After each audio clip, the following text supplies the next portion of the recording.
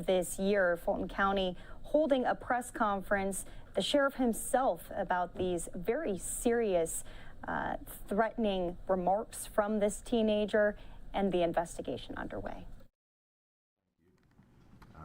On behalf of the Fulton County Sheriff's Office, certainly my wife and the community at large, an opportunity for us to really say thank you for those that have leaned in this particular moment and space where we have a young gentleman that has taken it upon himself to threaten both me, my wife, in many instances, several other chiefs, right? And so to this point, Mr. Mender, who is incarcerated now on May 14th, put out several posts, tweets, Instagram posts, etc., that threatened specifically me, gave threats to my wife as well. And so to that end, we will not, from a sheriff's perspective or any perspective, allow anybody to partake in cyberbullying and or make threats that will not land a person like Mr. Mender in jail. And so to that extent, right now he has felony terroristic threat charges, 23 counts, and there's continuing investigations that will reveal other threats, and to date we are continuing to receive threats, have as many as 4 or 5 more today that are all social media based. And so to that end, we will run each one to ground and hold those individuals accountable for making such threats. So if there are any questions. Well, what do you make of this, Sheriff? As high profile as this case is, what is leading to the kind of threats that you're seeing here? What is motivating people that they should think that they could threaten you and get away with it? Well, first of all, that's a mistake, right? To threaten the sheriff in any way, shape, form, or fashion. His family, I signed up for this. My family certainly did not. And so to that end, we are working diligently. I do want to thank DA Willis and her team, as well as the FBI and several other state and local agencies that have helped not just apprehend one individual, but anybody else that decides they're going to hide behind a keyboard. And if there are any copycats out there, we are going to see that to its end as well. Specifically, we think it's gang related and at least fan base related. So if there are any copycats out there, that we understand that the charges against the RICO case and against YSL and several other gangs are not only serious in nature, and we know that there are fans out there, but to that end, this has crossed the line, and we're going to focus on apprehension of those individuals. Do you think that YSL is putting out the doors specifically targeted? You could speak to how you learned that you were being targeted, and just your reaction to that, and that your wife was targeted. And so specifically, we were with some friends on the 14th, and the posts started coming up from different social media outlets. My wife was the first one to get them, and to that point, it was tough to stomach, but more importantly, we began immediately opening up an investigation, and it was not a smart move to threaten the sheriff. Sheriff, do we know if he is a member of the YSL gang or just a fan? Well, right now that we are still investigating that piece. There are some ties. We just have to figure out we have to cross our T's and dot our I's to make sure we understand that. The threats themselves, though, were enough for a grand jury to indict, and so certainly thank them for their service as well. And with these high-profile arrests, what would you want the community to know about the potential of other threats out there? And this is in the spotlight right now. Well, this certainly hits close to home, but we have the resources. We want the community to know that if you in any way are threatened or feel threatened by this indictment, whether you're a witness or otherwise, please contact the sheriff's office and make sure you download the sheriff's app. And we want to pay attention to that and want to make sure that we treat each case and we treat each post separately. I mean, you look at what happened recently out in White County, White State Prison, where someone was killed after a hit was put on them. And so we take this gang affiliation is serious. And so we'll continue. That was my next question is, do you think somehow YSL is directing these actions from people who are in custody, or what do you think about how this is being generated? Well, all that's still under investigation. And so we get to a point where even today, for instance, where there were additional threats, we get today or start investigating from that moment. So we'll run each one to ground, and certainly thanks to the Atlanta Police Department, some pretty good gang intelligence they have, we'll be able to vet that. And I know that they're posting to various Instagram accounts, but are they coming from Instagram accounts, ones that obviously you're able to track down? Well, we've worked with Instagram and other social media platforms to identify exactly where they came from, and so to that end, we will reserve that for court. But you're saying that they were able to hide their identity, or thought they were able to hide There their were identity? some instances that the counts were found out to be fake. Chief, Chief Applin was one of the individuals Yes. named in the indictment as being targeted. Can you all speak to why he may have been targeted? I've had a chance to speak with Chief Applin, so to that end, we don't know, right? Maybe it was simply because he's the chief of the Atlanta Public Schools, or maybe there's some gang-related activity internally in the schools. We don't know, but we are running that to ground as well. Do we know if this suspect is an APS student or a former APS student? Well, at this point, we know we have him. He's 18, and we're going to hold him accountable. And so we are looking into see if he had ever been to an APS school, or maybe that ticks and ties this together. But as of right now, he made a really grave mistake. Can you elaborate any more on these other threats that are coming in that you mentioned? Well, so there are additional, and they appear to be copycats at this point. A lot based on some of the information that you all have helped put out at this point with respect to just this indictment and the number of counts. And it could be fan-based, but at the same time, when you cross the line, you'll pay for crossing the line. I know the investigation is just really getting underway, but when the suspect says he didn't do this, it's a case of mistaken identity, somebody's trying to frame him, whatever his alibi might be, what is your response when the suspect is saying, that wasn't me? Well, I can appreciate anybody's free speech, but when you cross the line and you threaten my family, that's a very grave mistake. And so to that end, I wouldn't be standing here if I wasn't 100% confident in Madam DA and her team and our investigators pulling the right resources to make sure we got the individual responsible. And so we'll leave that up to the judge. And to be clear, these threats, are they just all online right now? Have there been any instances of someone showing up in person somewhere, or has it gone beyond the keyboard? Well, right now it's between the phone and the keyboard. And so we have, and I know where you're going, we have put extra security measures in place, and that's the nature of what we do. But again, we will continue to make sure we're vigilant, and that's for anybody that has received these kinds of threats. Have you personally received threats by phone in relation to this case, or your wife or other family members? We've had a few suspicious phone calls that ordinarily wouldn't have taken place, and so we are running those numbers back to their source as well. And so, again, an opportunity for us to make sure we are very vigilant and taking care. Verbal threats made? Well, verbal threats in as much as, and I don't know again if it's fan-based or what that looks like, but most people are very respectful of the process, and we'll see it to its end. And just to be clear, the number of threats from how many different people do you think are continuing this? Well, that's yet to be determined. Right. Again, even the ones today, for instance, will go through a process, an investigative process. And once we get there, we will determine if additional charges need to be placed against additional people. I think I heard you say maybe 4 or 5 other individuals, is that?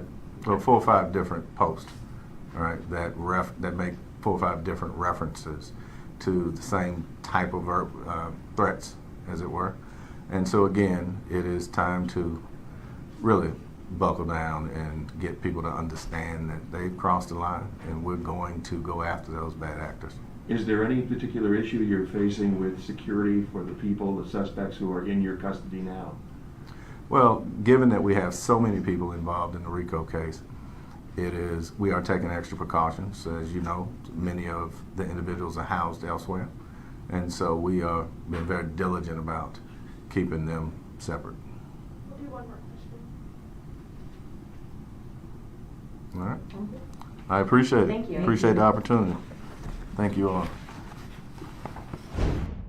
The latest update from Fulton County, the sheriff, him and his wife being threatened by 18-year-old Mender right here. She's charged with 23 counts of terrorist threats, all felonies. He's currently in custody at the Fulton County Jail without bond. You'll remember young thug, whose legal name is Jeffrey Lamar Williams, was arrested in Buckhead as part of the sweeping gang indictment that Fulton County prosecutors allege. Those named in the indictment are members of the YSL gang, which is engaged in criminal activity in the city since 2012. Just yesterday, a judge denied bond for young thug after expressing concerns over threats that he made, that he may have made. So the investigation continues in this, and now even more charges being put on this 18-year-old here. More to come out of Fulton County, and more to come here on Live Now from Fox as we are tracking the top stories across the country.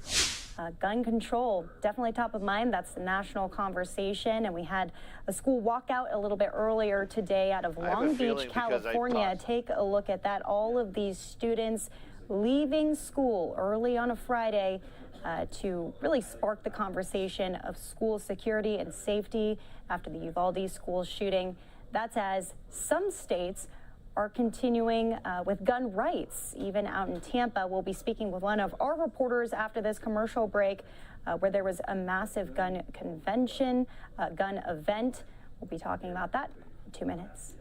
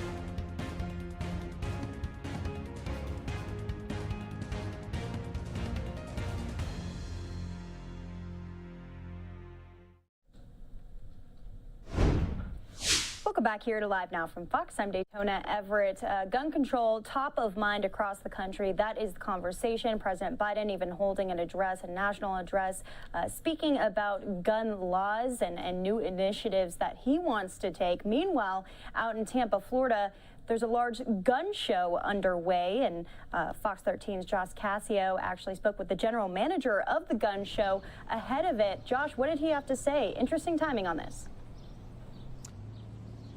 Yeah, I'll talk about that in just a second. First, I want to let you know what's going on behind me here in downtown Tampa, kind of the complete opposite. In fact, in about an hour, the chief of police, as well as a number of concerned citizens, all dressed in orange, are going to be out here basically promoting gun buybacks and gun resources. They're concerned about gun violence. So you have that happening now. Tomorrow in Tampa at the Florida Convention Center, you're going to have the largest gun show in Florida. So all those folks, it's kind of a dichotomy of anti-gun folks here, pro-gun folks there. It is a one-stop shop for all things gun. Soon, this expo hall at the Florida State Fairgrounds will be packed end to end with all things guns. It's a one-stop shop for everything, from guns, ammos, holsters, anything you can think of gun-related. In other words, a gun lover's paradise, or a problematic promoter of gun culture, depending on where you stand. According to gunviolencearchive.org, there have been 233 mass shootings this year, meaning 4 or more victims, including in Buffalo, the Uvalde school shooting, and the latest event in Tulsa. Still, Fox 13 has learned there are no plans to either move or cancel Tampa's big gun show in the wake of those cases. In the wake of the shootings, it's important that people exercise their Second Amendment. You know, we're not afforded the luxuries of private security. So, you know, protecting your wife or your family or your house is a big thing to Floridians. The wave of shootings is raising new calls for gun control measures, including potential bans on assault-style weapons, often the type used in these mass shootings. We need to ban assault weapons and high-capacity magazines. And if we can't ban assault weapons, then we should raise the age to purchase them from 18 to 21. It's a fun sporting rifle. People use them for hunting. I use them for hunting. A lot of my friends use them for hunting. A lot of people use them for home protection. They're sure to be a popular item at this weekend's show. Geisler doesn't believe bans are the answer. I just think protecting the kids in the schools should be the #1 thing. It's not the guns, it's the people using them.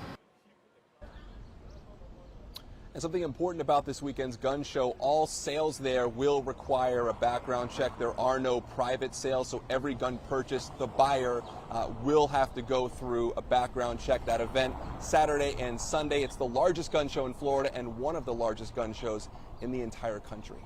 Back to you. Josh, this is an interesting parallel because directly after the Uvalde school shooting, we know the NRA convention took place and there was a lot of pushback on that.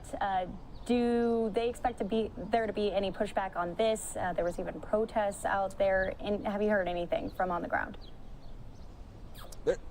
We haven't heard any planned protests or anything like that. Certainly it is possible because, as you mentioned, gun control is top of mind for a lot of people right now. But at the moment, there are no plans, at least that we've heard of, for any protests outside the gun show. And as you heard, they have no plans to change their event.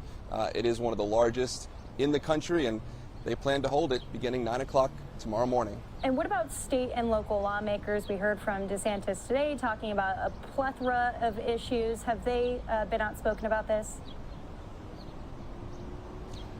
I would say largely goes down party lines. Certainly you have Democrats who are still calling for gun control measures. A lot of Republicans have been pushing back. They've been leaning toward mental health, increasing mental health help. At the end of the day, it really falls down party lines. All right, Fox 13's Josh Cassio live in Tampa, Florida for us tonight. Looking a little bit cloudy out there, which will take us into our next story as we are watching, again, a tropical storm that is headed into South Florida, pulling up our XRAD system. As you can see, the movement, the path of that storm, which could potentially turn into Storm Alex. So we've got our eyes on that here on Live Now from Fox. Also eyes on the big board as we are in the red. Unfortunately, that's after the May jobs report came out. I think it was 350K jobs being added, 390,000 jobs. Sorry about that. That's as the Federal Reserve is steadily raising interest rates to fight inflation. The unemployment rate remaining at 3.6%. We'll be playing out those remarks for you from President Biden a little bit later into the evening, and we'll also be heading into Fox weather coverage on that storm headed across South Florida tonight.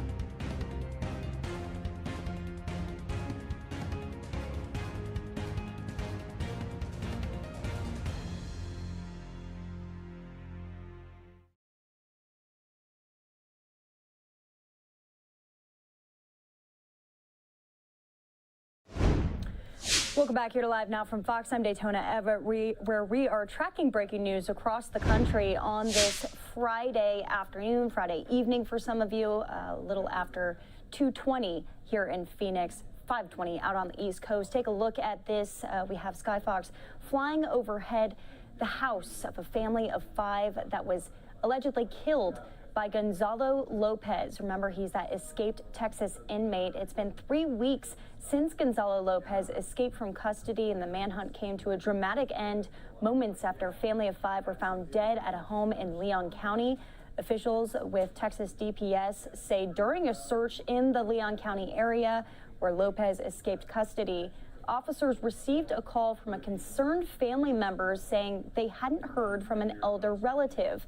That's when authorities went to the home and found 1 adult and 4 children murdered. This is the home. These are aerial pictures over that home right now. It's believed that Lopez, the 46-year-old, was behind the deaths and took off in a stolen white Chevrolet Silverado with a Texas license plate. During a press conference last night, Jason Clark with Texas Department of Criminal Justice gave preliminary details on the case, but was unable to go into specifics. Clark said the home is believed to not be the victim's family's primary residence, but their weekend residence. He added that they're actually from the Houston area. The attack also appears to be random, as the license plates and registration were run by officials and the owners have no ties to Lopez. Moments after the press conference, Leon County Sheriff's Office confirmed on Facebook that Lopez was located. Clark says it happened around 10:30, which is just south of San Antonio, where they found him in Atacasca County. That's where officials encountered a truck that appeared to match the stolen Silverado's description. A chase later ensued, and tire spikes were used to disable that vehicle, causing it to crash into a tree. The driver, later confirmed to be Lopez, was shot during a brief gunfight with officers. He then reportedly succumbed to his injuries. So once again, Gonzalo Lopez, want to show you a photo of him right here, shot and killed by authorities after a very, very intense manhunt that has taken us up to this point where he has since allegedly killed a family of 5 in this house right here. Well, we are following all of the details of this here on Live Now from Fox through the rest of the evening. We'll have a live report with one of our reporters in the next hour. As still, this is the scene of an investigation, a very active investigation, just tragic. Again, that family of 5 being brought into this manhunt out in Centerville, Texas. If we get any more details on this or another press conference from authorities, you know we'll bring it to you here on Live Now from Fox. We want to move away from that, though, and move into some of our weather coverage, as all eyes are on South Florida tonight. A tropical storm to be coming through. Fox Weather talking about hurricane hunters and how they're collecting life-saving data right now to try to help people in the eye of the storm. Take a listen. Has their own particular story. Mine is Hurricane Patricia. It was in October of 2015. It was off the coast of Mexico, the west coast of Mexico. It was a Cat 5 storm. I think it was the strongest storm ever recorded in the Western Hemisphere, at least. It had 879 millibar central pressure, which is a really strong deep storm. Cat 5, 220 mile an hour winds, and it was a pretty good ride. It rocked us pretty good. What scares me the most? That's a really tough question. I don't know that I really get scared. I think I'm just constantly in the back of my mind knowing that I'm responsible for watching the radar and hoping that every decision that I make is the best decision for the crew and for the aircraft. So it's a lot of pressure to know that the pilots are asking you, okay, you're sure this is safe to fly through, and you're the one that's saying yes. But then once you get into the eye of a Category 5 storm, I mean, calm, right? It is. It really is. I think there's some really beautiful images out there. I like to describe it as dramatic, because you've just gone through this really incredibly kind of tense and dynamic environment of getting through the eye wall, and then you emerge into a really peaceful, beautiful center. And the actual center of the storm is the no-wind center at flight level. So we actually fly to where we find 0 winds, and that would be the center of that circulation. It is really spectacular to see on satellite, a perfectly formed category. I mean, it's so rare. It is, and sometimes we consider that our reward for getting through the eye. So we get through the eye again. You know, our team is working so hard to get to that point, and then we're in there. And granted, it's not very long, maybe a couple seconds, maybe 30 seconds or so to enjoy that. The entire time, of course, we are still trying to hunt those winds and try to find that center. But it is a nice pause to look out the window and enjoy that view. And then they fly right back into the other side of the storm, only to turn around and face it all again. Janice Dean, Fox Weather. And a great story, Janice, and it was awesome to meet the men and women and the hurricane hunters. And again, they're tracking to see the organization in this storm. If it gets organized, the winds can start to pick up. So let's talk about the wind impact. And right now, you'll notice those current conditions, they're not at tropical storm strength. And that's why we're still talking about, you know, the potential tropical cyclone 1 right now, and it's moving over some warm waters and will strengthen, but wind gusts, 20 to 30 miles per hour we could see in some of these areas, though, with the heavier bands moving through. That's when the wind gusts can get into the 40 mile per hour range. Let's track it out and see those wind gusts through the next couple of days, because this will enhance, and as it moves onshore, areas of eastern Florida, right? We're looking at Miami, Fort Lauderdale, all the way up to West Palm Beach and Fort Pierce. They will get in on the action of the heavier wind gusts as well. And then as it moves over the peninsula of Florida, as it kicks out into the Atlantic, notice how it starts to strengthen as it gets into the Atlantic and moves up the coast towards the Carolinas. Now, it will stay offshore. Some of that could impact some of those coastal areas, towards North Carolina. But for the most part, this will just stay out in the water of the Atlantic, but it will be strong wind impacts expected today and tomorrow for areas of Florida. Bridget, back to you. Yeah, Steve, luckily for you, not tropical storm force winds, or I think that umbrella. You would not be holding on to it. Let's take a look at what's going on across the entire country. This is as we see this frontal system striping through even Missouri, as well as up through the Ohio River Valley.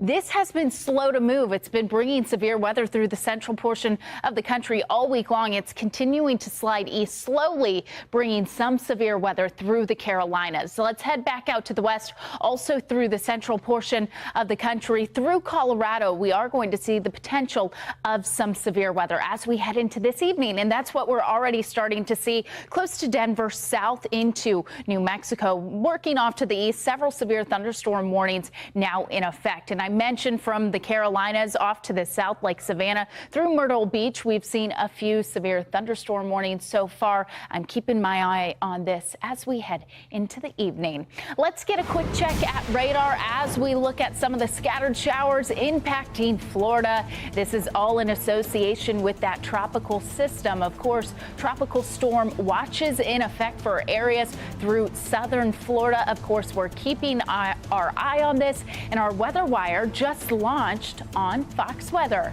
You can keep up with updates there. We'll have much more Fox Weather after this.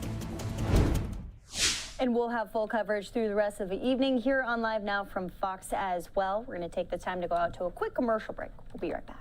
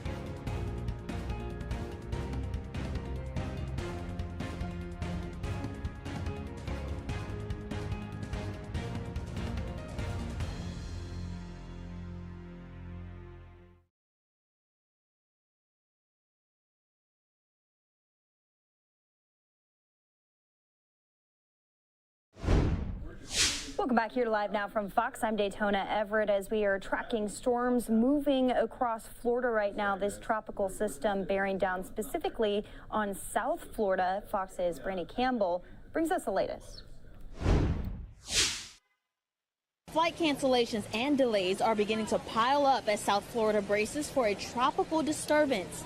The system is forecasted to bring nearly a foot of rain in several cities, including Fort Myers, Tampa, and Miami.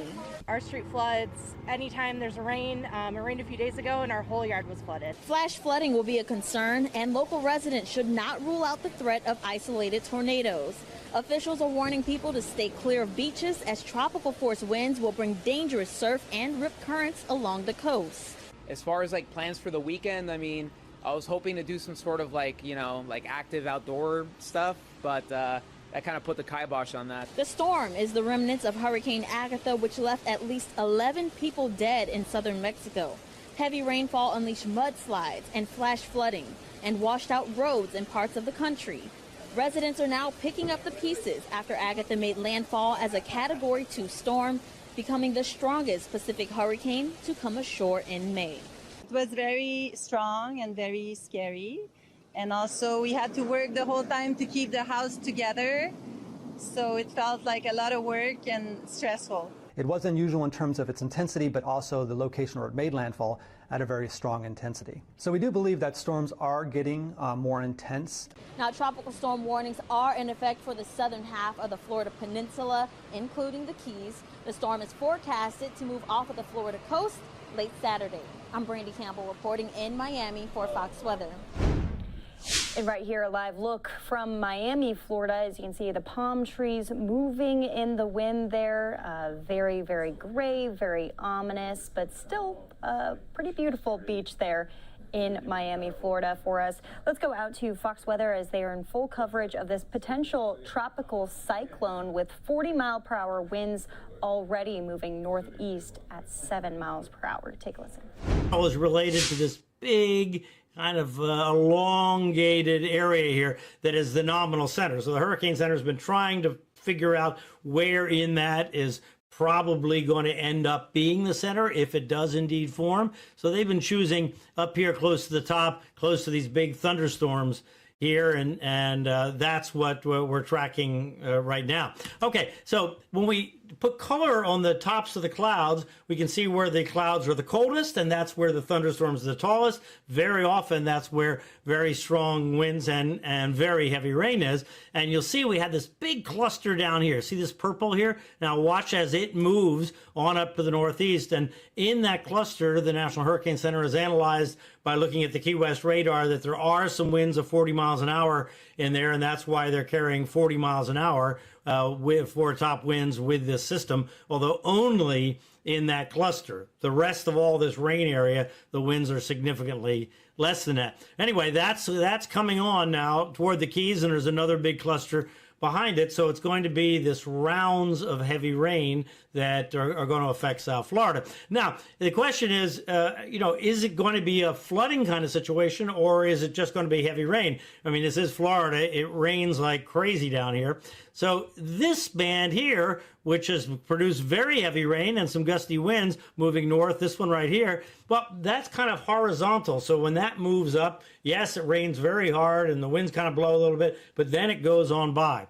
But look at these down here. You notice these are kind of more vertical in nature here. So as this low center moves up this way, then we're going to get these more vertical bands over the state. And it's those vertical bands where it rains over and over and over again at the same place that tend to cause the flooding. And that's why we have a flood watch in effect from Brevard County on the East Coast, the Melbourne area, on over to just south of the Tampa Bay area there.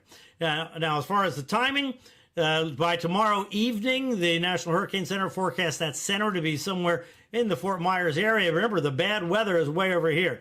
So it'll be wrapping up tomorrow evening, and much better weather will come in for Sunday. Maybe even tomorrow evening won't be too terribly bad. All right, back with more in a few minutes. Brian, thanks for the update. The area you just circled was Naples. That's the area of Florida really in the path of this potential tropical storm. So what do residents need to be doing now, and what can they expect from local officials? Let's bring in Mayor of Naples, Florida, Teresa Heitman. Mayor, thanks so much for joining us. I know you're likely busy over the next several days. We are. Our staff has been preparing for the hurricane or for the storm since Thursday. They've cleared our storm drains. They've prepared our pump stations. They're checking the vehicles, make sure they're fueled so they can deploy for after the storm. But right now, you know, the most important thing is that our residents and our visitors and our tourists, our new homeowners here, know that it's not time to panic. Just be prepared, hunker down, and let the storm pass. And if we do have flooding, please don't get out on the streets. Wait till our storm drains do drain, and so that you're safe from any type of being stranded on our streets when the floods happen. Yeah, heavy rain really bullseye over your area. So Floridians are obviously resilient to this type of weather as they typically go through hurricanes each season. So do you think people are heeding the watches and maybe some of the warnings issued by local officials? Well, I'm a little concerned in watching the pier. It's very calm. We've had bouts of rain, and so people aren't looking at it as there might be riptide, and that's very concerning to me. You know, it looks enticing to go out and surf right now because we don't normally have these types of waves, but I just caution the public to be very, very careful. Just wait till the sun comes out and stay safe. Yeah, of course, even though it's not a named storm yet, of course, people have to take it very seriously. Like you just mentioned, Mayor of Naples, Florida, Teresa Heitman, thanks so much for joining us. Thank you. Yeah, and Bridget, we're going to continue to look at these rain bands that are setting up in South Florida. They're going to be rising to the north late today. So for more on that, I want to go to Fox Weather, Katie Gardner. And Katie, I just got hit by a heavy band. Now it's tapering off. What's in store for us down here in South Florida? All right, Steve, let's talk about it. We've got a lot going on already. We've already seen a good amount of rain just in the last couple of hours. Look at Miami right now. Miami, you're a fabulous city, but it's not looking so fabulous for you. We have got areas all across southern Florida preparing for a possible tropical storm, which is what we've been covering all day. You can see on radar right now, the heavier rain is really getting closer and closer to Miami. Some of it's already come through parts of Miami, and then, of course, to the west of Miami, headed toward really Tampa. I want to zoom in, though, so I can show you that if you're near Fort Lauderdale, West Palm Beach, Fort Pierce, we just heard from Will Nunley there in West Palm as well during our A block. And I tell you what, it looked pretty calm, but it'll only pick up as things continue. Fort Myers, I've actually got a future sister-in-law down there that's coming to Orlando this weekend to kind of get away from some of that rain. So that's good. Not that she'll get away from all of it, but at least everything that they're going to be dealing with this weekend. As many of you know, you're flying down for vacations and whatnot, and you're thinking, oh my gosh, this could really get in the way. It absolutely could. It absolutely could. And I want you to be so careful out there because, as you just heard here, riptides could be a huge deal. And as this gets worse, we're going to continue to see the winds get stronger and the rain come down harder. So as you look at the radar and the rain since midnight, this is impressive. Hollywood, you've seen almost 2 inches. Miami, almost 1.5 inches. Miami executive area, you've seen over 1.5 inches. And Homestead, you've seen almost 1.5 inches. So it's a good amount of rain in a short amount of time. And you can believe as the evening progresses, I'll be querying other areas to see where the heaviest rain is. Weston, we are looking at areas like Fort Lauderdale, Deerfield Beach, seeing some of the heaviest rain, and will continue to as we get into tomorrow. So you can see how extensive this band will be as we watch and see what and how it develops. And you know, we've got crews all over the place to see this for you live, but as we look at radar, it's impressive in itself, because when you look over the next 24 hours in Miami, you've got everything from rain to then storms into tomorrow afternoon. Now, those storms are only going to have enhanced features such as more of a strengthened damaging wind gust. Of course, a lot of lightning, but right now we are primarily seeing that rain as it comes down. And my worry is really going to see how this progresses overnight. But nonetheless, we're going to keep you updated all evening through the overnight hours and, of course, into tomorrow as this happens minute by minute, hour by hour. Guys?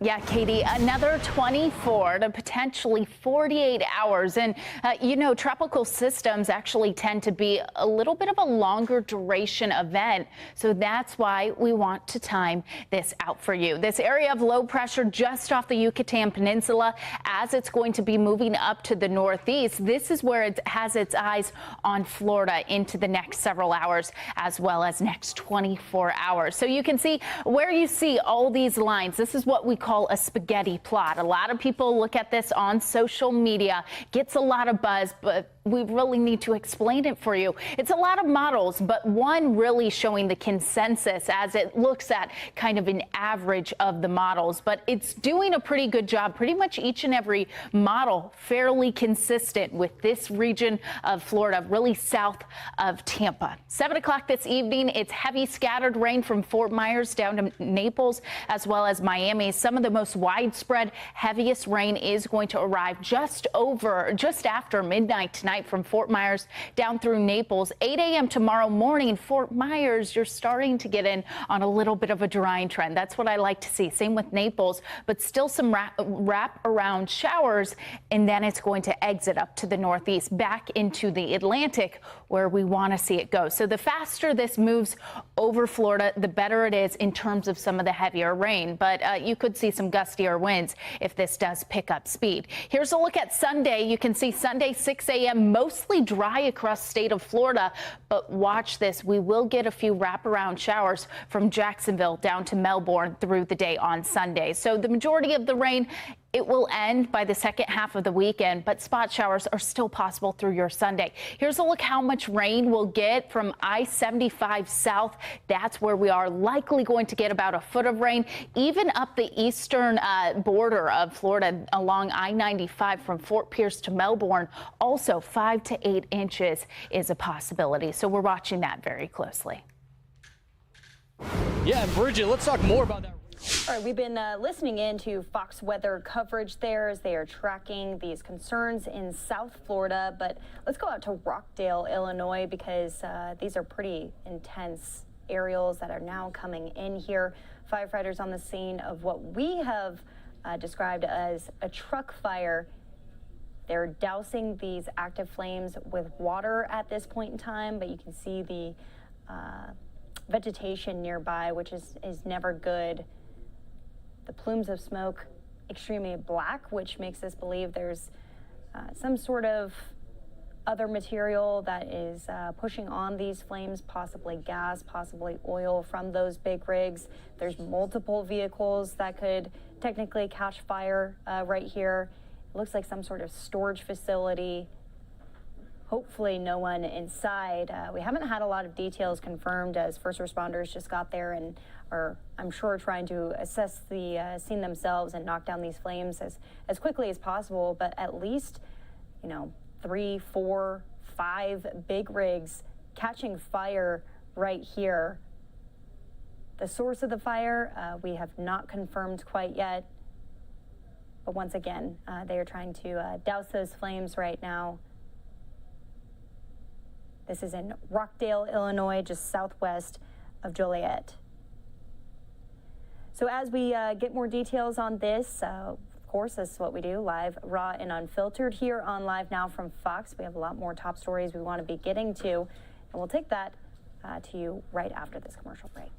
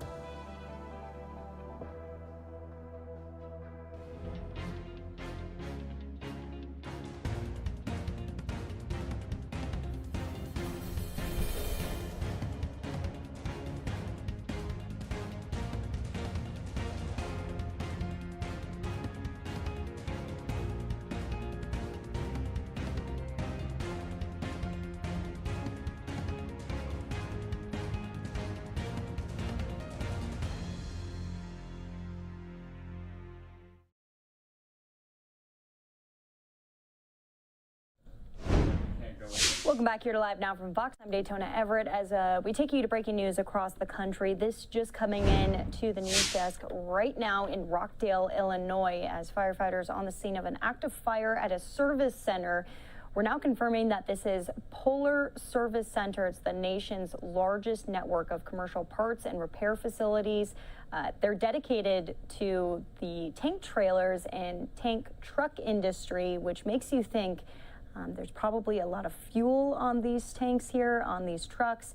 We've already seen just within the past couple of minutes in these aerial pictures coming from Sky Fox, 3, 4, possibly 5 large trucks that are on fire, which gives us a good indication of why this smoke is so black here, possibly fueled by oil and gas. Luckily, this seems to be mostly just the storage center itself. Not really any residential neighborhoods nearby, but a lot of brush nearby, and they'll likely be here for the foreseeable future. Multiple different units, first responders, firefighters on the ground. There's no air attack at this time, probably not quite large enough for that. And we haven't had any confirmation as to how it all started, if there's any injuries, anyone inside of the building. But as they zoom in, this is just one of the trucks that has since caught fire. Again, Polar Service Center. They work on commercial parts and repairs for these large trucks and the tank trailers specifically.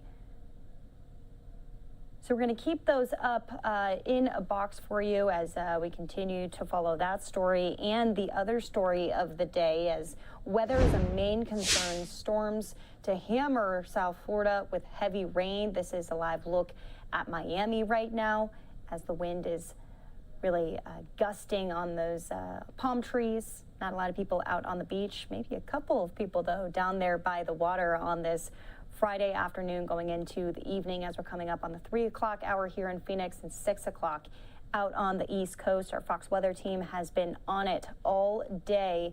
Let's see what they have to say about specifically Key West, Florida, how this is going to affect them.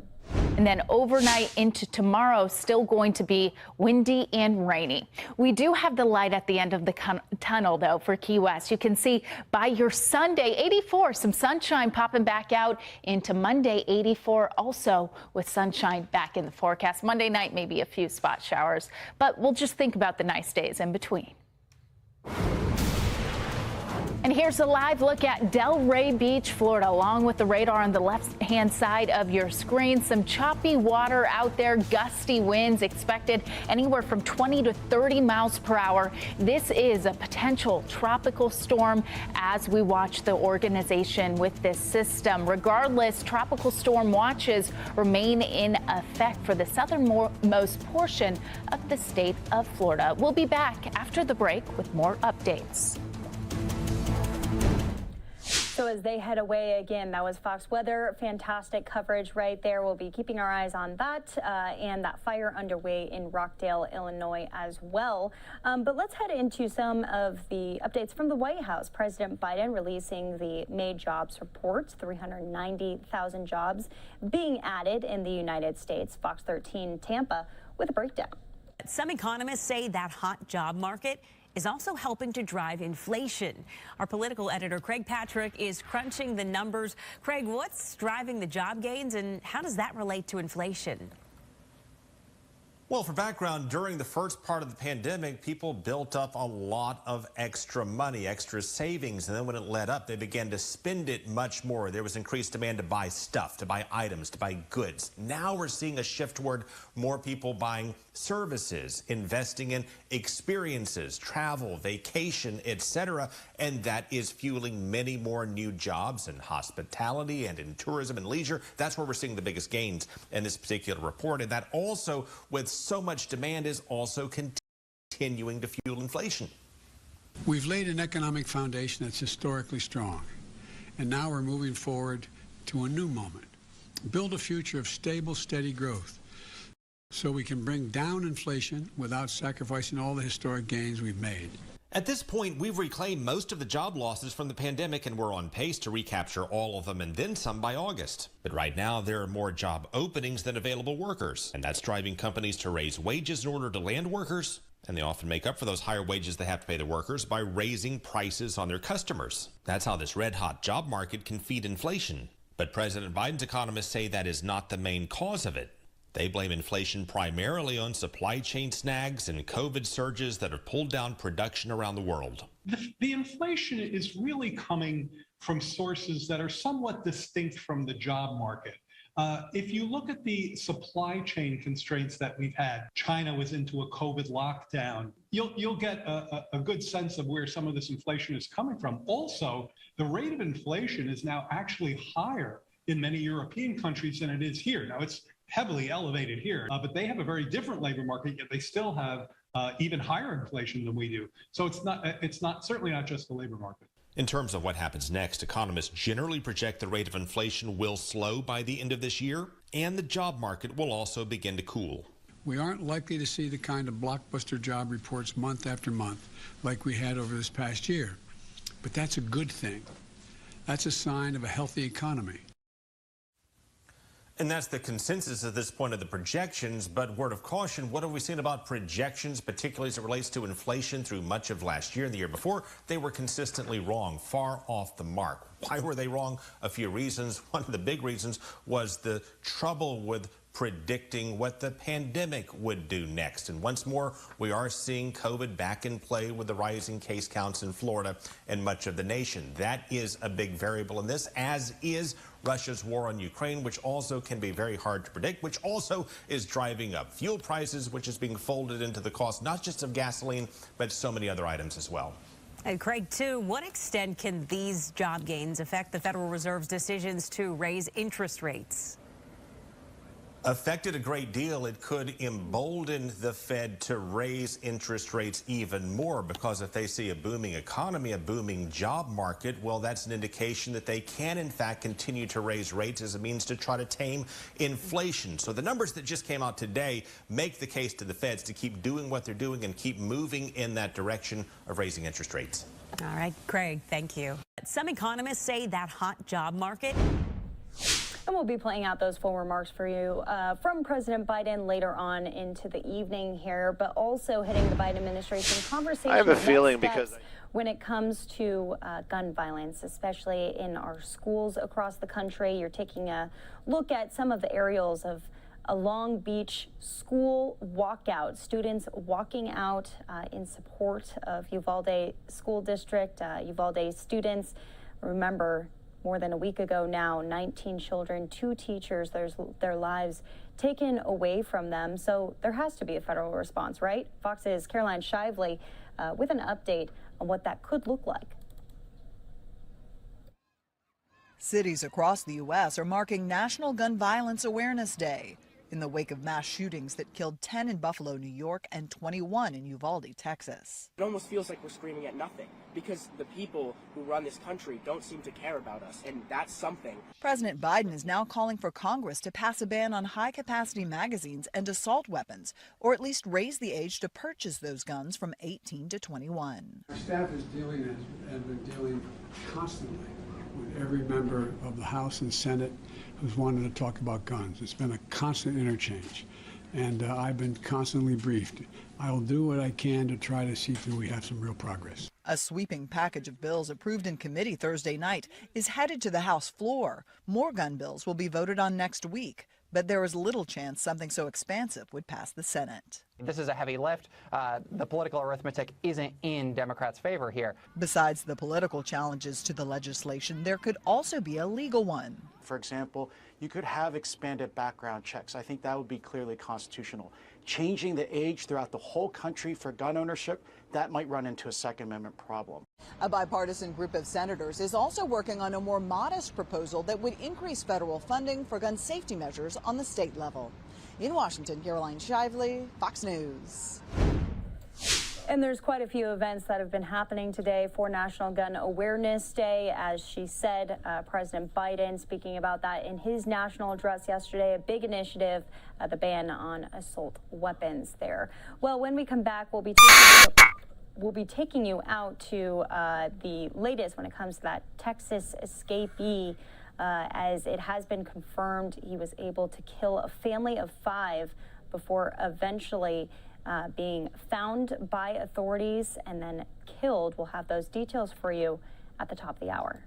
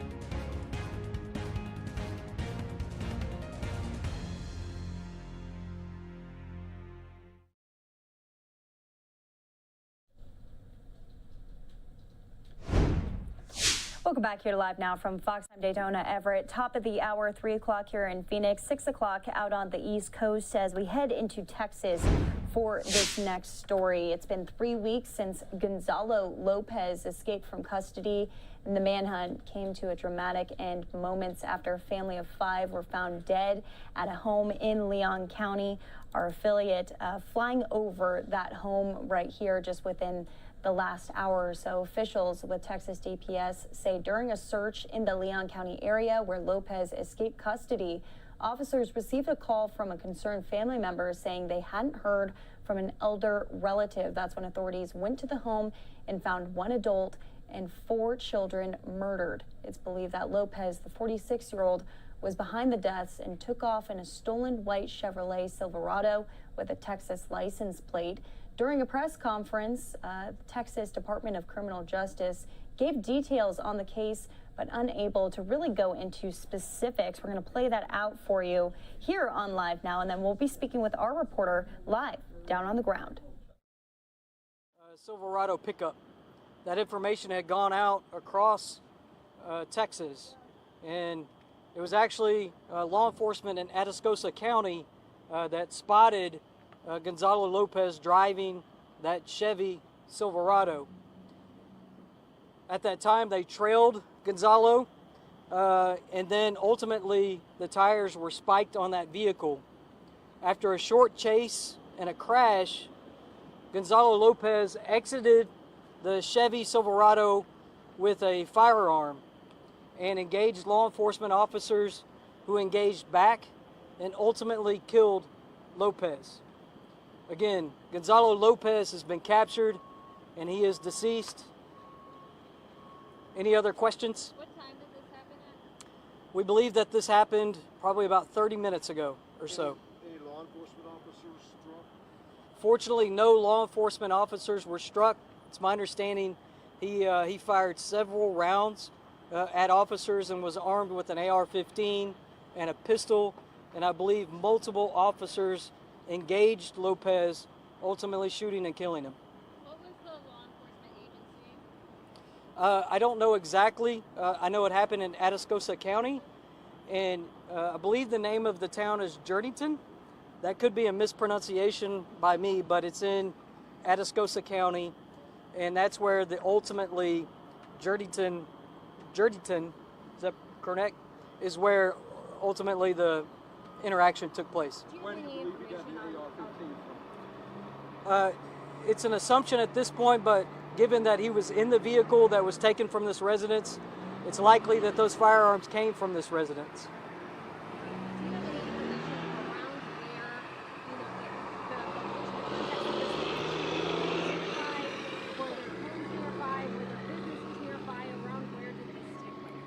The actual shootout, it's my understanding that it did happen in a residential area, that after crashing, I believe, into a tree, Lopez exited out of the vehicle and only made it a short amount of distance before he decided to engage officers.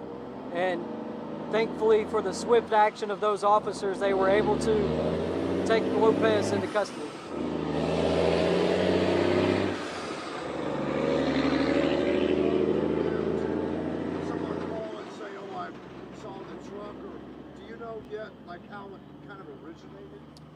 I know that a bolo went out across the state, and so they were certainly cognizant of South Texas and the San Antonio area because he had previous contacts in that area. And it's our understanding that law enforcement spotted that vehicle on a roadway, and the license plate matched the bolo, and so that's when they began to tail Lopez in that vehicle.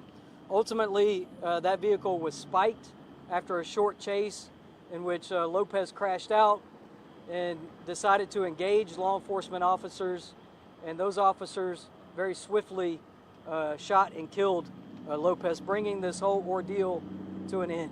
What weapons did he fire? I know he had multiple weapons, but did he use all of them? I don't know specifically what weapons he used, but I do know that he was armed with a rifle and a handgun. Where does the investigation go from here now that he's deceased? Sure, so it's something that the Texas Rangers will be leading up that investigation, along with our Office of Inspector General, who will be closely involved in that investigation. And were you guys able to find any of the clothes that you originally had on when you left with us? I can tell you that they're still at the scene at this moment. So Lopez is deceased. Law enforcement is there. They're processing that scene as we speak, and so there's some information that I just don't have at the moment. I do want to take a moment, though, and really thank law enforcement. Leon County Sheriff has been extraordinary and continues to be. Our partners at DPS, the Office of Inspector General, U.S. Marshals, just so many different law enforcement agencies contributed to this, and just very thankful for all of the support that they have provided. And I'm thankful that this came to a resolution in which Lopez did not harm anyone else. As a leader, what's your reaction that this man is off the streets? I could just tell you that we are very saddened that the murders happened, but I will tell you that we are breathing a sigh of relief that Lopez will not be able to hurt anyone else. Will TDCJ be adjusting their protocols to ensure that nothing like this happens again? As I said earlier, we will conduct a serious incident review. Anytime you have something serious like this, it's incumbent upon us to go backwards to figure out, how did he escape? How did he beat our security protocols in order to leave that transport vehicle? And so that's something that we absolutely will be doing. We will uncover how he did it and then make any adjustments that are necessary. He's obviously not your typical dangerous inmate, because he was able to do it like years ago, right? There's something about him, right, that makes him very unique when it comes to this situation. Absolutely. Gonzalo Lopez had a history of trying to elude law enforcement. And so we knew from his records that previously he had stayed out in the wilderness for quite some time. And so that's why we remained in this area, because we did not have evidence that put him out of this area.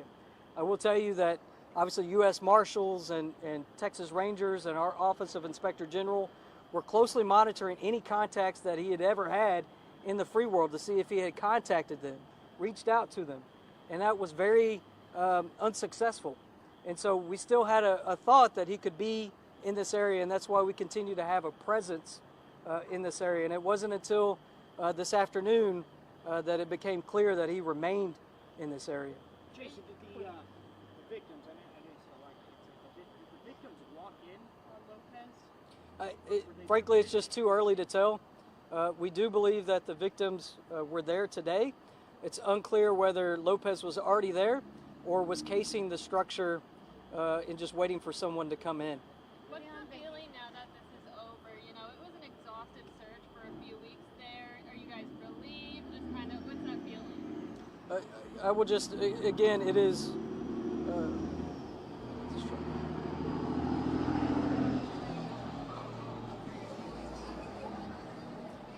I will say that this is an absolute tragedy.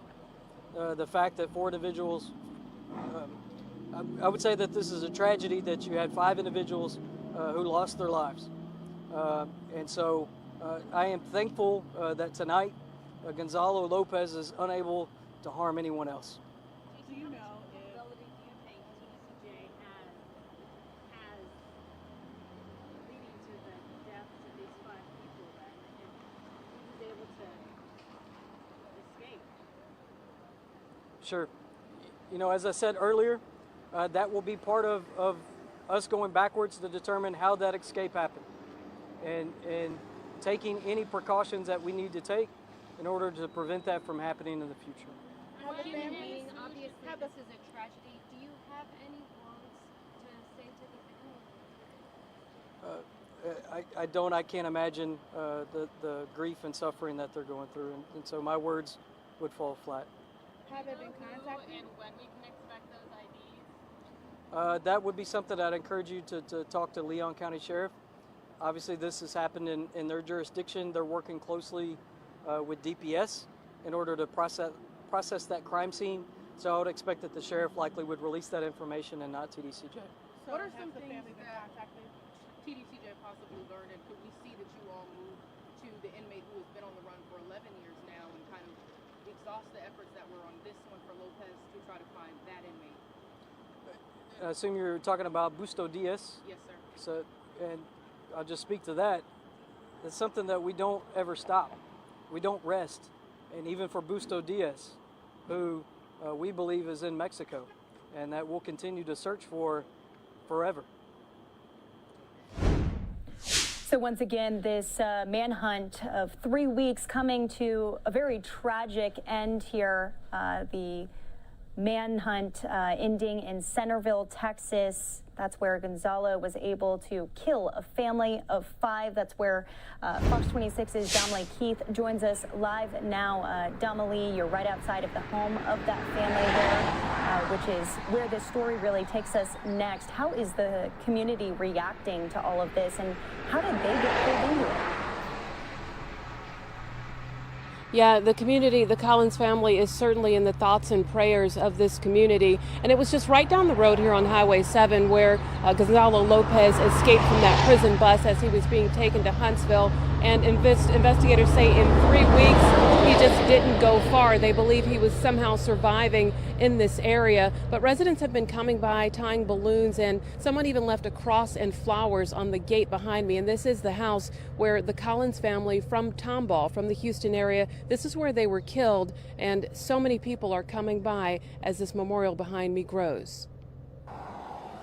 This family ranch here in normally peaceful surroundings sits eerily quiet now, hours after a grandfather and his 4 grandsons, all Tomball ISD students, were discovered dead inside. I'm just sorry that it had to happen like it did, but I'm glad he's where he is now. The he resident Garvin Ellis is referring to as prison escapee Gonzalo Lopez, who was killed in a shootout with police late Thursday in Atascosa County after investigators say he was spotted in a white pickup truck and armed with an AR-15 and a pistol, guns, and a vehicle said to be stolen from the family that was found dead.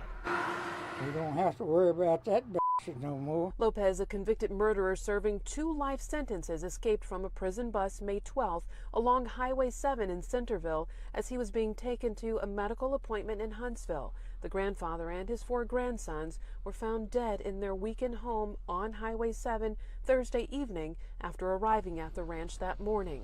Area residents have been calling the local flower shop to send condolences. What are some of the requests that you're receiving?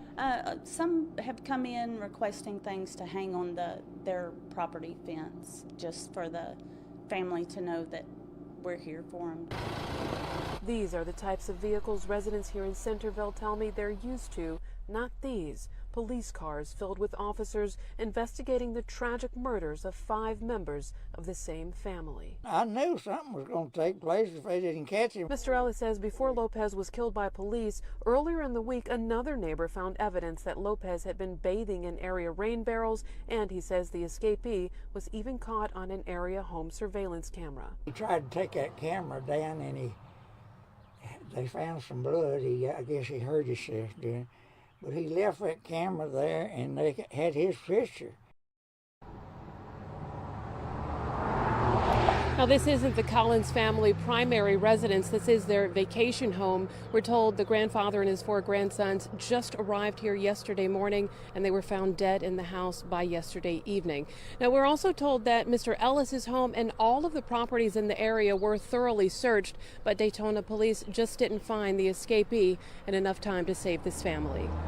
Emily, are we getting more of an indication of why he was able to evade law enforcement for so long here? This was 3 weeks in the making. He was able to be bathing in town there. We heard that press conference last night, but are there going to be any more updates on this investigation?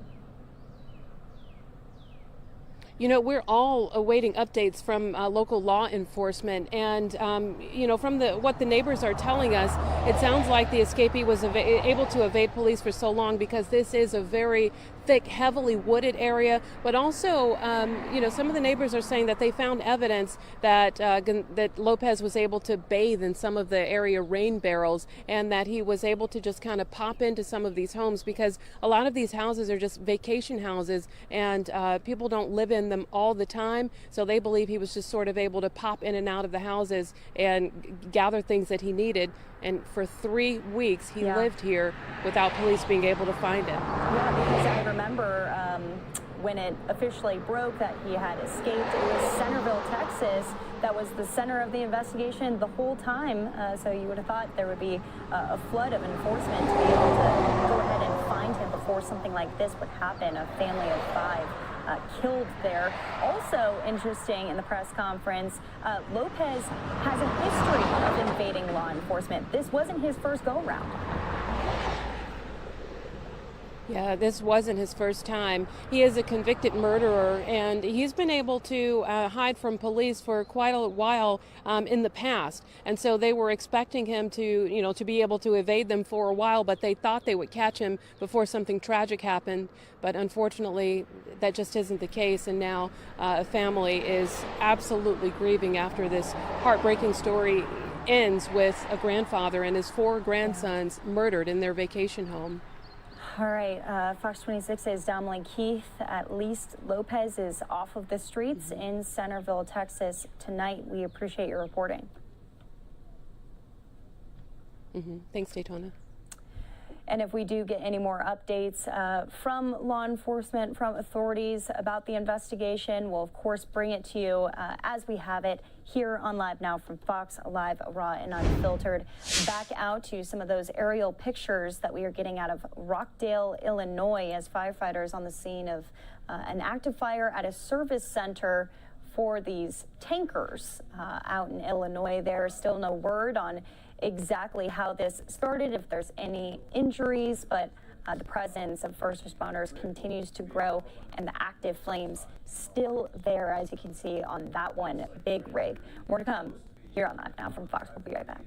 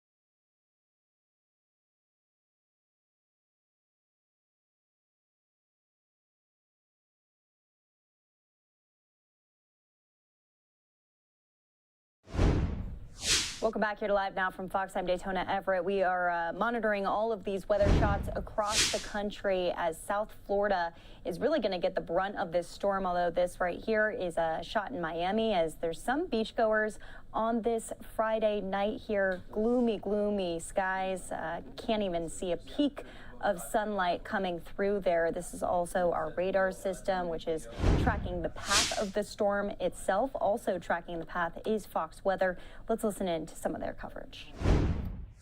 Let's take it back out to the west towards Fort Myers. Again, along 75, you saw some pretty decent downpours. It actually looks like some of the rain just south of Fort Myers getting a little bit lighter, but heavier rain is headed your way, specifically headed to our very own Steve Bender. So let's send it out to you. Hey, Steve.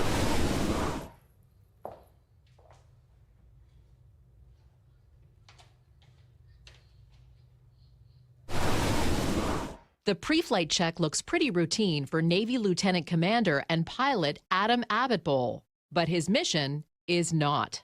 After taking off in this P-3 Orion airplane, he and his crew fly into some of the worst weather on Earth. Obviously, the job that we perform is a little more hazardous than other normal aviation jobs. Abitbol is a hurricane hunter. He and his crew of scientists and researchers fly these turboprop planes directly through hurricanes, scanning the clouds for the data that can help meteorologists determine the storm's strength and direction. A faster NOAA jet flies at higher altitudes above the storm. The most highly instrumented aircraft in the world. So we call it a flying laboratory. We have a three-dimensional tail Doppler radar. We also have a multi-mode radar, and those give us different pictures of the storm. We have one of our main instruments is called a drop wind sonde, and we drop those out of the aircraft at very specific points in the storm and our flight path to gather what we call those atmospheric state variables. So pressure, temperature, winds, humidity. And so we get that information, it sends that radio signal back to the plane, and we pass that off right to the National Hurricane Center.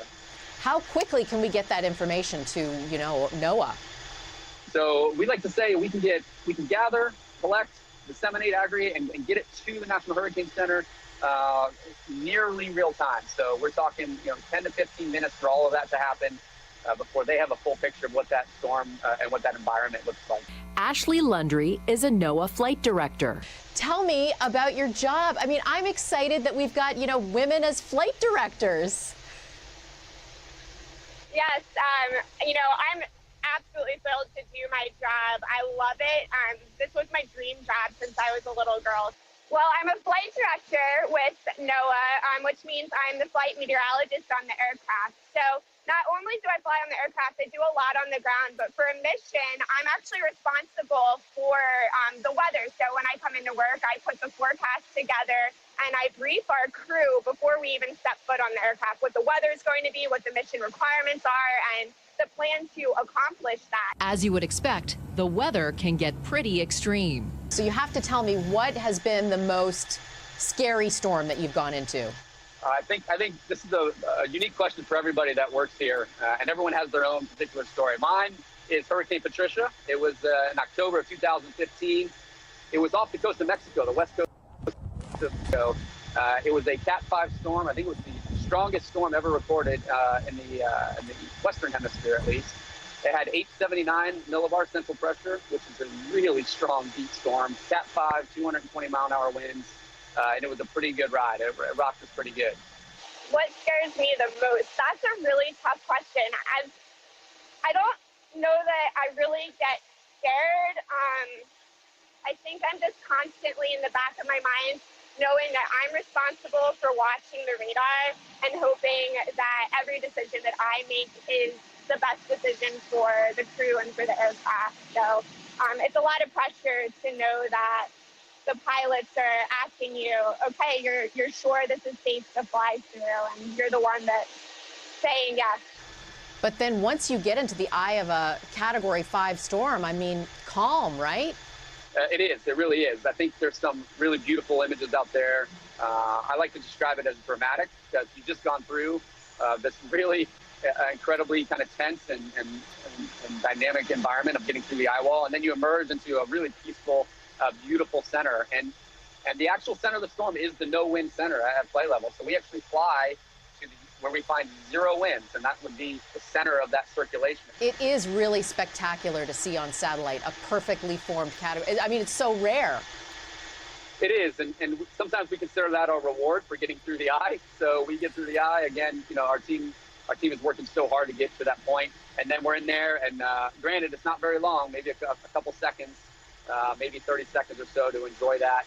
The entire time, of course, we are still trying to hunt those winds and try to find that center. But it is a nice pause to look out the window and enjoy that view. And then they fly right back into the other side of the storm, only to turn around and face it all again. Janice Dean, Fox Weather. And a great story from Janice Dean with Fox Weather there as we continue to follow the latest of this storm, this tropical cyclone, possible tropical cyclone, as Miami is going to receive the majority of the harsh weather tonight. You can see this live look from Miami right now on the beach. The mayor in Miami-Dade holding a press conference ahead of the storm. We're going to listen into that here on Live Now from Fox.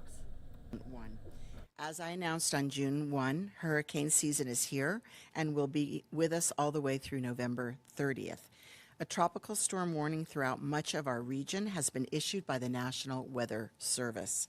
And at this time, residents can anticipate heavy rains and potential flooding throughout the weekend. Flash flooding is possible, so residents should remain vigilant for weather updates and be safe on the roads this weekend. The Miami-Dade Office of Emergency Management has issued flood safety reminders for this weekend as we expect heavy rainfall and flooding tonight, Friday, June 3rd, and much of tomorrow, Saturday, June 4th. The canals in our area have already been lowered in preparation for heavy rainfall, and the Miami-Dade Water and Sewer Department is working in close partnership with other agencies to prepare. We're closely monitoring the storm, and at this time, we are not anticipating any service interruptions to Miami-Dade transit services like our Metrobus, Metro Rail, or Metro Mover, and our Special Transportation Services, STS, but we will keep the public informed of any updates.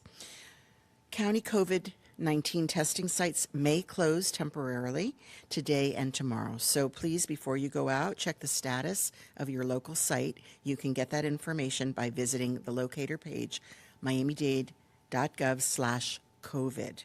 This storm system, here just 3 days into hurricane season, is a vivid reminder that it's time to make sure you are storm ready. Preparing yourself, your family, your property, and your pets is the best way to stay safe from oncoming weather. So to all our residents, please remember, stay informed. Sign up for Miami-Dade alerts by going to our website, miamidade.gov/hurricane.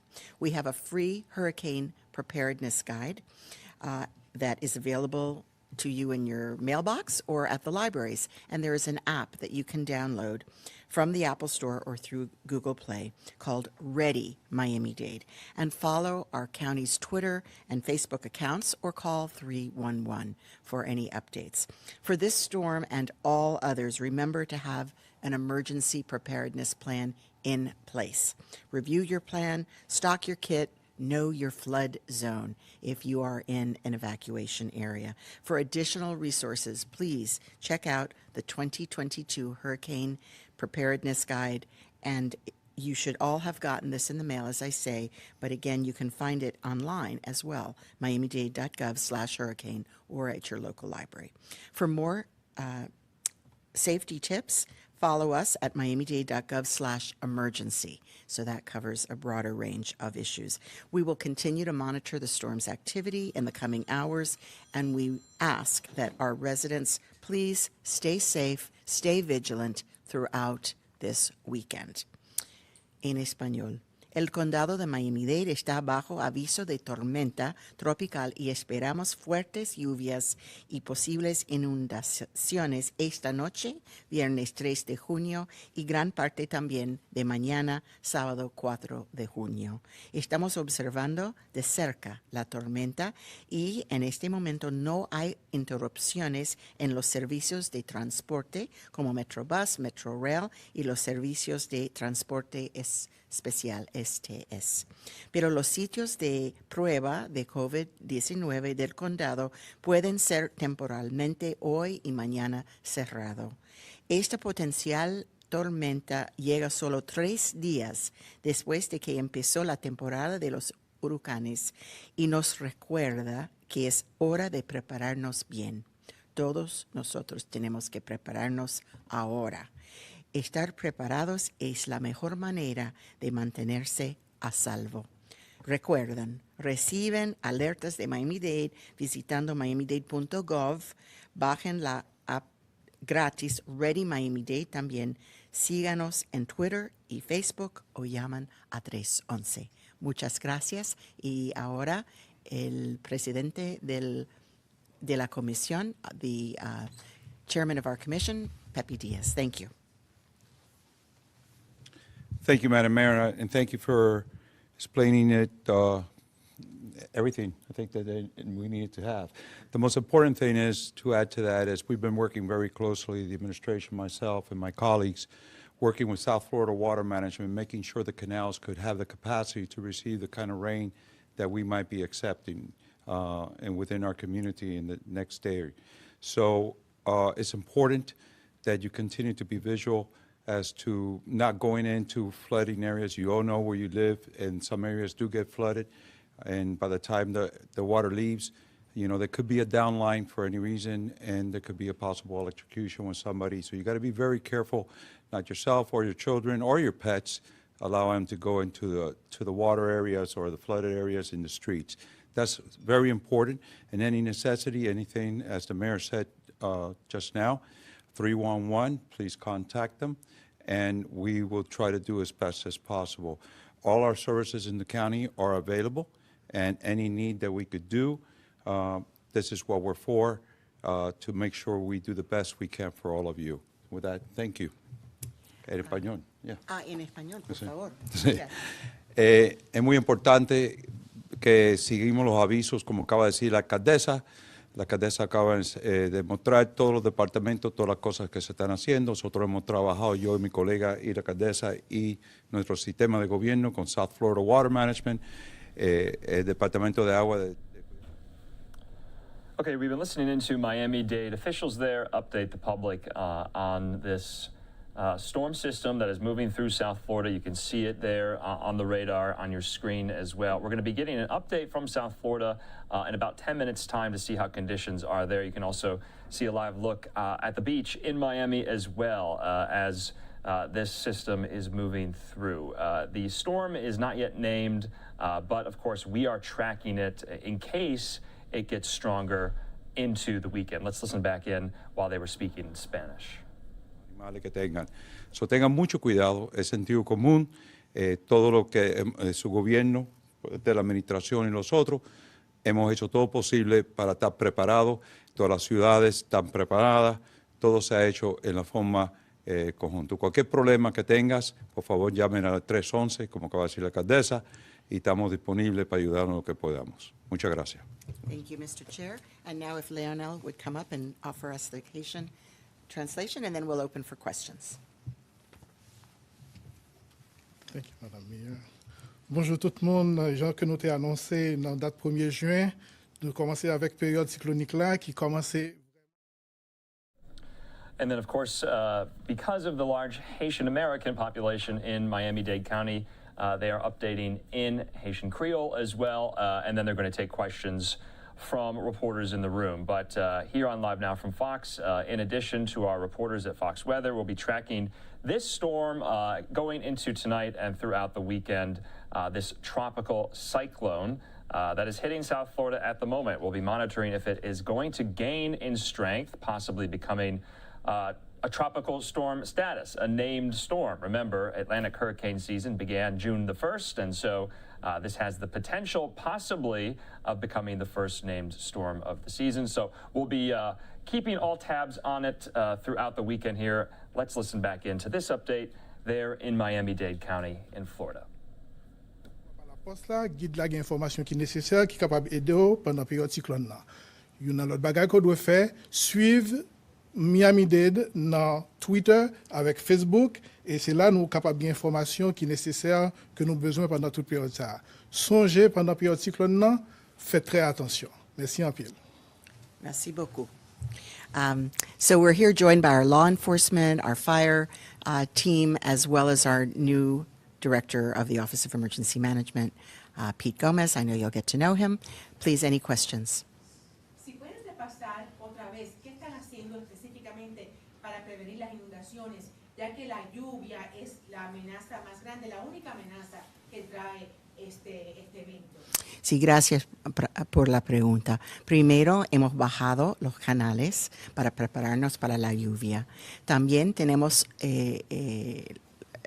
miembros de nuestra administración trabajando fuerte durante el fin de semana, comenzando ayer en locales más peligrosos para mirar si hay inundaciones, para manejar, dirigir el tráfico y otras, no sé qué otras emergencias, pero están disponibles en Bravo, Alpha Bravo Shift, para que sea disponible durante la noche y todo el día.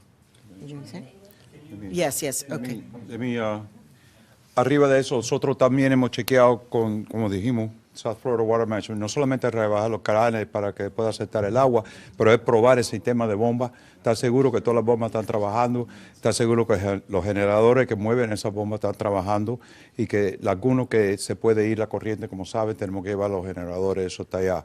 Aparte de eso, la alcaldesa, como acaba de decir, el Departamento de Policía, el Departamento de Bomberos está dispuesto a trabajar las horas necesarias, modificadamente como una Alpha Bravo, pero modificada, y todo lo que se pueda hacer en lo que es aspectado del agua, yo creo que se ha llevado a cabo ya en estos momentos. El resto está el madre de la naturaleza, que fue lo que verdaderamente tenemos que pedir a Dios, que no venga la cantidad de agua que sea demasiado dañino para nosotros.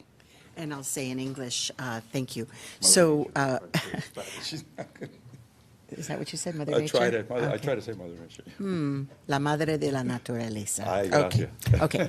So we have been lowering the canals in partnership with the South Florida Water Management District so that there would be room for the rain. We're expecting quite a number of inches of rainfall. Also, we've assigned some staff as needed to Alpha Bravo schedule so that they can work throughout the day and night as needed to monitor areas where there might be flooding, to make sure that any traffic issues can be resolved, and we're on the alert. Just again, with the flooding and lowering the canals, is there anywhere specifically that you want to encourage folks to call if they believe that there's some drainage or blockage? Thank you for reminding me. We also cleared out the storm drains in preparation for the storm, so our Department of Transportation and Public Works prepared and is also on alert. So if there is a problem, please do call 311 and let us know if there is a particular area where there's a problem. If you want to touch on the airport and the ports, it's going to be running the same, or is there Yes. anything? So as of now, all of the services are uninterrupted, and we'll be monitoring to see if the winds increase or anything else. There might be some effect, but for now, we're not planning for any interruption in services.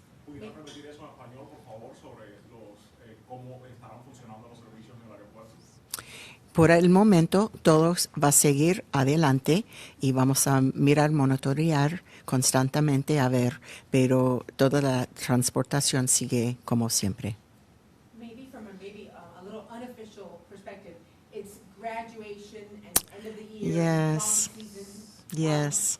Are events going to be canceled, or is it Yes. cancellation weekend, or are Yes. you expecting things to move forward? So I personally have received a number of event cancellations, but yes, I know it's a big graduation weekend. I think you just need to check in with your source before wandering out on the streets. And again, if it isn't necessary to go out, it's probably better to stay home. But officially, Officially, we have not heard of any mass cancellation of public events. Good. Good. Thank you so much, everyone.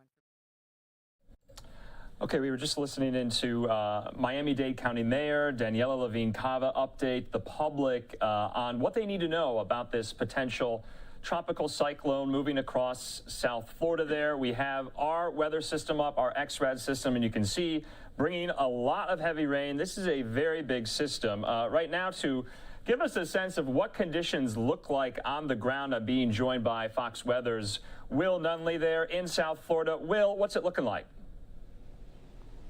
Yeah, here in Palm Beach, light to moderate rainfall at times. This has really been a light rainfall day at this point. We've not had anything that's really come down and had people running for cover. This is stuff that you can kind of, if you got to get into the restaurant, you got to get into the office, in and out of the house, you can still do that, of course, right now. But you're talking about the size of this system. We may not be looking at something that's a named hurricane or anything like that, or really even a named tropical storm at this point, but it is certainly a rainmaker, and it has been a nuisance. And we're here, of course, in South Florida, where so many people have been trying to get to their vacation spots. And so you have to feel for the people that have spent the gas money, right, the hotel money to get down here, because this has been a vacation ruiner. And I think that that's been the biggest impact really that this storm has had on people so far, is the fact that it has come along, it has lasted. We've had now a full day of rain here, a little bit of rain yesterday afternoon, and now we're looking at an overnight and most of tomorrow with the same conditions of just a constant rain, enough to keep all of these big, beautiful boats that we see here in this marina. By the way, this is the Saltfish Marina where we are here, just next to West Palm Beach. Beautiful spot, beautiful water. But these boats have been, and I say boats, these are yachts, of course, got to get that right. That these wonderful boats here have not been really leaving at all today, because the possibility of 40 to 50 mile per hour wind gusts is still enough where people want to stay close to shore, stay nice and dry. We have been checking in with the Florida Power and Light, and when you talk about a tropical system of any caliber, it is enough for people to go ahead and activate those plans, for utility companies to come in and say, we need to bring in extra personnel and be at the ready. I spoke earlier with the spokesperson there at Florida Power and Light, and here's how he details their plans at this hour. So this is a storm that we've got a lot of our FPL personnel activated through our storm duty. So every single FPL employee has a storm role, and we're activated to have all hands on deck to work around the clock for our customers. I don't know if there's been a further activation outside of the state, but at this point it's FPL personnel working around the clock.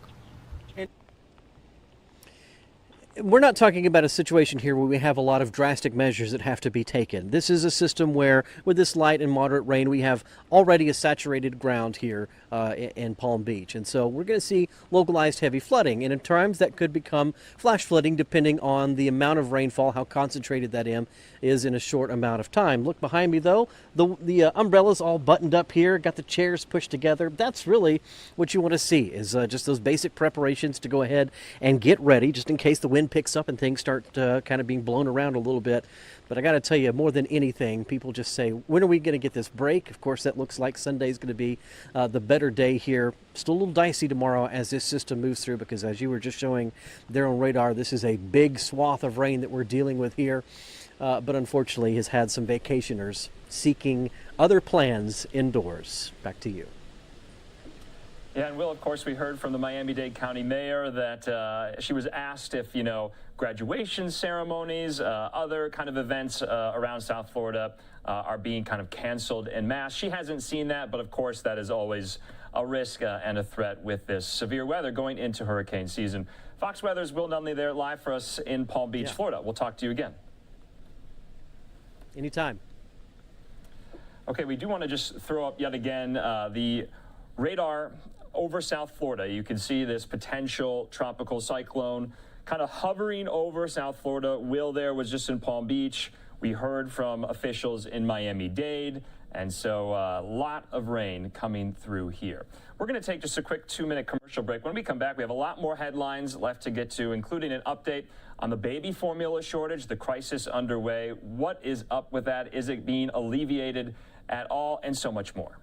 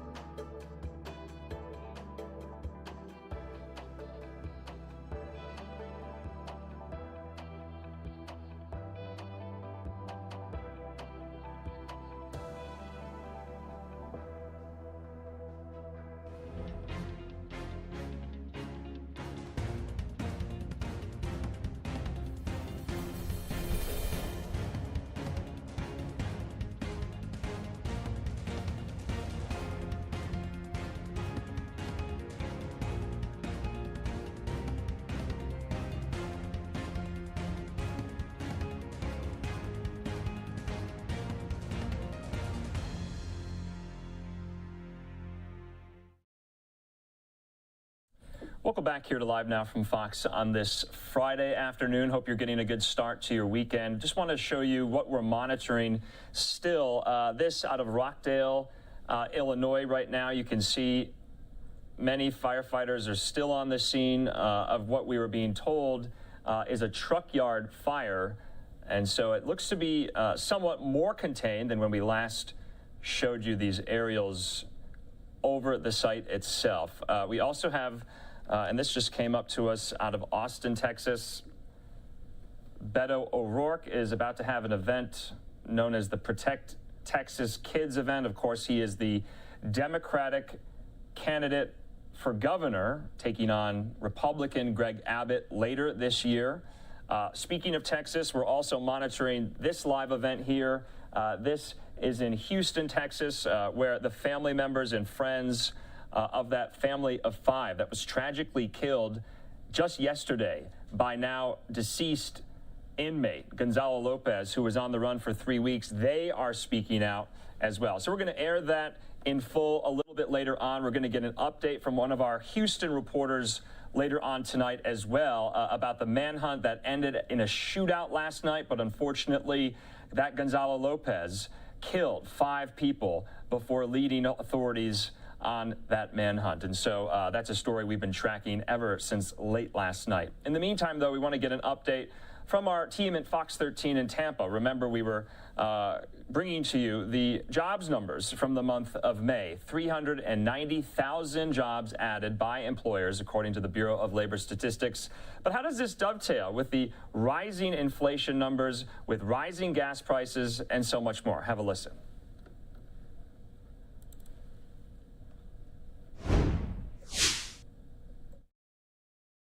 Editor Craig Patrick is crunching the numbers. Craig, what's driving the job gains and how does that relate to inflation? Well, for background, during the first part of the pandemic, people built up a lot of extra money, extra savings, and then when it let up, they began to spend it much more. There was increased demand to buy stuff, to buy items, to buy goods. Now we're seeing a shift toward more people buying services, investing in experiences, travel, vacation, etc., and that is fueling many more new jobs in hospitality and in tourism and leisure. That's where we're seeing the biggest gains in this particular report, and that also, with so much demand, is also continuing to fuel inflation. We've laid an economic foundation that's historically strong, and now we're moving forward to a new moment. Build a future of stable, steady growth so we can bring down inflation without sacrificing all the historic gains we've made. At this point, we've reclaimed most of the job losses from the pandemic, and we're on pace to recapture all of them and then some by August. But right now, there are more job openings than available workers, and that's driving companies to raise wages in order to land workers. And they often make up for those higher wages they have to pay the workers by raising prices on their customers. That's how this red-hot job market can feed inflation. But President Biden's economists say that is not the main cause of it. They blame inflation primarily on supply chain snags and COVID surges that have pulled down production around the world. The inflation is really coming from sources that are somewhat distinct from the job market. If you look at the supply chain constraints that we've had, China was into a COVID lockdown, you'll get a good sense of where some of this inflation is coming from. Also, the rate of inflation is now actually higher in many European countries than it is here. Now, it's heavily elevated here, but they have a very different labor market, yet they still have even higher inflation than we do. So it's certainly not just the labor market. In terms of what happens next, economists generally project the rate of inflation will slow by the end of this year, and the job market will also begin to cool. We aren't likely to see the kind of blockbuster job reports month after month like we had over this past year. But that's a good thing. That's a sign of a healthy economy. And that's the consensus at this point of the projections, but word of caution, what have we seen about projections, particularly as it relates to inflation through much of last year and the year before? They were consistently wrong, far off the mark. Why were they wrong? A few reasons. One of the big reasons was the trouble with predicting what the pandemic would do next. And once more, we are seeing COVID back in play with the rising case counts in Florida and much of the nation. That is a big variable in this, as is Russia's war on Ukraine, which also can be very hard to predict, which also is driving up fuel prices, which is being folded into the cost not just of gasoline, but so many other items as well. And Craig, to what extent can these job gains affect the Federal Reserve's decisions to raise interest rates? Affected a great deal. It could embolden the Fed to raise interest rates even more, because if they see a booming economy, a booming job market, well, that's an indication that they can, in fact, continue to raise rates as a means to try to tame inflation. So the numbers that just came out today make the case to the Feds to keep doing what they're doing and keep moving in that direction of raising interest rates. All right, Craig, thank you.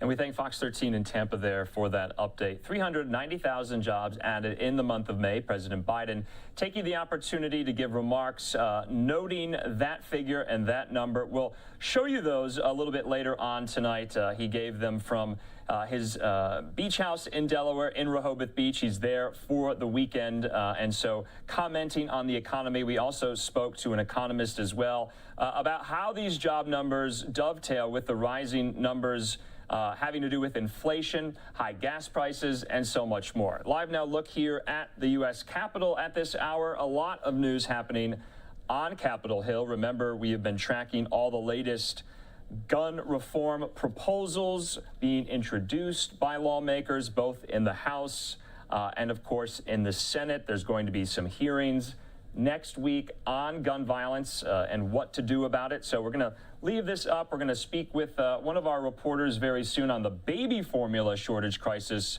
in just a moment.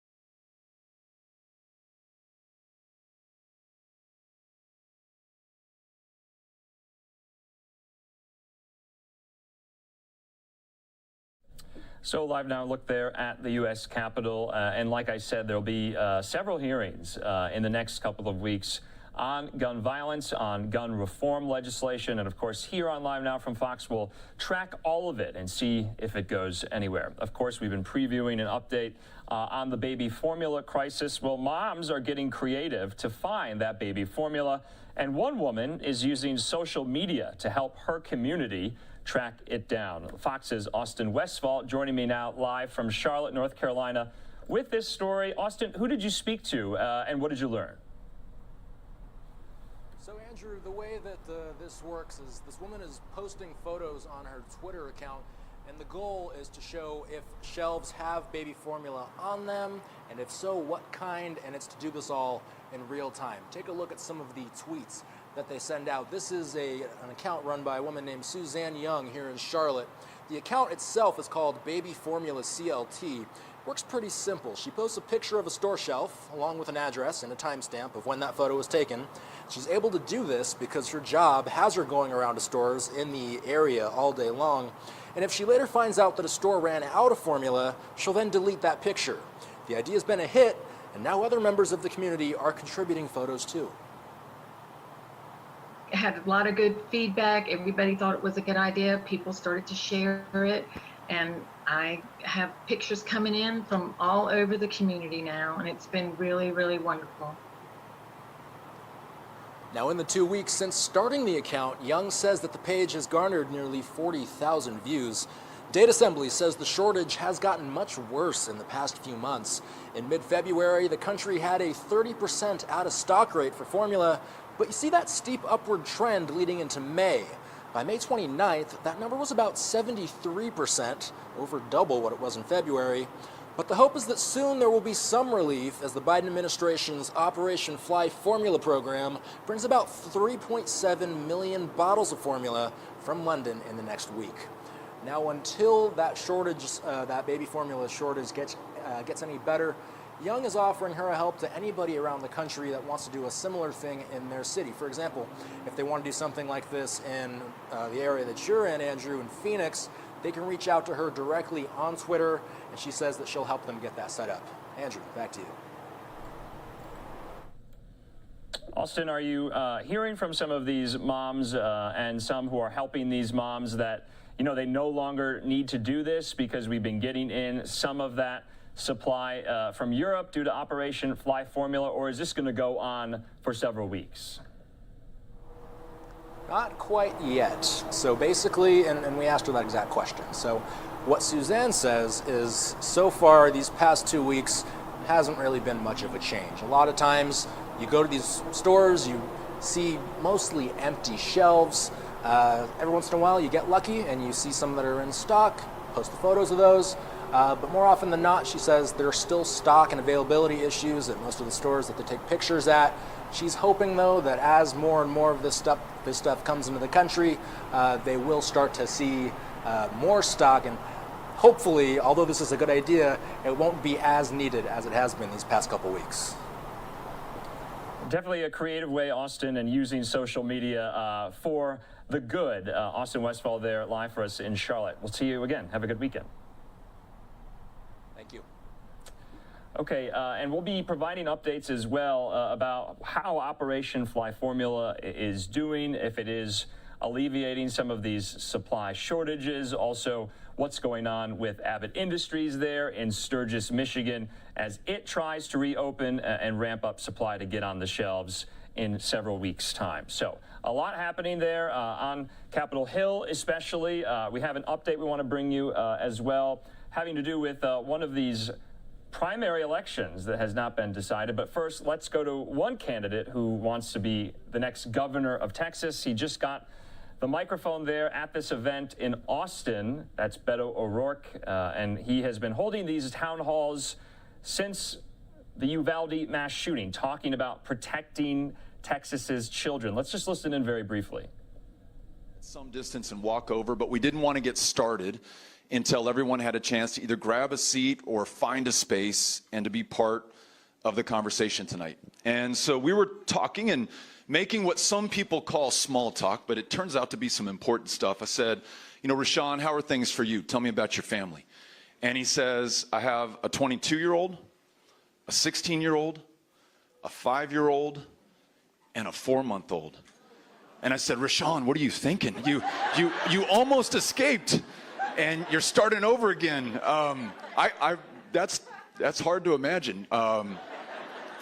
Rashawn asked me about my kids.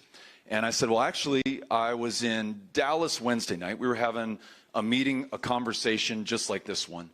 And I flew home really late, got delayed even later, got a little bit of sleep, woke up Thursday morning, and got to go to my son Henry's 5th grade completion ceremony. The principal at Mesita Elementary says, don't you dare call this a graduation.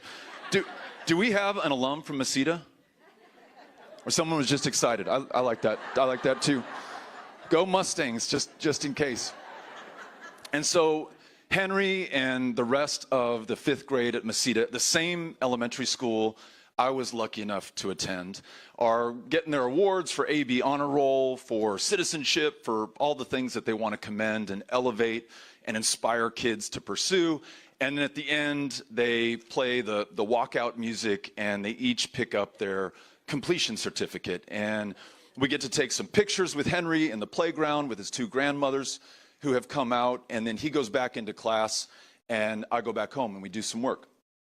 I flew out to Austin earlier today from El Paso, and my wife Amy sent me the link to Henry's piano recital. He was playing 2 pieces, and he just, you know, if you're asking me, he did a beautiful job. Just absolutely nailed it. We've heard him play these pieces incessantly for the last month, but he never really seems to grow tired of it.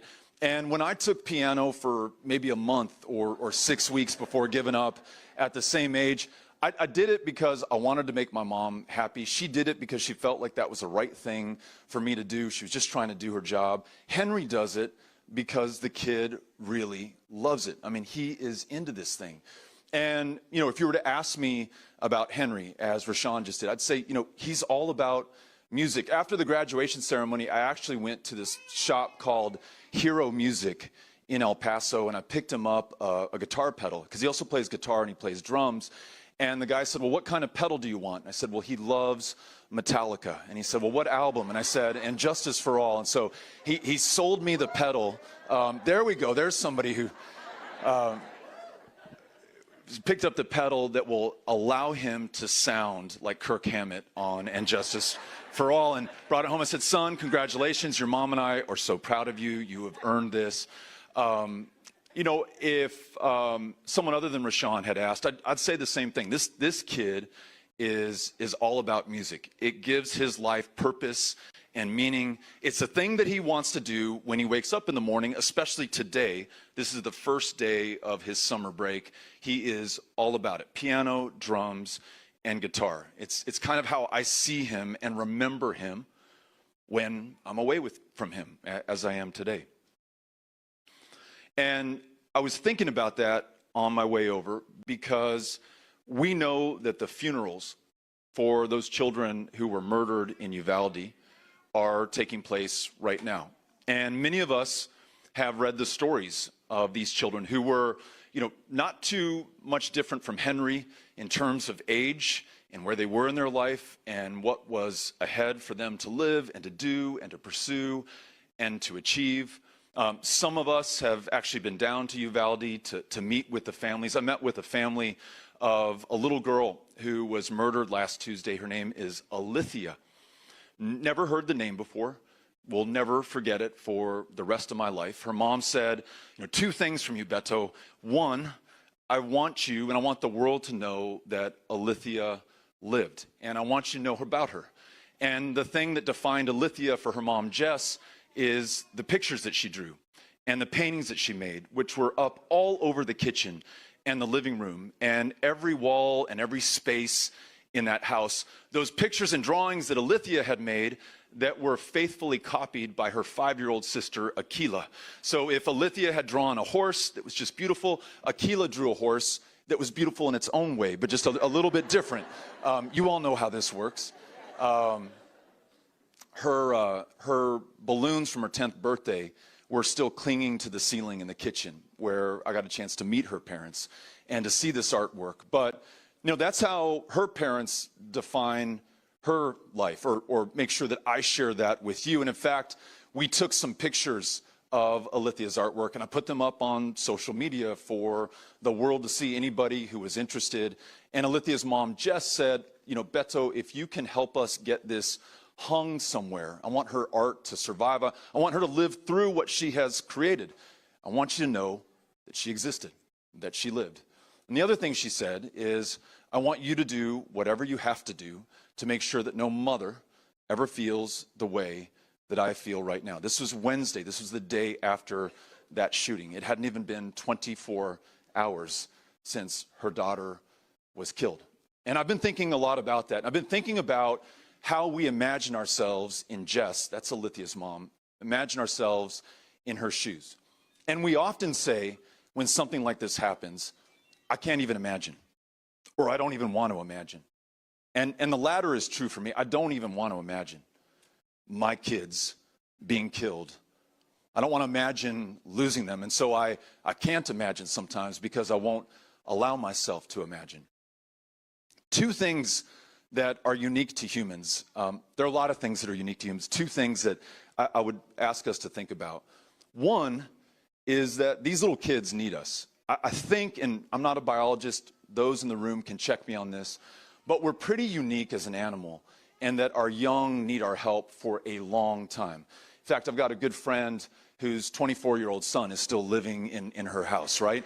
You know, those kids cannot protect or defend themselves. My 15-year-old still cannot feed himself. You know, he needs me to, he can't prepare anything, still has not learned how to cook a single thing. We have a microwave too, and just incapable. We know that the prefrontal cortex in our human brains doesn't fully develop or mature into our 20s. And the prefrontal cortex, again, I'm not a doctor, check me on this if you are, that is what regulates planning, prioritizing, and impulse control. So when you're 18, still hasn't developed. When you're 18, you may still do things impulsively, like right after your birthday, walk into a gun store and buy 2 AR-15s. You may do other things that when you're 25 years old, 30 years old as I am, 49, you wouldn't ever think about doing. But your brain hasn't fully developed. You still need the adults, your parents, the people who are there to protect you and guard you and look out for you and to make sure that you're successful in your life. You still need them to be there for you. The other thing that's unique to humans is our capacity for empathy. You know, that inability that we tell ourselves that we have to imagine what that's like for Alithia's parents. We really do have that ability. We really can see ourselves in others. And I challenge all of us to do that, to think about what it would be like if you got a notice on your cell phone that there'd been a shooting at your child or your grandchild's school, and that you were not to go to the school, the text message said, but to go to the Civic Center where more details would follow. And you receive that text message at noon that day. You make it over to the Civic Center at 12:08, and you wait, and you wait, and you wait. And by 1 or 2 buses, yellow school buses, start to come into the Civic Center. And kids get off. These are the kids who survived. And the first school bus comes, and the kids get off, and their parents are there, and they hug them, and they're crying, and they are filled with joy. The next school bus, and the next, and then the school buses stop coming. And you go up to the people in charge at the Civic Center, and you say, there hasn't been a school bus in 30 minutes. And then you go back to them, there hasn't been a school bus in 2 hours. Alithia's parents, who first learned about this at noon, did not find that their daughter had been killed until 11 p.m. that night. Imagine every single second, every minute, every hour that they waited until just before 11, they were both asked, her 2 parents, to swab for DNA so they could match that against her kid, because these children were shot in the face with a weapon that was originally designed, engineered, and sold to the militaries of the world to kill human beings. It's its only purpose. That high impact, high velocity round, when it hits a human body, just destroys everything inside. The soft tissue, the blood vessels, the arteries, the organs. It's what it was designed to do. It's what we want it to do when it's being used by a soldier of ours on a battlefield to take down someone else who might otherwise kill them. We want that person down and bleeding out before they can be resuscitated and put back into the battle. That's exactly what these kids were up against.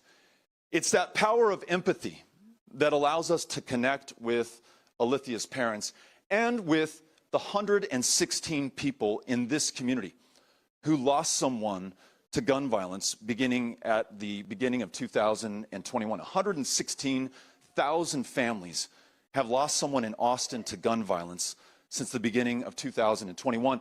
Now, it happens so often, 116 times over just more than a year and a half, that many of these names won't make the newspaper. We don't know them the way that I know Alithia's name. It is so numbingly common that their names are only known to their families and to their friends, and when they die, their names die with them. And many of you are here tonight. Those of you who've lost a loved one, a family member, a neighbor, a classmate, a colleague. You're my hero because you're here knowing full well that by your presence you won't bring that loved one back. But you're here to ensure, as Jess, Alithia's mom, asked us, that we do everything within our power to prevent this from happening to another family. That's what has brought us together, as the deacon just said, here tonight. We're going to commit ourselves to doing everything within our power, not as Democrats, not as Republicans, not as independents, as human beings who want to be there for one another and have the power to do so.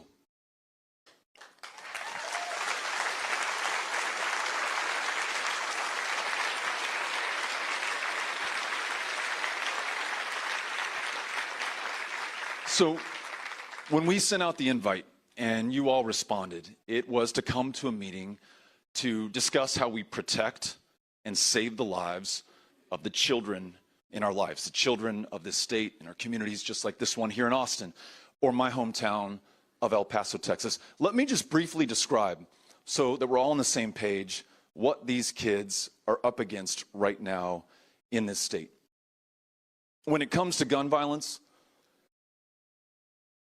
since Greg Abbott has been governor over the last 7 years, the number of kids killed by guns, the average, has doubled on his watch. It has doubled on his watch. Gun violence is now the leading cause of death in the state of Texas for kids and teens. More than anything else that could happen to them, it is the guns that are freely sold and can now be freely carried in our streets, into our supermarkets, into our businesses, sometimes into our places of worship, without a background check, without any training, without any vetting whatsoever. Ladies and gentlemen, in the last 5 years, 38,000 times, when we used to have a license to carry permit program, 38,000 times over the last 5 years, people had their license to carry a firearm in public denied. Law enforcement said, this guy, this gal is too damn dangerous to themselves or to someone else. They've abused their domestic partner. They've talked about wanting to kill somebody. There's no way we're putting a gun in that person's hand and letting them loose. 38,000 times.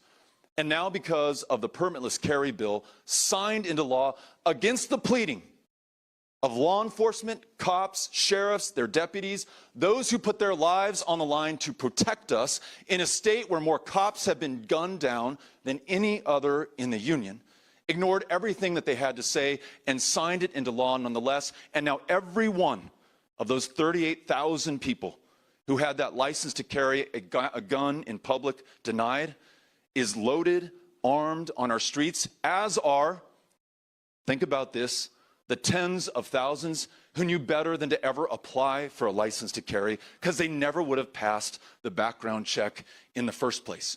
That's something that our kids are up against right now in this state. We have no universal background check, no safe storage law, no red flag or extreme risk protection order option, meaning, as somebody earlier said, if someone is saying that they're going to kill somebody, that they have a dream of murdering their classmates, there is nothing right now legally we can do to intervene.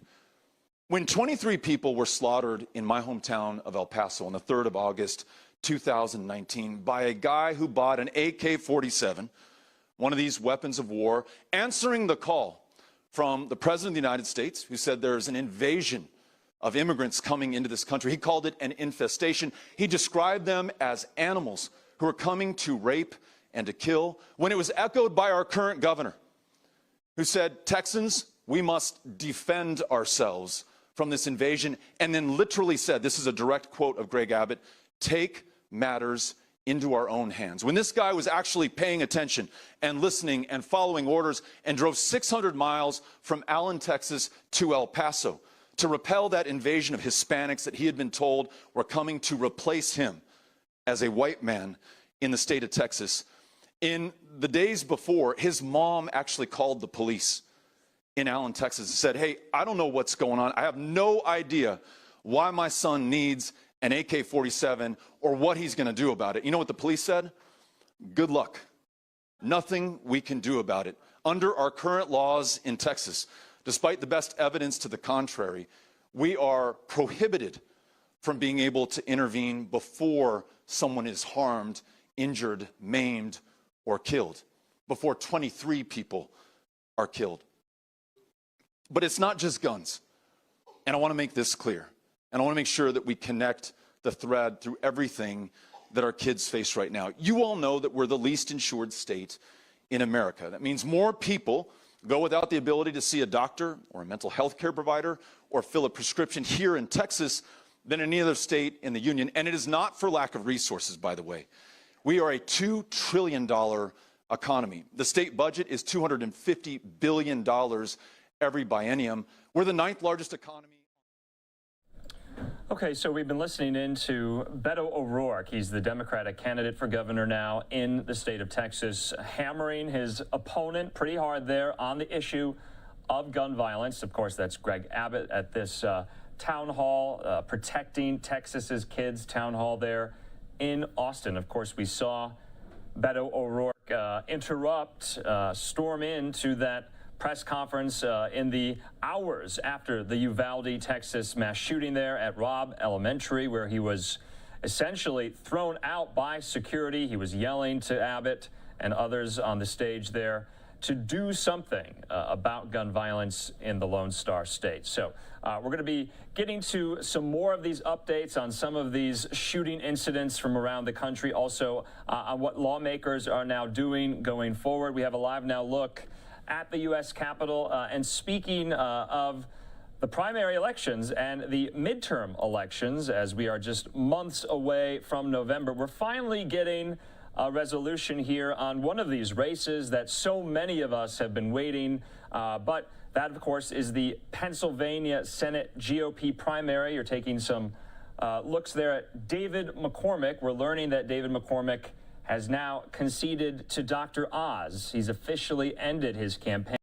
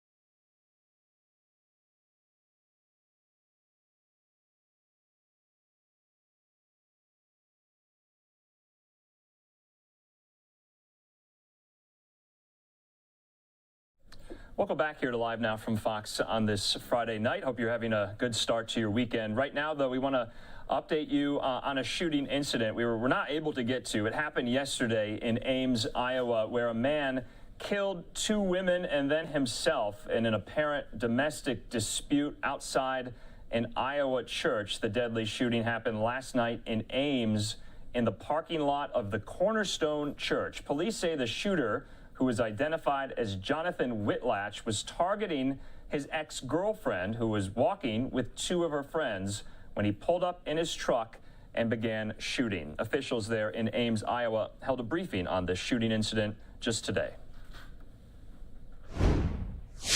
Prayers to be extended out to them and to provide them with some privacy as they process this. Thank you. Questions? Sheriff, do you know where these victims, they're college students, or were their hometown Ames, or where were they from originally, do you know? Is one from Tumble?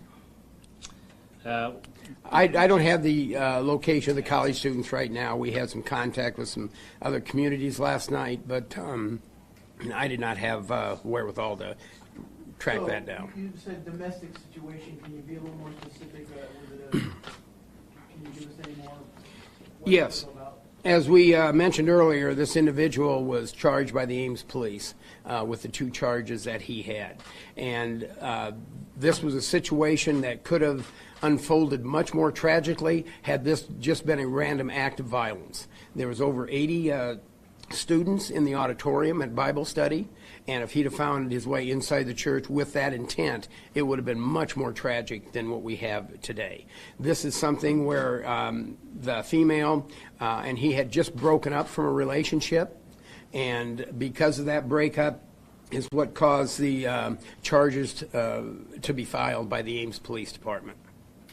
Sheriff, is there any indication that he tried to get into the building, or did this all transpire in the parking lot? This all transpired in the parking lot. We have absolutely no indication that he even attempted to get into the church. Sheriff, do we know he followed them to the church, or if they were going to be there?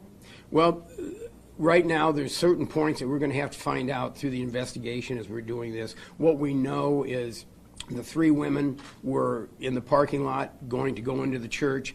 The suspect pulled up in his pickup, got out, and then the chaos began.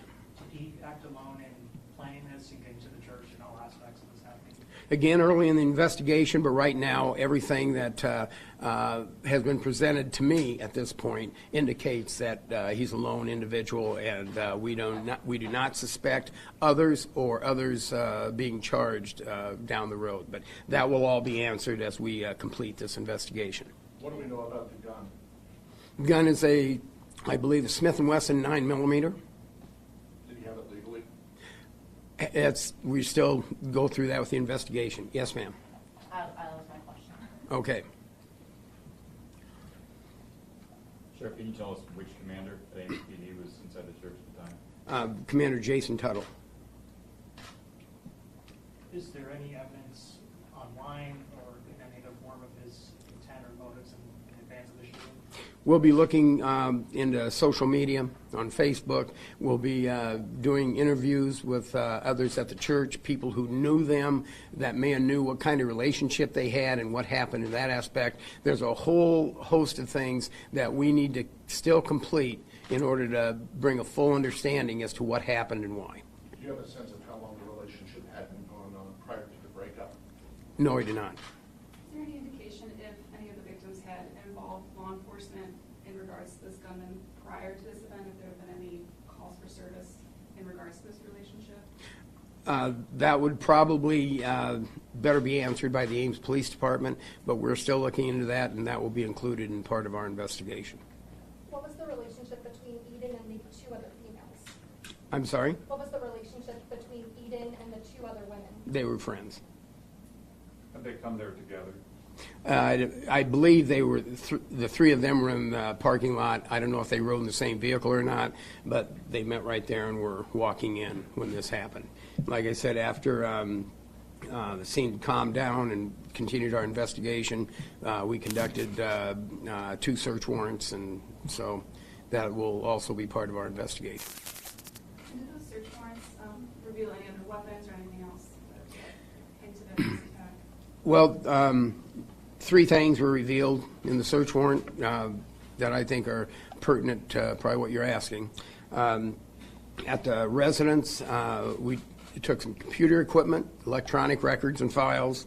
There was an AR-15 rifle at the residence with ammunition that played no part in this event whatsoever.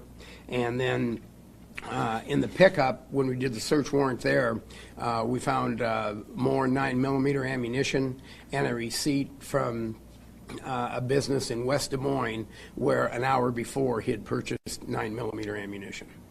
The ammunition.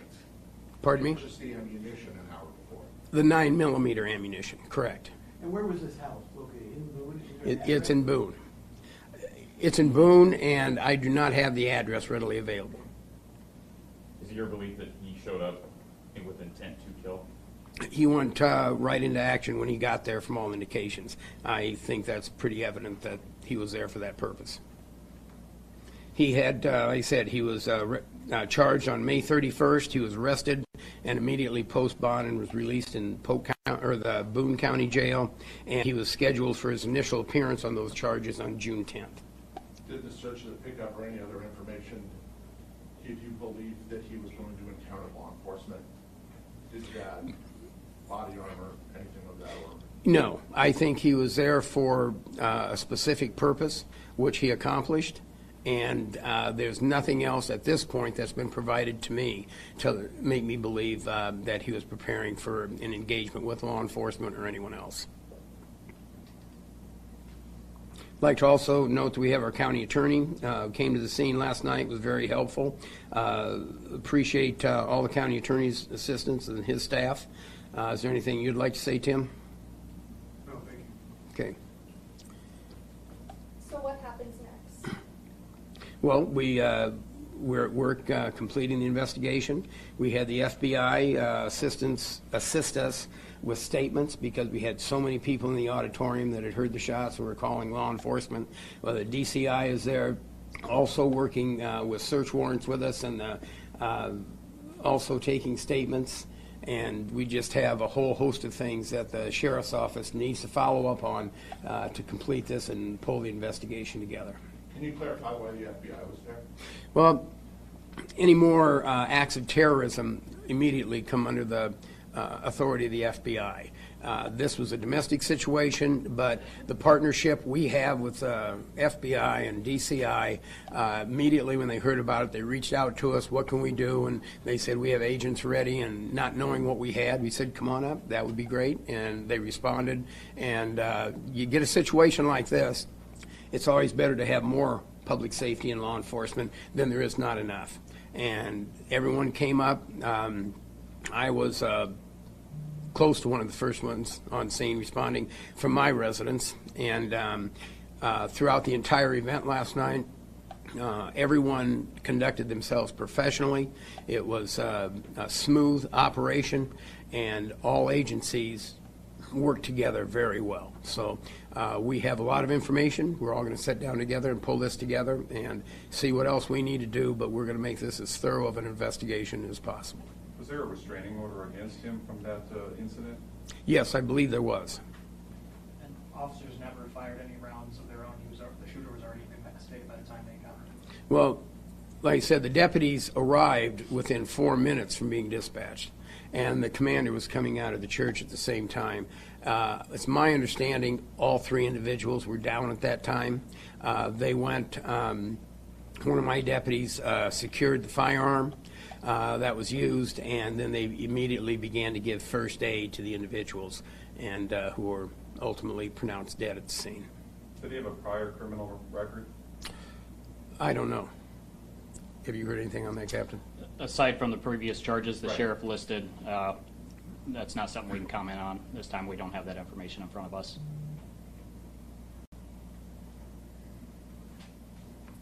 Anything else? Okay, we, the partnership that we have, we very much appreciate. We very much appreciate the partnership and relationship that we have with the press. You guys have been very good through this process. You staged at the area we asked you to stage at, and we also been dealing with the national media on this. And it's to work in such a professional environment, I'm very appreciative of. Thank you all, and thank you all for coming.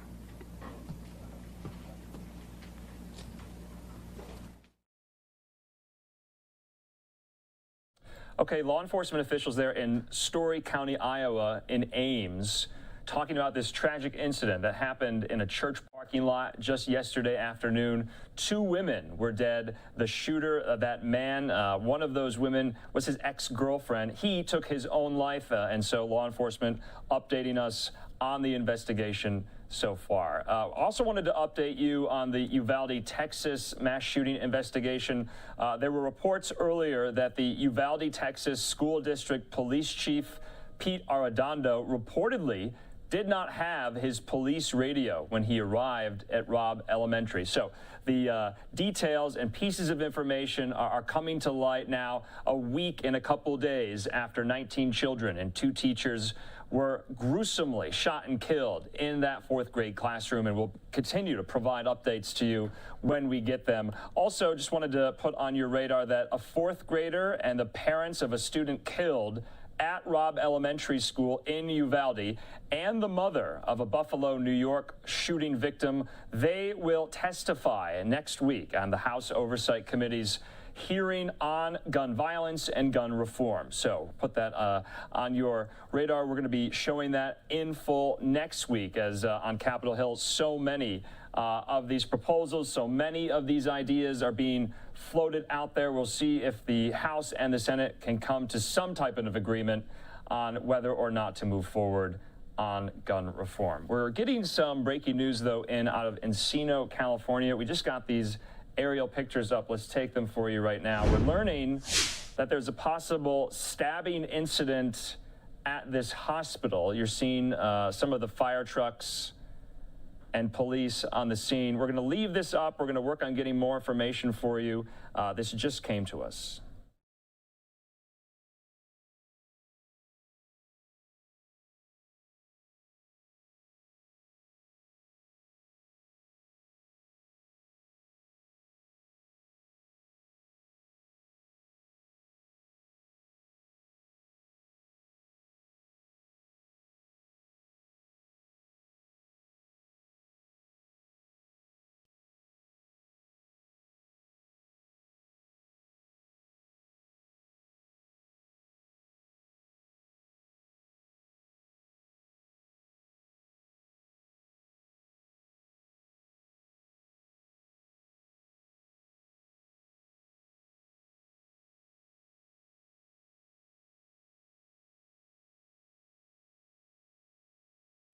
Okay, so here on LiveNOW from Fox, you're taking an aerial view of Encino Hospital overhead.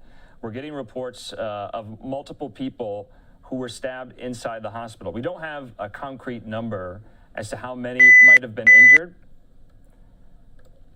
We apologize for that. That's the chopper there. We'll bring that audio down.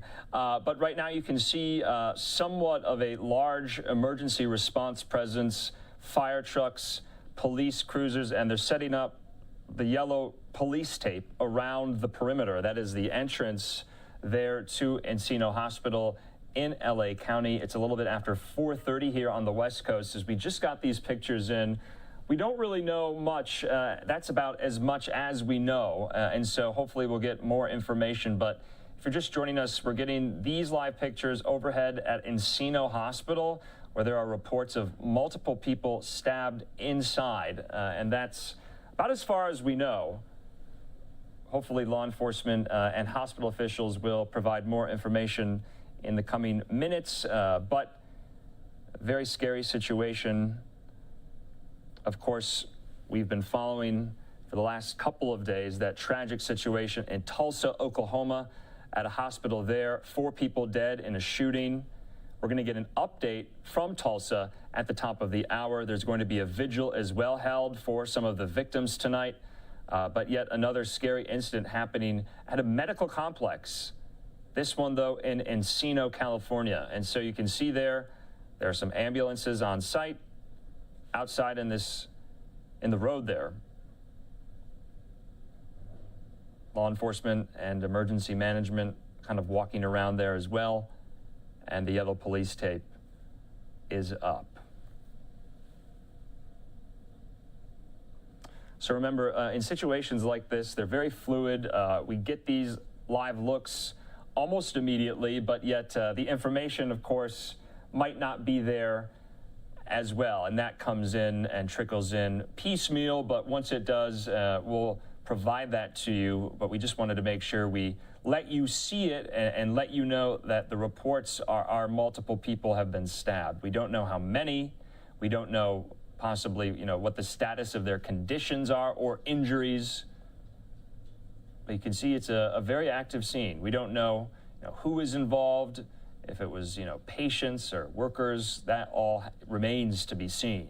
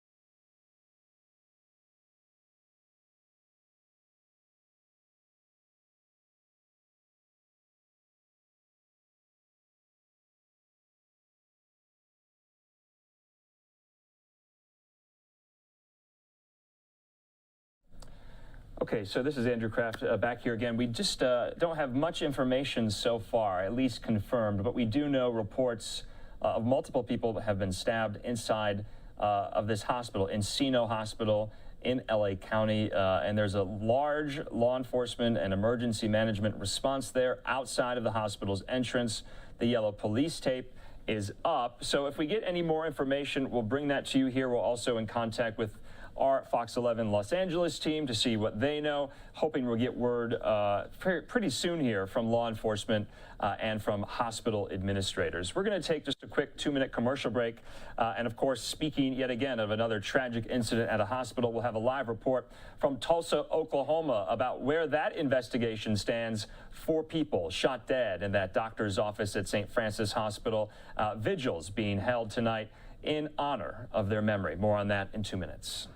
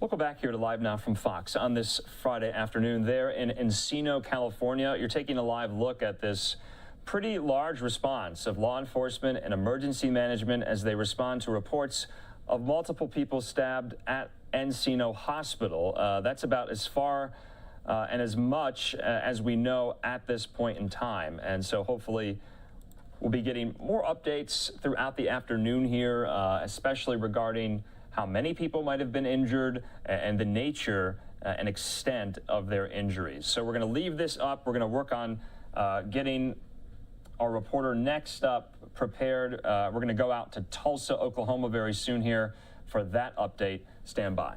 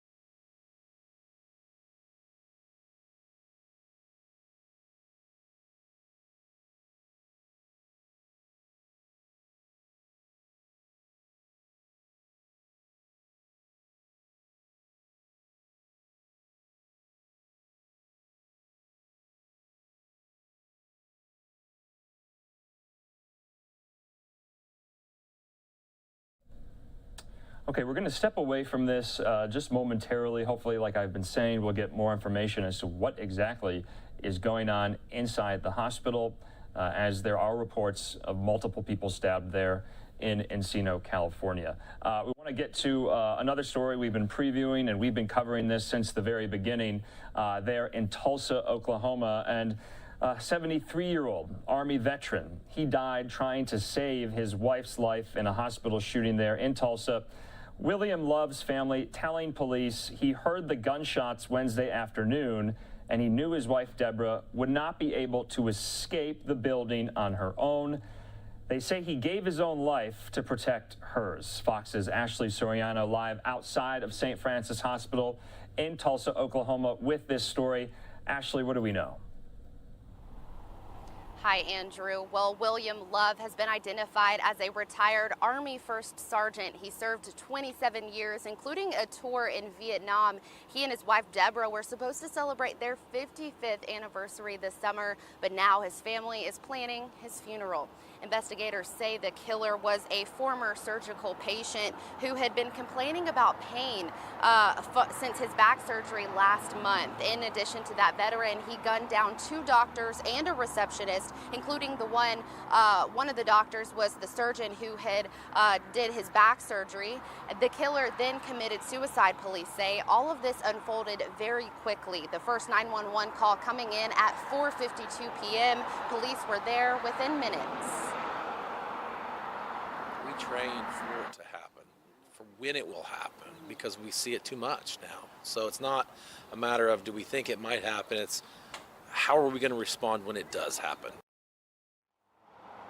The gunman killed himself at 4:58. Police say that's less than a minute after police arrived on the scene. And about 30 minutes after all of this ended, we've learned a woman called the Cherokee County Sheriff's Office about her husband.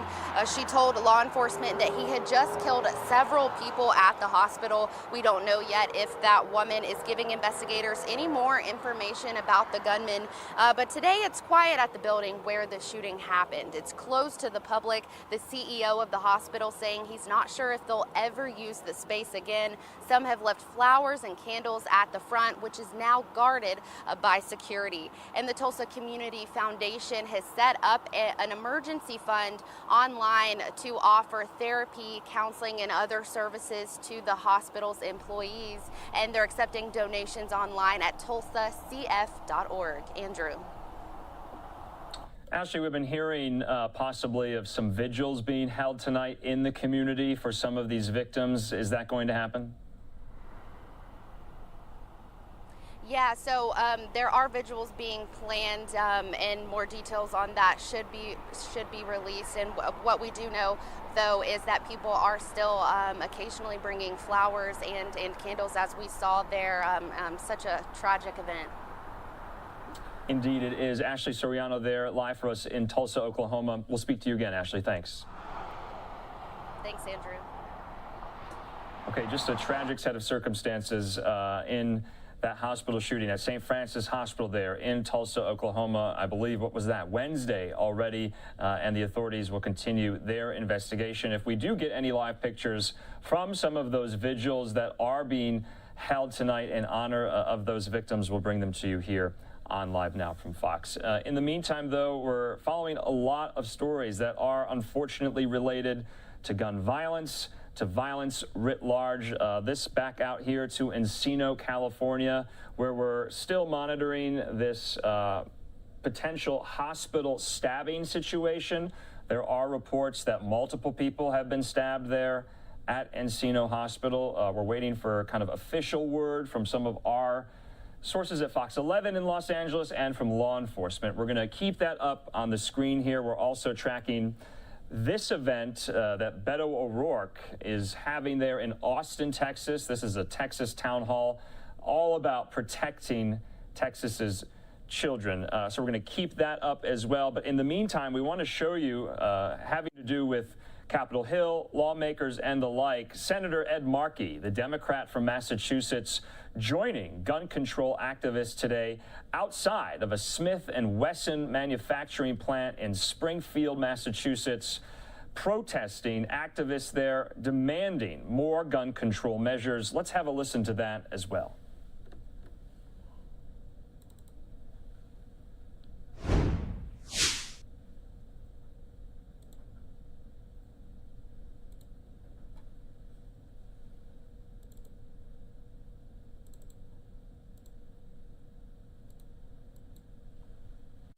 Okay, so it doesn't look like we have that. We'll work on getting that for you here. But out to Austin, Texas, let's listen in to what Beto O'Rourke has to be saying.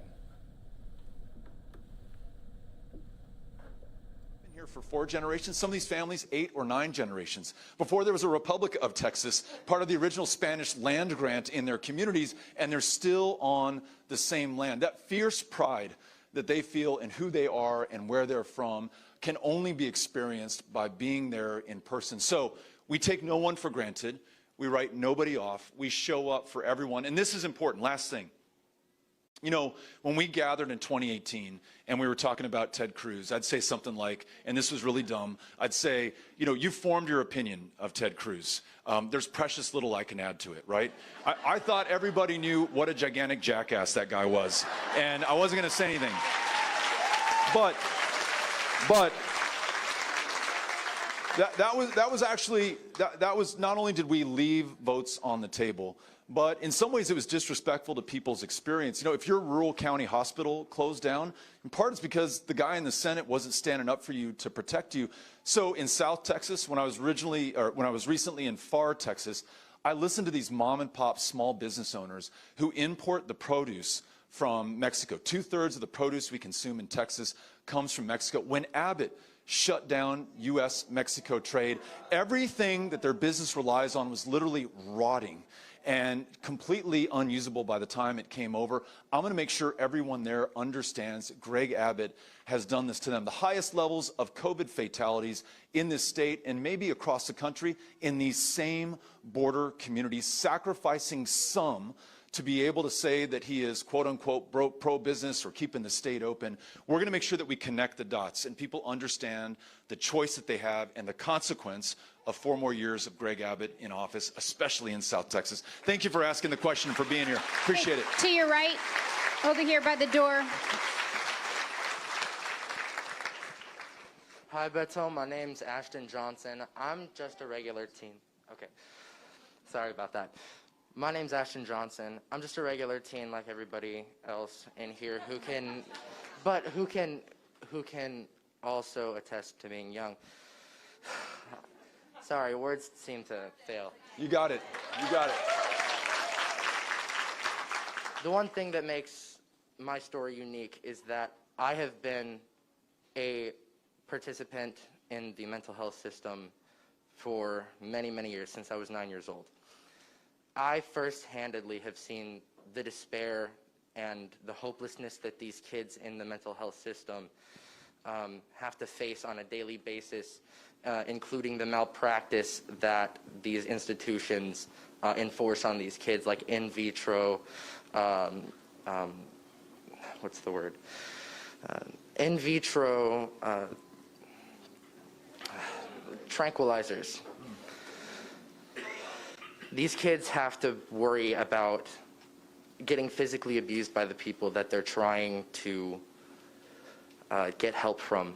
So, all in all, I want to ask you, what are our elected officials going to do in order to keep those kids safe? Thanks for asking the question. Thanks for being here, Ashton. Do you ask about our elected officials? Let me say this about the governor. Do I think that he wakes up in the morning and wants kids to go through what you just described, or he wants fourth graders to be shot in their classroom, or he wants 100 kids to die in CPS? No, of course he doesn't. No one does. He's just part of this system that has accepted a status quo that is, I hope, unacceptable to all of us. Certainly it sounds like to you. And whether he is unwilling or incapable of changing, it doesn't matter. He's just not going to get the job done. So we need him to retire, or we need to retire him. We need to turn the page. And then we need a government that answers your question, whose first priority is the people and the families, and most importantly, the children of this state. If you were not beholden to the NRA, if you weren't trying to score political points with your base in the Republican primary in 2022, or maybe nationally in 2024, you do some of the common sense things that the vast majority of the people of Texas agree on. Someone mentioned earlier that women are on the menu in the state of Texas.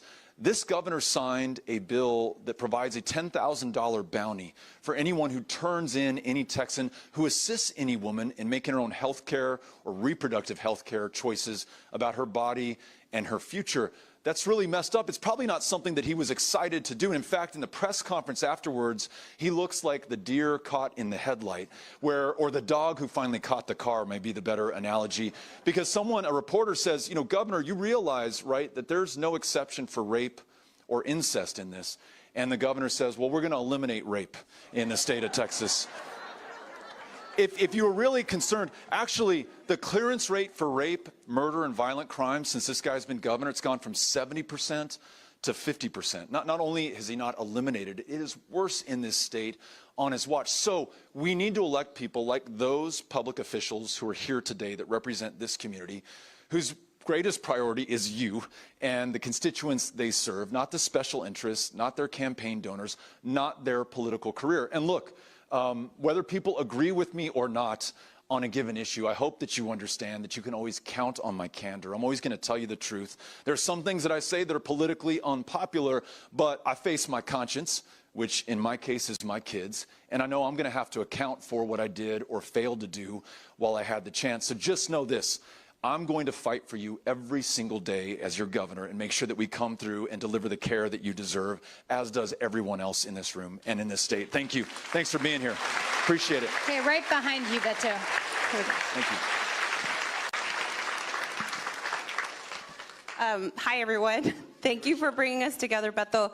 My name's Rochelle Garza. I'm running against Ken Paxton for attorney.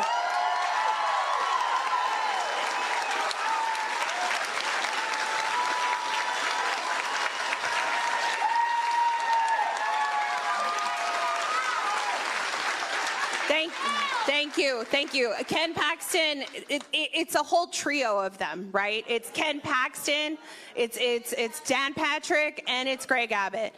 And we need to get all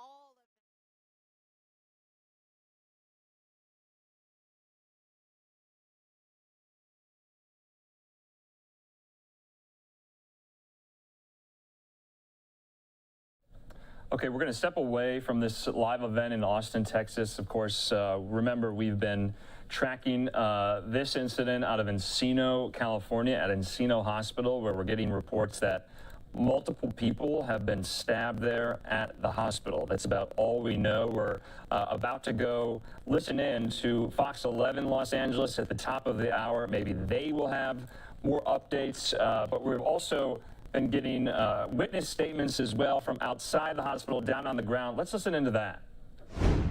She's locked up the emergency room here. I hope she's okay. Have you reached out to her at all? I tried, but no answer. But I know she's here. And my whole family is like, we're all sitting here and praying for her now. That she's okay. Thank you. What's your name? Pat. Pat, what's your last name? Koren. K-O-R-E-N. Thank you, Pat. Thank you. Hope you're friends. I hope she's good. I hope you guys can get some information of who. Hopefully they did give us something here.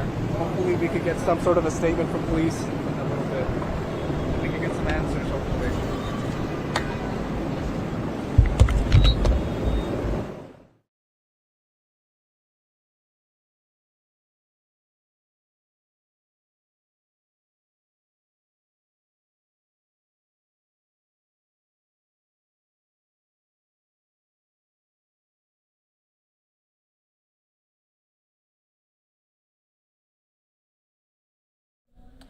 So there was someone who came outside the hospital who said they had either friend or family member in the hospital. So Fox 11 was getting their thoughts, of course. You can imagine what goes through people's minds: concern, worry, fear, until they know exactly what is going on and that their loved ones are safe, especially with the recent spate of tragic incidents in churches, grocery stores, schools, that the nation is on edge. These communities are on edge. And so when in your community you get word of something like this happening, your heart just stops and your stomach just sinks. And so we're hoping for the best here. We really don't have many details. We're just getting reports that multiple people have been stabbed inside the hospital. There's also reports that the suspect who may be involved has barricaded themselves in the hospital. Of course, this is all preliminary information.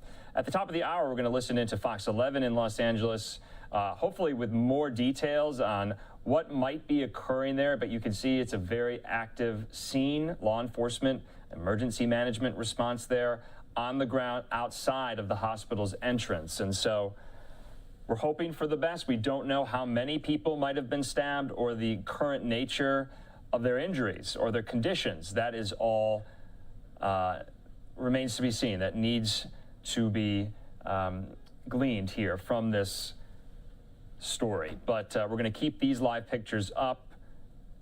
Fox 11 has sent a reporter and a photographer to the scene. We have the chopper overhead. And so if it is a barricade situation, this could go on for some time. But of course, the urgent need is to get in there to see if or how many people are injured and get them out as safely as possible to care. Of course, this is a hospital, so they would provide such care, no doubt, but we've been seeing your everyday institutions that people go to for care, they go to learn, they go to worship, being targeted, being attacked. And so right now we're going to keep these pictures up. We're going to head out to Fox 11 very soon here and hope to learn more. All right, and we are confirming that 3 people have been stabbed at the hospital there in Encino. That is coming into us just now. 3 people have been stabbed there in the hospital. The suspect is now in a standoff position with law enforcement, and we're going to go out to Fox 11 in Los Angeles with the latest as they continue to cover this story. Let's listen in. News at 5 here. 3 medical workers stabbed inside Encino Hospital. You're looking live right now here at the scene. Those workers said to be in critical condition and were taken to another hospital, a trauma center.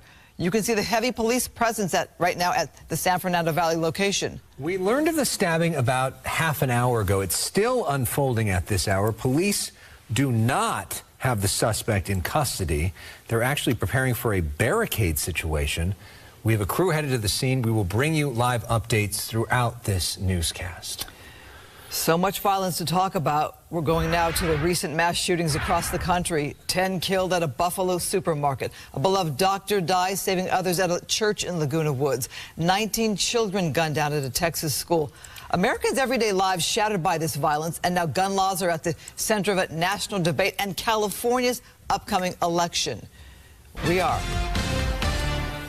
are just days away from the California primary. With that, we welcome you to the Fox 11 News at 5. I'm Christine Devine. I'm Alex Michelson. We're counting down to Election Day on Tuesday. Voters still have time to decide races for major positions of power. Gun violence, of course, and how to reduce it, a big issue for all politicians in Tuesday's state primary. Top candidates running for L.A. mayor talking to Fox 11 about that issue right now. Fox 11's Phil Schuman spoke to them, joins us live from the San Fernando Valley. Phil.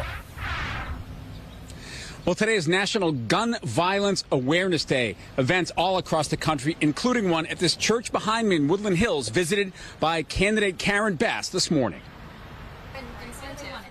Karen Bass talking with the activist group Moms Demand Action about ways to reduce to even end gun violence. Guns aren't new, but it's out of control. Bass talked about three main areas: increased use of existing red flag laws, limiting the manufacture and sale of ghost guns, and insisting on federal legislation on assault weapons, background checks. You know in Los Angeles and you know in California that we have good laws. Right. All of that speaks to the need for the national laws. Crime is a complex issue. We have to stop the crimes of today and prevent the crimes of tomorrow. And I want to put a lot of investment in prevention. Making access to guns more difficult is something Sarah Macaluso supports. She lost her father to a handgun suicide years ago, the gun purchased with no waiting period. This is an issue that's impacting so many who've had a direct experience of gun violence, but it shatters communities and families and neighborhoods. Rick Caruso has an extensive plan to reduce gun violence as well. Similar broad strokes, but one key difference. He'll add an additional 1,500 LAPD officers in his first term. Bass says she'll move cops into the field from desk jobs. Alex asked Caruso about all this for the latest taping of The Issue Is. We have to hold criminals responsible. We have to increase the LAPD's gun unit to go out and enforce getting guns off the street.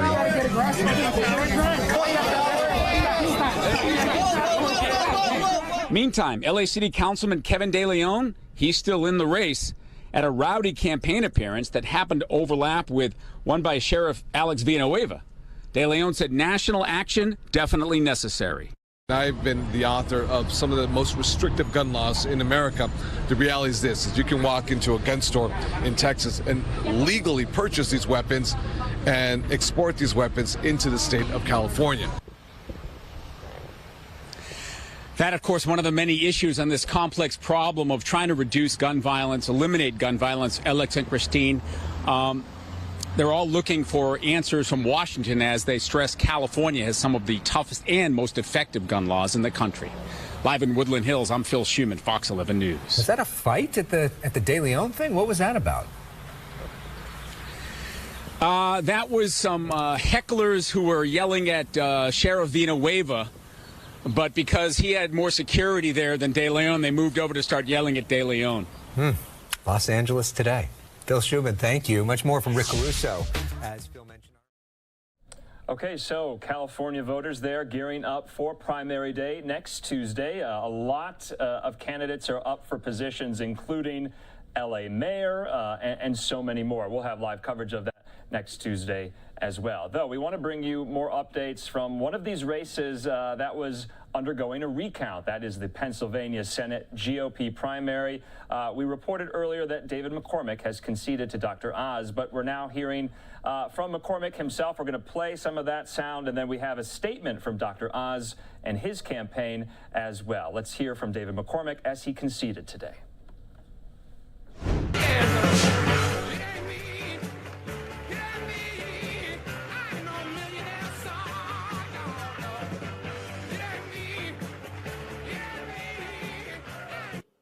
With the recount largely complete, that we have a nominee. And today I called Mehmet Oz to congratulate him on his victory. And I told him what I always said to you, that I will do my part to try to unite Republicans and Pennsylvanians behind his candidacy, behind his nomination for the Senate.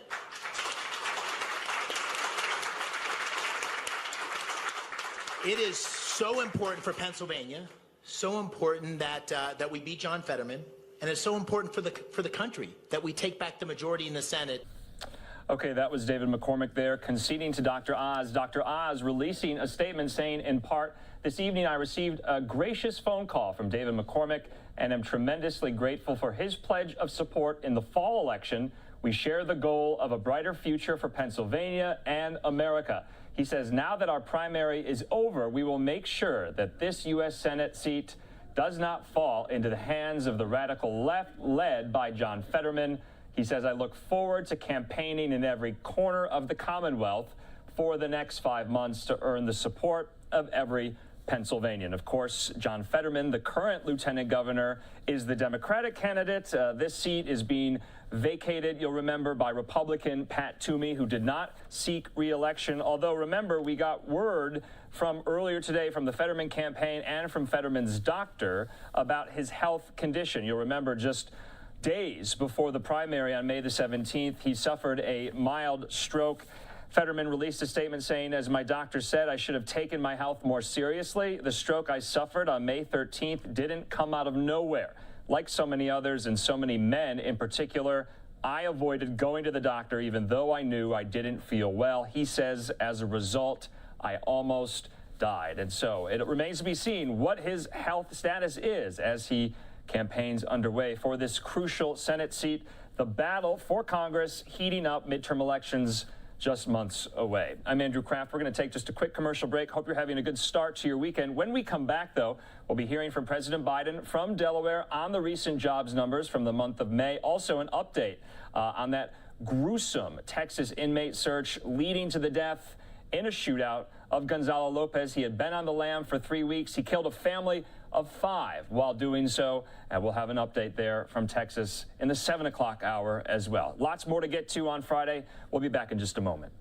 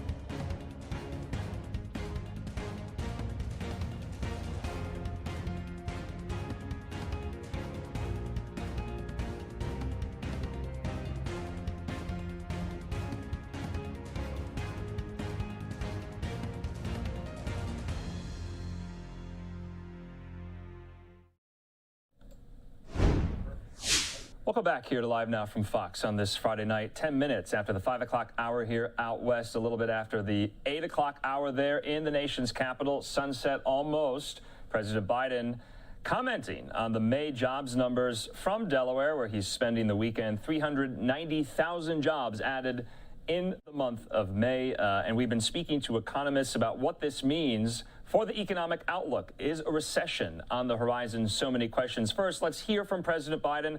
We're also going to keep some of these live looks up from Encino, California, as we are still getting in information about reports of multiple people stabbed, 3 people stabbed at that hospital there, a barricade situation underway. So a lot going on this Friday, but here's President Biden.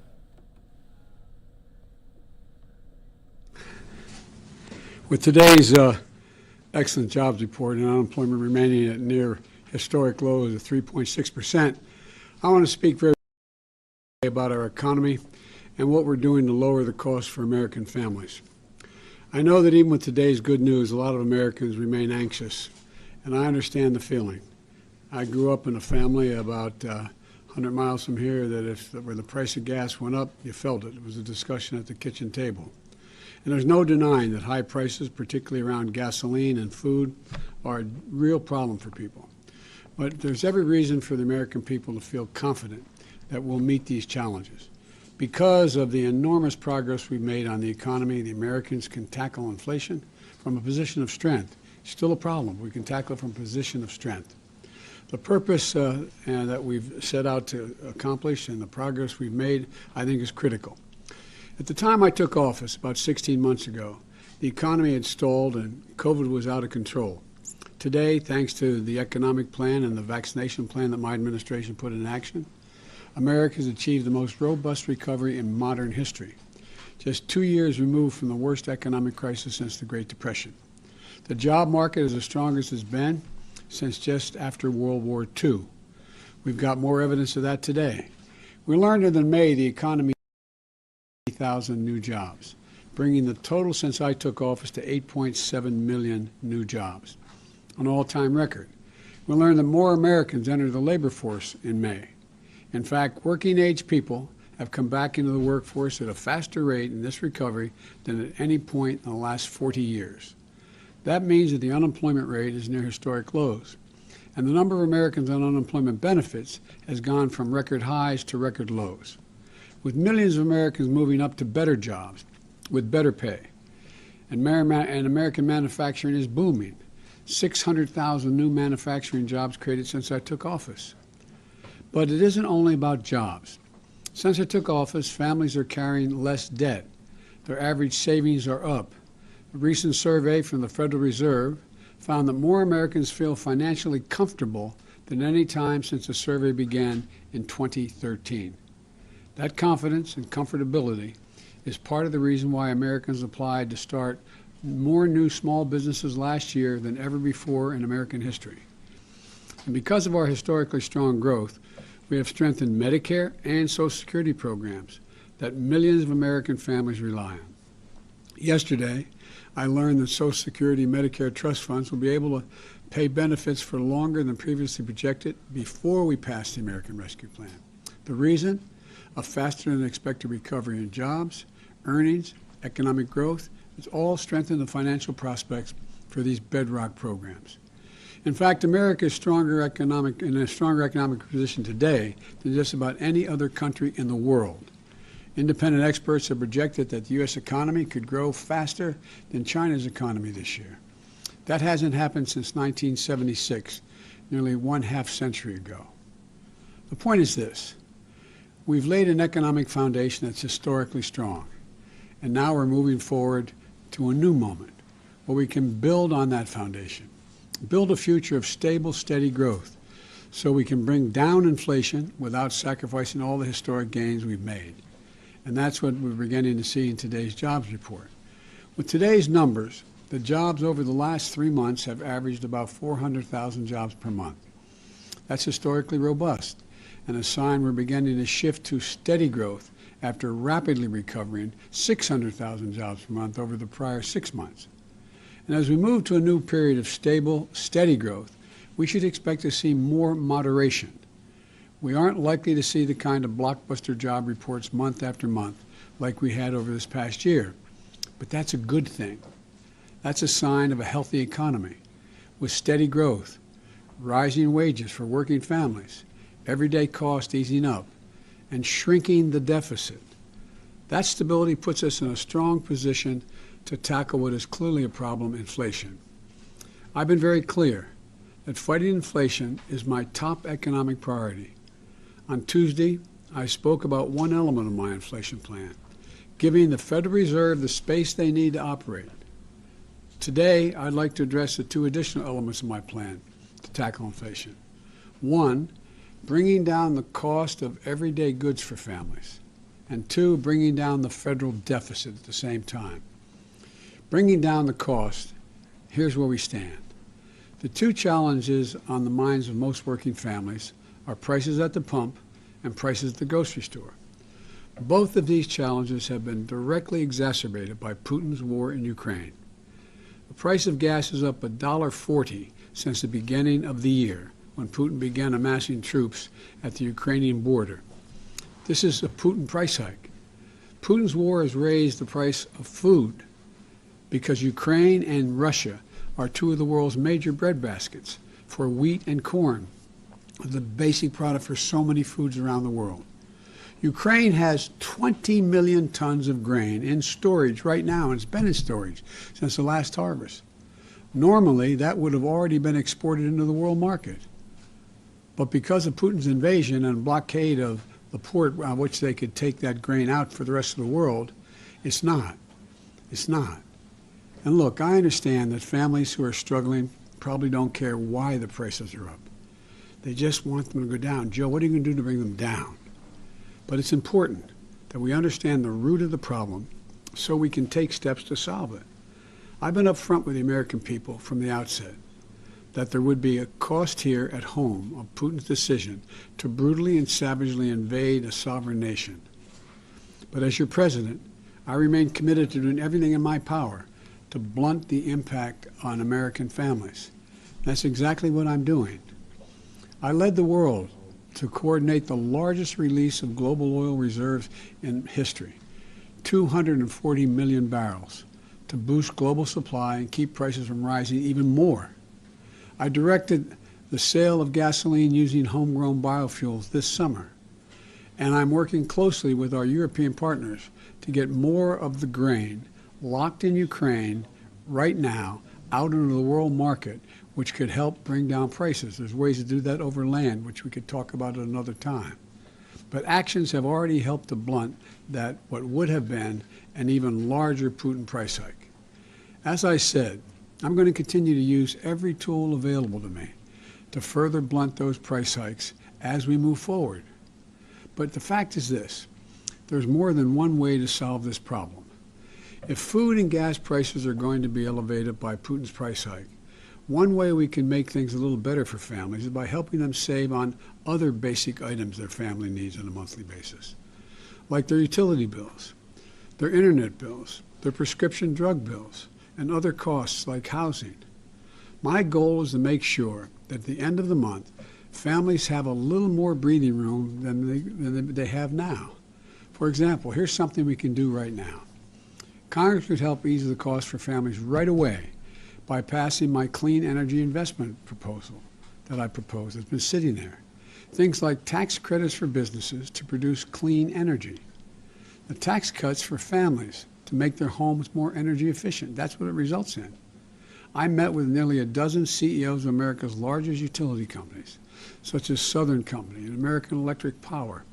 They told me that if we pass the investments, they'll immediately lower the average family's energy cost by about $500 a year. That would help a lot. That'd make up for a lot. In the long run, it would help families make America truly energy independent.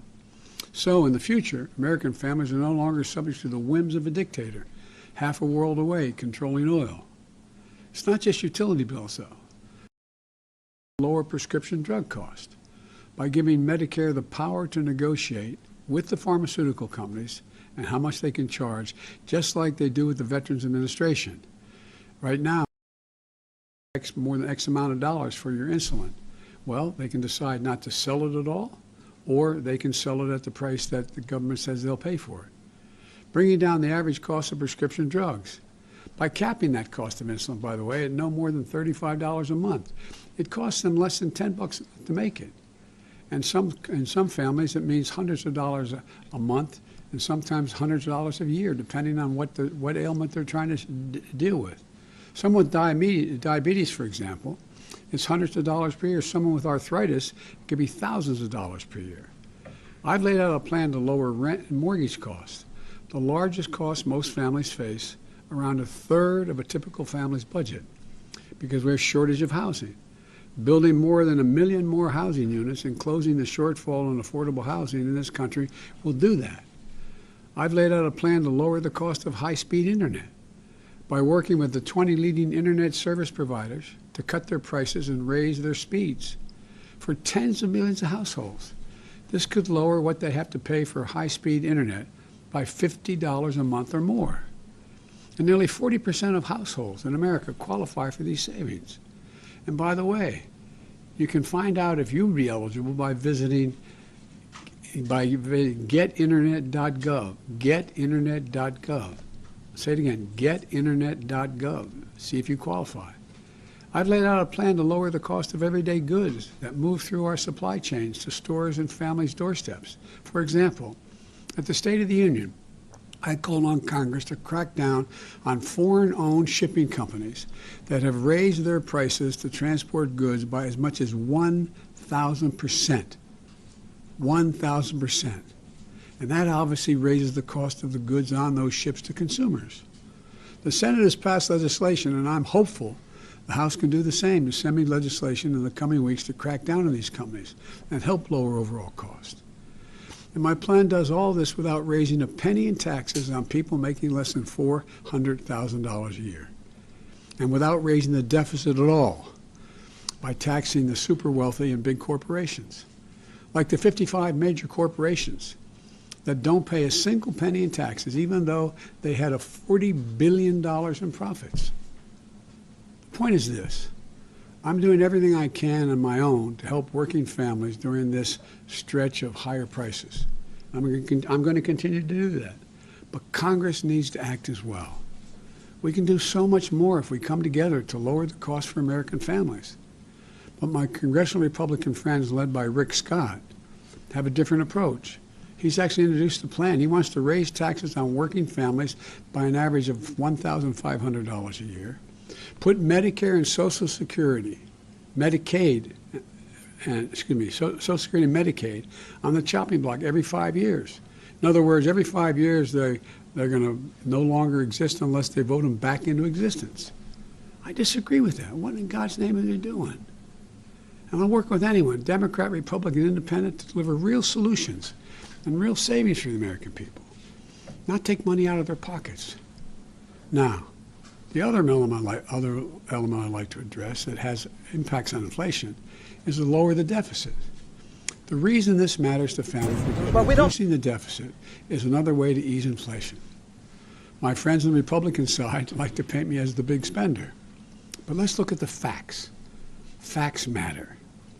Under my predecessor, the deficit exploded, rising every single year he was in office. Under my plan, we're on track to cut the federal deficit this year by $1.7 trillion. Hear me now? This year by $1.7 trillion. That's a fact. The largest decline in American history. And by the way, those aren't White House projections. They come from the nonpartisan Congressional Budget Office that you and the press and everybody around the country legitimately quotes all the time. That progress on tackling the deficit was not preordained. It was my economic strategy, built into our historic recovery, that we didn't anticipate a war in Ukraine at the time. Historic economic growth that not only helped tens of millions of families move up, it has helped our federal deficit come down. And now because of that strategy, we're on track for a deficit to take up a lower share of our economy than it did before the pandemic. In fact, the Treasury Department is planning to pay down the national debt this quarter, which never happened under my predecessor. Not once. Not once. Because unlike my predecessor, the deficit has come down both years I've been here. I propose a plan to keep shrinking that deficit by making common sense reforms to our tax code, leveling the playing field internationally so that the biggest companies no longer have an incentive to shift jobs over. to shift them overseas to make their product because they get charged less in taxes and avoid paying their fair share of taxes here at home. We put together a multi-nation initiative that I'm hopeful will come into play at the G7. And ending the outrageous unfairness of our tax system allows billionaires. Look, if you can make $1 billion, I'm all for it. Just pay a little bit of your fair share, you know? Just pay your fair share. Billionaires pay a lower rate than a teacher or a firefighter. The bottom line is this. Part of the reason I ran for president is because I was tired of trickle-down economics. It doesn't work.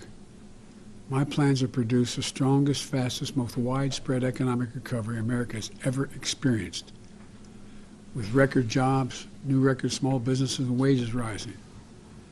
It's the foundation for an economy that works for working families. Because of that foundation, we're better positioned than any country in the world to overcome global inflation that we're seeing and reach a new chapter of stable and steady growth. So let's come together and focus on what matters. Let's build on the extraordinary progress we've made. Let's continue to build this economy from the bottom up and the middle out. When that happens, everybody does well, including the very wealthy. Thank you, and God bless you, and may God protect our troops. I'll take a few questions. Are you going to Saudi Arabia, Mr. President? Are you going to Saudi Arabia? Elon Musk has said that he has a super bad feeling about the U.S. economy. He's laying off 10%. What do you say to Elon Musk about his feeling about the economy? Jamie Dimon has said similar things. Well, let me tell you, while Elon Musk is talking about that, Ford is increasing their investment overwhelmingly. I think Ford is increasing the investment in building new electric vehicles, 6,000 new employees, union employees, I might add, in the Midwest. The former Chrysler Corporation, Stellantis, they are also making similar investments in electric vehicles. Intel is adding 20,000 new jobs for making computer chips. You know, lots of luck on this trip to the moon. I mean, you know. Mr. President, are you going to go to Saudi Arabia, Mr. President? I'm not sure whether I'm going. I have no direct plans at the moment, but let me tell you that I have been engaged in trying to work with how we can bring more stability and peace in the Middle East. And there is a possibility that I would be going to meet with both the Israelis and some Arab countries at the time, including, I expect, would be Saudi Arabia would be included in that if I did go.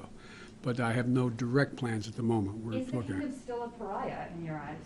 Look, I'm not going to change my view on human rights, but as President of the United States, my job is to bring peace if I can. Peace if I can. And that's what I'm going to try to do. Mr. President, will you be open to meeting with the Crown Prince Mohammed bin Salman if you do end up going to Saudi Arabia? Look, we're getting way ahead of ourselves here. What I want to do is see to it that we diminish the likelihood that there's a continuation of some of the senseless wars between Israel and the Arab nations. And that's what I'm focused on. Is OPEC doing enough on oil production? Well, what I recently read in talking to my team, that they acknowledge that there is an oil shortage, and they have made an announcement of late that they're going to increase production. So I don't know enough to know whether it's enough, but I know it's positive. Mr. President, does Ukraine have to cede territory to achieve some peace? You know, and you've been always fair with me. From the beginning, I've said, and not everyone's agreed with me, nothing about Ukraine without Ukraine. It's their territory. I'm not going to tell them what they should and shouldn't do. But it appears to me that at some point along the line, there's a settlement here. And what that entails, I don't know. I don't think anybody knows at the time. But in the meantime, we're going to continue to put the Ukrainians in a position where they can defend themselves. Thank you all so very much. Will you go to the Hill next week on guns? Will you lawmakers? My staff is dealing and has been dealing constantly with every member of the House and Senate who's wanted to talk about guns. It's been a constant interchange, and I've been constantly briefed. I will do what I can to try to see that we have some real progress. Thank you.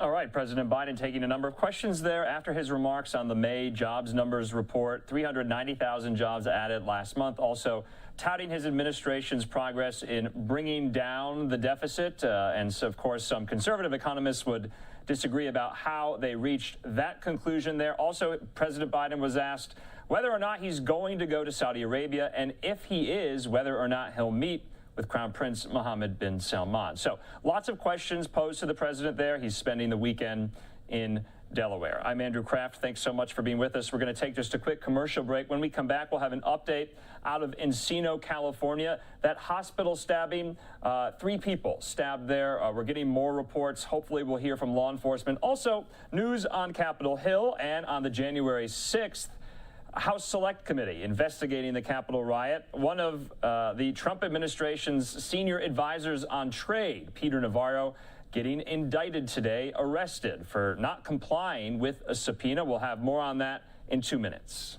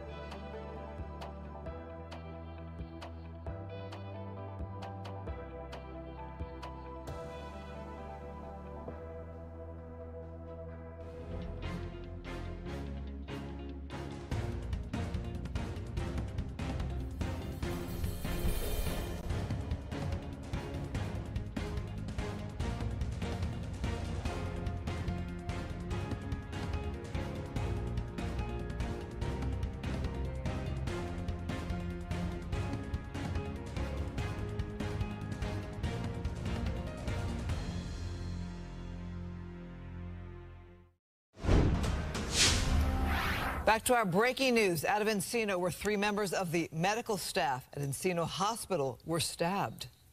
The workers rushed to a nearby trauma center, Encino Hospital, on lockdown. Christy Fajardo is there. Christy. Yeah, at this hour, we're still hearing sirens and seeing LAPD SWAT team members arriving. This is the hospital here behind me. We just got off the phone with the LAPD, who tells us that the suspect is still barricaded inside. They believe that person stabbed 3 workers here at the hospital, at least 3, I should say, because those are the 3 that they are aware of. Those 3 have been taken to Northridge Dignity Health Hospital, and they are listed in critical condition. At this point, detectives here on the scene and the SWAT team do not know what motivated all of this, but it is certainly drawing comparisons to what happened earlier this week in Tulsa, Oklahoma, and also raising concerns about the safety of medical personnel. Again, the LAPD is here en masse. You can see the turnout. Fire department is also here. We've seen that they brought in the command center, and we're told that the suspect is still barricaded inside, and the LAPD at this hour is working to get him out.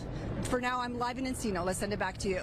So, Christy, as we look at this scene behind you, I'm thinking of all the patients that are there at that hospital. Any update on what's going on inside that hospital? Well, Christine, I literally just arrived, so I can't tell you at this moment what is happening inside the hospital. We hope to get that information, but if we pan this way, I want to show you. We can see that more SWAT team members are suiting up, so this is still a very active situation. Again, we do hope to talk to the hospital to find out what is happening with other people who work here, as well as patients who are here, and we're also hoping to get an update from the LAPD. And we are monitoring the situation. We're going to stay here, and we will bring you the latest when we get it. Let's send it back to you. Christy. There's been so much violence, it just brings a tear to your eye as you hear yet another incident happening here. Indeed. All right, that was a report from Fox 11 in Los Angeles, and we'll keep an eye on this situation. It does look like the suspect still barricaded there in the hospital in Encino. In the meantime, though, live now look at the U.S. Capitol here. Of course, we're previewing as well our live coverage starting next Thursday, June the 9th. It will be the first major primetime hearing that the January 6th House Select Committee will be holding, updating the public on their investigation, bringing in witnesses. We don't know who just yet. Of course, this dovetails with the news we got just today that former White House advisor in the Trump administration on trade, Peter Navarro, indicted by the DOJ for refusing to comply with a subpoena. He was held in contempt of Congress. Joining me now to discuss all of this, legal expert Doug Burns, a friend of the program. Doug, good to see you yet again. This was so interesting today. He essentially said, he told the judge, rather, he was arrested and he was put in handcuffs at Reagan National Airport. He had a hearing. He's been released, but the government was not seeking detention. Doug, how rare is this if you fail to comply with the subpoena? How rare is it that you're held in contempt and then arrested at Reagan National Airport? Well, it's a great question because it's a two-part answer.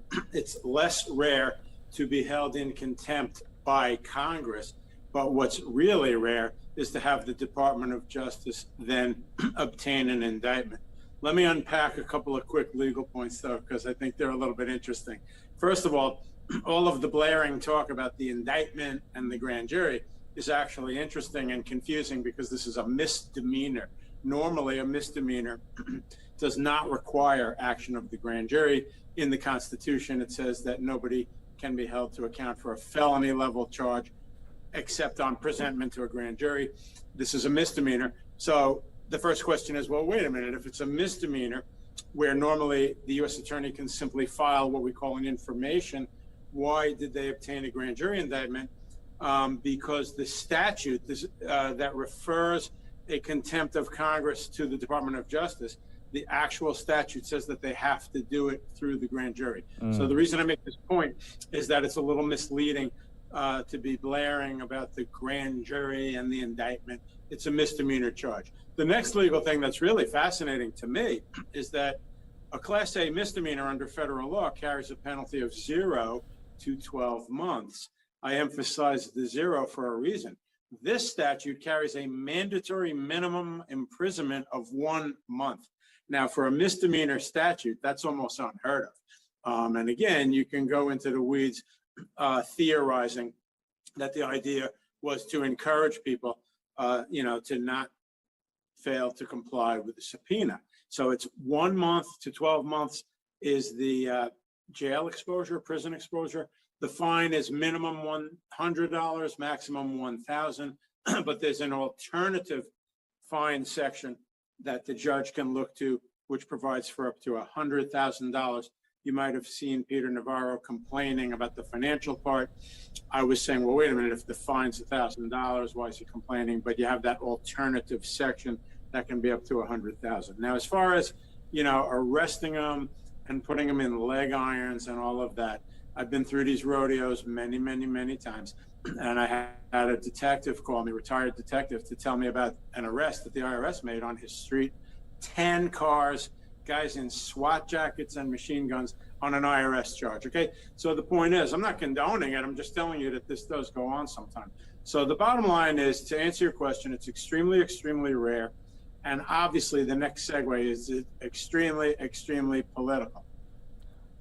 Doug, he said, Peter Navarro said today outside of the courthouse, he was in the same cell as John Hinckley Jr. He also is representing himself. He said, I need time to devise my legal strategy.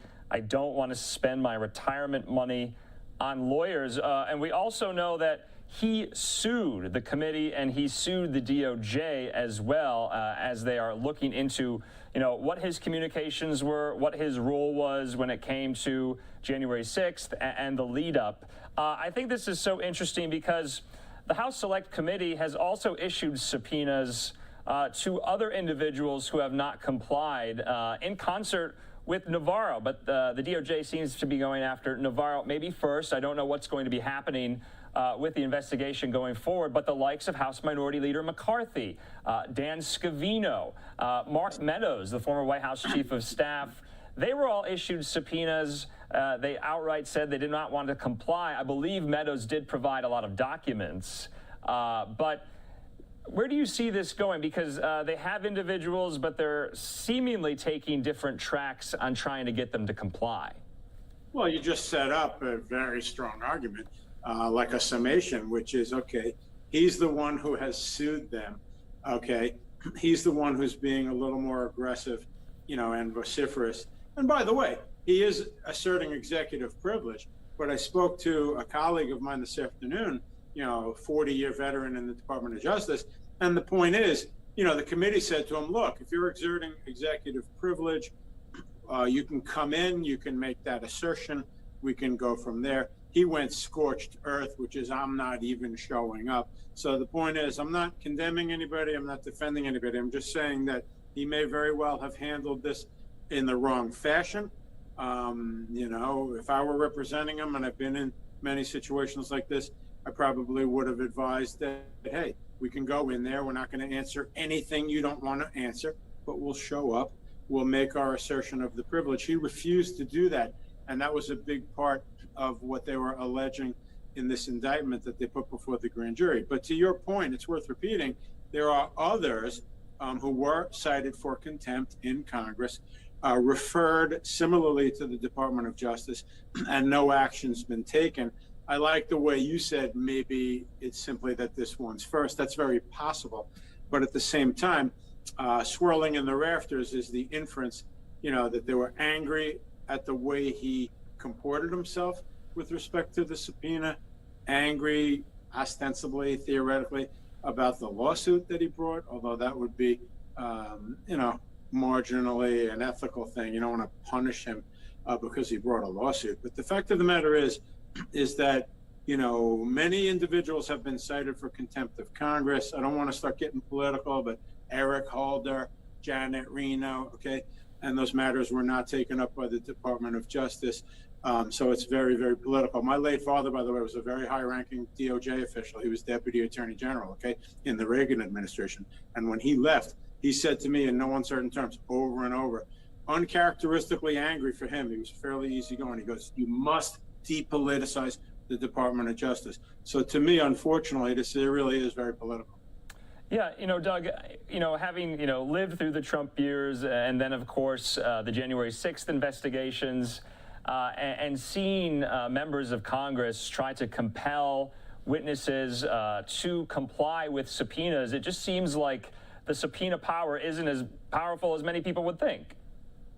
Well, again, you're right, but at the same time, he is entitled to make a claim of executive privilege, but he went about it the wrong way, not to be a total broken record. And that is that, through his counsel, letters, copious letters, I guess is the word, should have been written saying he believes very strongly. He had said, essentially, look, President Trump is raising executive privilege. My hands are tied.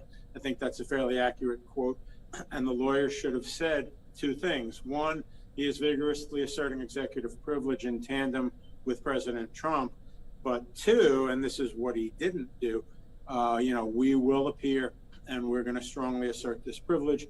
As my colleague of 40 years in DOJ said, Doug, if they ask him what's your name, he can't exert executive privilege. He wasn't being sarcastic. He was just making like a classroom point. So there are certain things that you can answer and then certain things that you would assert the privilege. And by the way, if it got contentious and they couldn't agree, which is what happens in depositions sometimes. You say, look, we'll get a judge on the phone, or we'll adjourn it and seek some type of ruling from a court. Again, he just went scorched earth, which is, I'm not showing up, that's it, case closed. And he paid a price for it today. But, we're not sure how the case will come out. We'll see. The other thing my friend said, and it was interesting, is that, you have the election in November. Right. So, if it flips to Republican, you're going to see a whole different atmosphere in Washington, actually. Totally. Just to recap, Navarro is charged with 2 counts of contempt of Congress. Each count, like you said, carries a maximum sentence of 1 year in jail. And of course, there's a dispute apparently about the maximum fine, like you were noting. The next court date for Navarro will be June the 17th. It'll be interesting to see what happens then, or if more of these individuals who have failed to comply will also be facing somewhat similar situations like Navarro has today. Of course, we saw all the Steve Bannon drama a couple of months ago in this same predicament as well. Doug, final thoughts. Final thoughts are, it'll be interesting to see the way it played out. You remember Steve Bannon saying, you picked the wrong guy, very macho, and this is going to be a brutal fight. Just to repeat my point, I think that if, as and when the Republicans win the House in the fall, if they do, I'll use the word if, I think you'll see a whole different landscape. I mean, they can't then turn around and tell prosecutors to drop the case. But again, this is one that's worth keeping our eye on, the Bannon matter and this one. And I think, it's not clear what's going to happen in either of those cases, in my opinion, Andrew. All right, Doug Burns, as always, have a good weekend, Doug. We'll talk to you again. Appreciate it. Okay, LiveNOW look there at the Capitol, the U.S. Capitol Hill there. We want to stay with this story. We want to hear from Peter Navarro himself as he exited court today. He took a lot of questions from reporters on the sidewalk about his case, about how he thinks he was treated, and so much more. Here's some of that. Paradise here. So what do you think would happen today? Let me just make a statement here, if I may. On Tuesday, in this courtroom right here, I filed a civil suit against the Kangaroo Committee on the Hill, 7 partisan Democrats, 2 Rhino Republicans. The essence of that civil suit was that the subpoenas issued by the committee are ultra-virus, unlawful, and unenforceable. And I made that case based on 4 legal arguments. The first is that this committee is neither duly authorized nor properly constituted, meaning that it doesn't follow the rules of either the House itself or the committee's own authorizing resolution. I would refer you to the civil suit, but it's H-Res 8 and H-Res 1037. I am not the only one who has filed to question the validity of that Kangaroo Committee. Nancy Pelosi herself calls that committee unprecedented, and she's absolutely right. The second point, and by the way, my book, Taking Back Trump's America, I need everybody in America to buy that book on Amazon today. That is for 2 reasons. One is that's going to be my legal defense fund, because these people are coming at me hard. Number 2, that book is about why we need to take the House of Representatives back from the kangaroos on Capitol Hill. The second case, part of the civil case, is simply that over a 5-year period, Congress has weaponized the investigatory powers of Congress in a way which is unconstitutional. The people of America need to understand Congress has the right to investigate, but only for non-punitive legislative purposes. What that Kangaroo Committee is doing right now is investigating for punitive purposes. They're essentially acting as judge, jury, and executioner. Their mission, their clear mission, is to prevent Donald John Trump from running for president in 2024 and being elected for president. And people like me are in their way, and they're not coming for me and Trump, they're coming for you. All 74 million of you who voted for Donald John Trump. Hang on, I'm not finished. You need to do your homework. Read that. That case went out, every one of you. I bet there isn't a single person in here who read that whole case. The third issue is that the Constitution is a prohibition against what's called bills of attainders. Okay? This is bills against undue punishment of citizens of this country. Today, the punishment which was inflicted on a man presumed innocent and innocent until proven guilty demonstrates the utter disregard for the Constitution and the law that the Department of Justice has. I sent them a letter on Wednesday offering a modus vivendi. I told them contact an individual who would discuss this matter. What did they do? They didn't call me. I spoke to the FBI agent who arrested me. I spoke to him Wednesday night. I said, Walter, whatever you need. You don't have to come banging on my door like you did last week getting me out of bed. I'm here to cooperate, okay? What did they do, right? I was on my way to Nashville today to do a TV appearance with Mike Huckabee's show, right? And instead of coming to my door where I live, which, by the way, is right next to the FBI, instead of calling me and say, hey, we need you down at court, we've got a warrant for you, I would have gladly come. What did they do? They intercepted me getting on the plane. And then they put me in handcuffs, they bring me here, they put me in leg irons, they stick me in a cell. By the way, just historical note, I was in John Hinckley's cell. They seem to think that that was like an important historical note. Okay, that's punitive. What they did to me today violated the Constitution. In my lawsuit, I discussed going back to Nixon, GSA, and other cases that what this government is supposed to do when they have an issue such as they've had. And this is not the first rodeo they've had.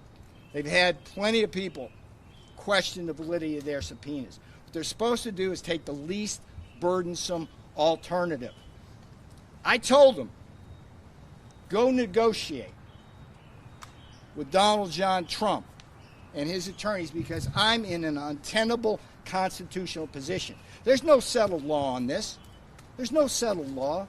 And by the way, the law leans squarely towards my right to senior testimonial immunity and President Trump's right to executive privilege. What did they do? They didn't negotiate with the president, as I asked them. That would have been the least burdensome. They didn't file a civil suit like they did with Mears and Bolton back in the Bush administration when they didn't control the Justice Department. What did they do? They just came with the full force of the federal government and put the hammer down trying to intimidate me. Peter. All right, now hang on. You complain. One last thing. One last thing.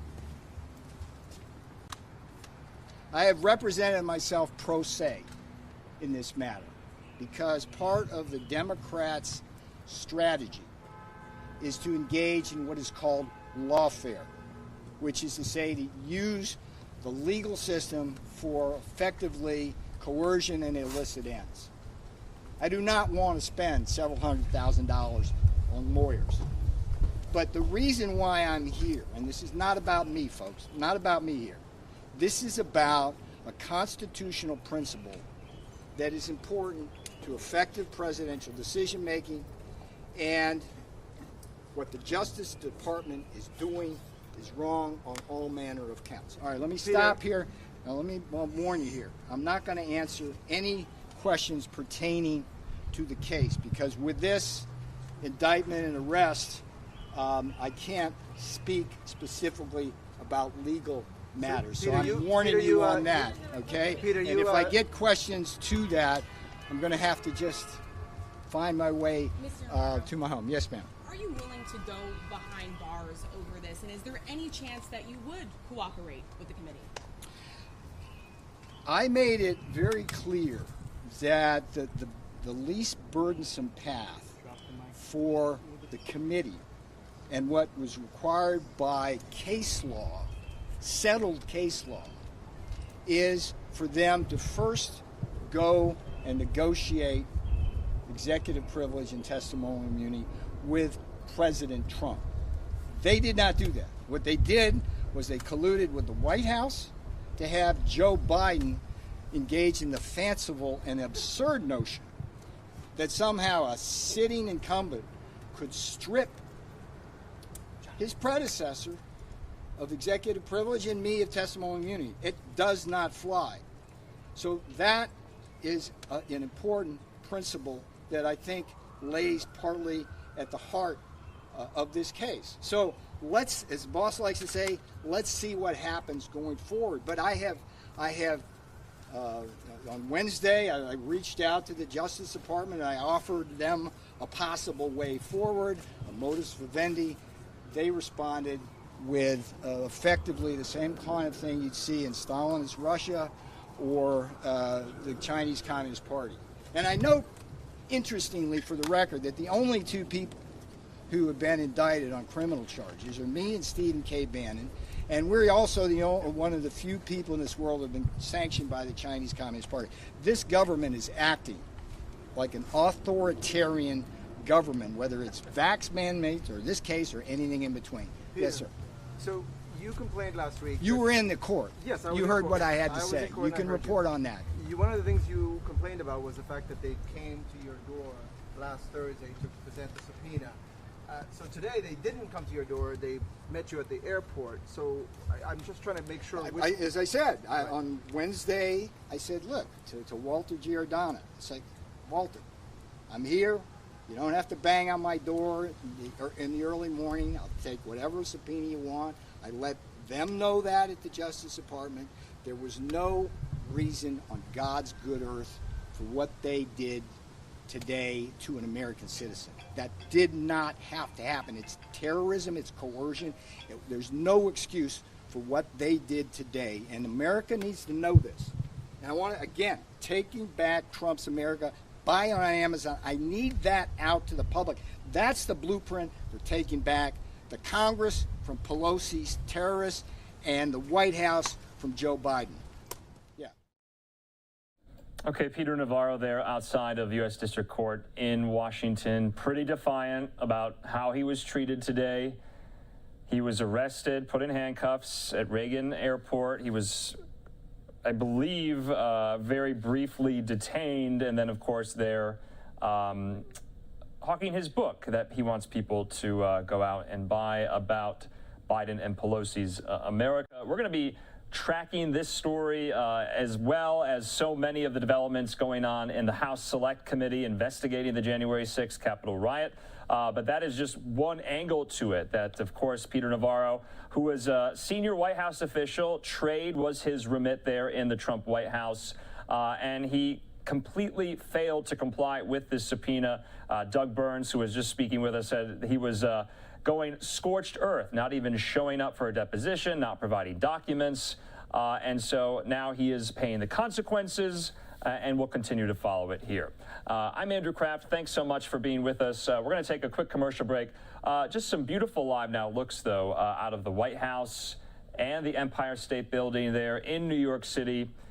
Today is National Gun Violence Awareness Day, and the White House and both the Empire State Building lit up in the color orange because of this day now. You can see there we've been showing you events throughout the day, people wearing orange t-shirts, talking about gun violence, the White House and the Empire State Building doing the same, bathed in orange tonight in remembrance of all those victims lost to gun violence. And of course, that has been such a theme, such a tragic motif that we have been responsible with bringing to you here these tragic situations, not only in Uvalde, Texas, but Tulsa, Oklahoma, Buffalo, New York, and so many communities nationwide. Top of the hour here, 6 o'clock on the West Coast. Like I said, I'm Andrew Kraft. Hope you're getting a good start to your weekend. We're still tracking this situation in Encino, California. 3 people stabbed there at Encino Hospital. Hopefully we'll get an update from law enforcement very soon here. I believe the situation is still quite active. I don't know if the scene is secure yet. Remember, we were told this is a barricade situation with that suspect. So once we get more details, we'll bring those to you here on Live Now from Fox. We're going to take a quick commercial break. Another milestone today, day 100 in Russia's war in Ukraine since the invasion began. We'll be breaking down what some of the kind of conventional wisdom or preconceived notions and how they have turned on their heads as Ukraine still battles it out for their sovereignty and for their freedom. More on that in 2 minutes.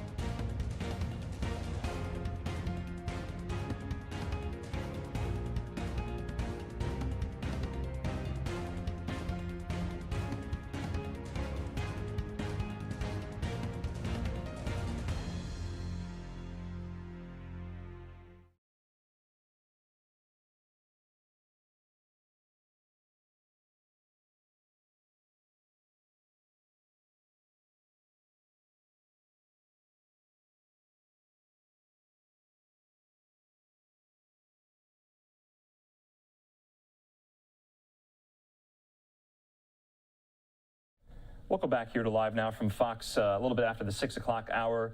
On the West Coast, a little bit after 9 there on the East Coast in the nation's capital, the White House, all in orange tonight for National Gun Violence Awareness Day. And is so fitting, of course, as we've seen so many tragic events in the last few weeks. Right now, though, we want to give an update to you. Of course, we've been following this since February 24th, that Wednesday night, the night of the invasion by Russian forces into Ukraine. It's been 100 days since. Fox News correspondent Trey Yingst has the latest.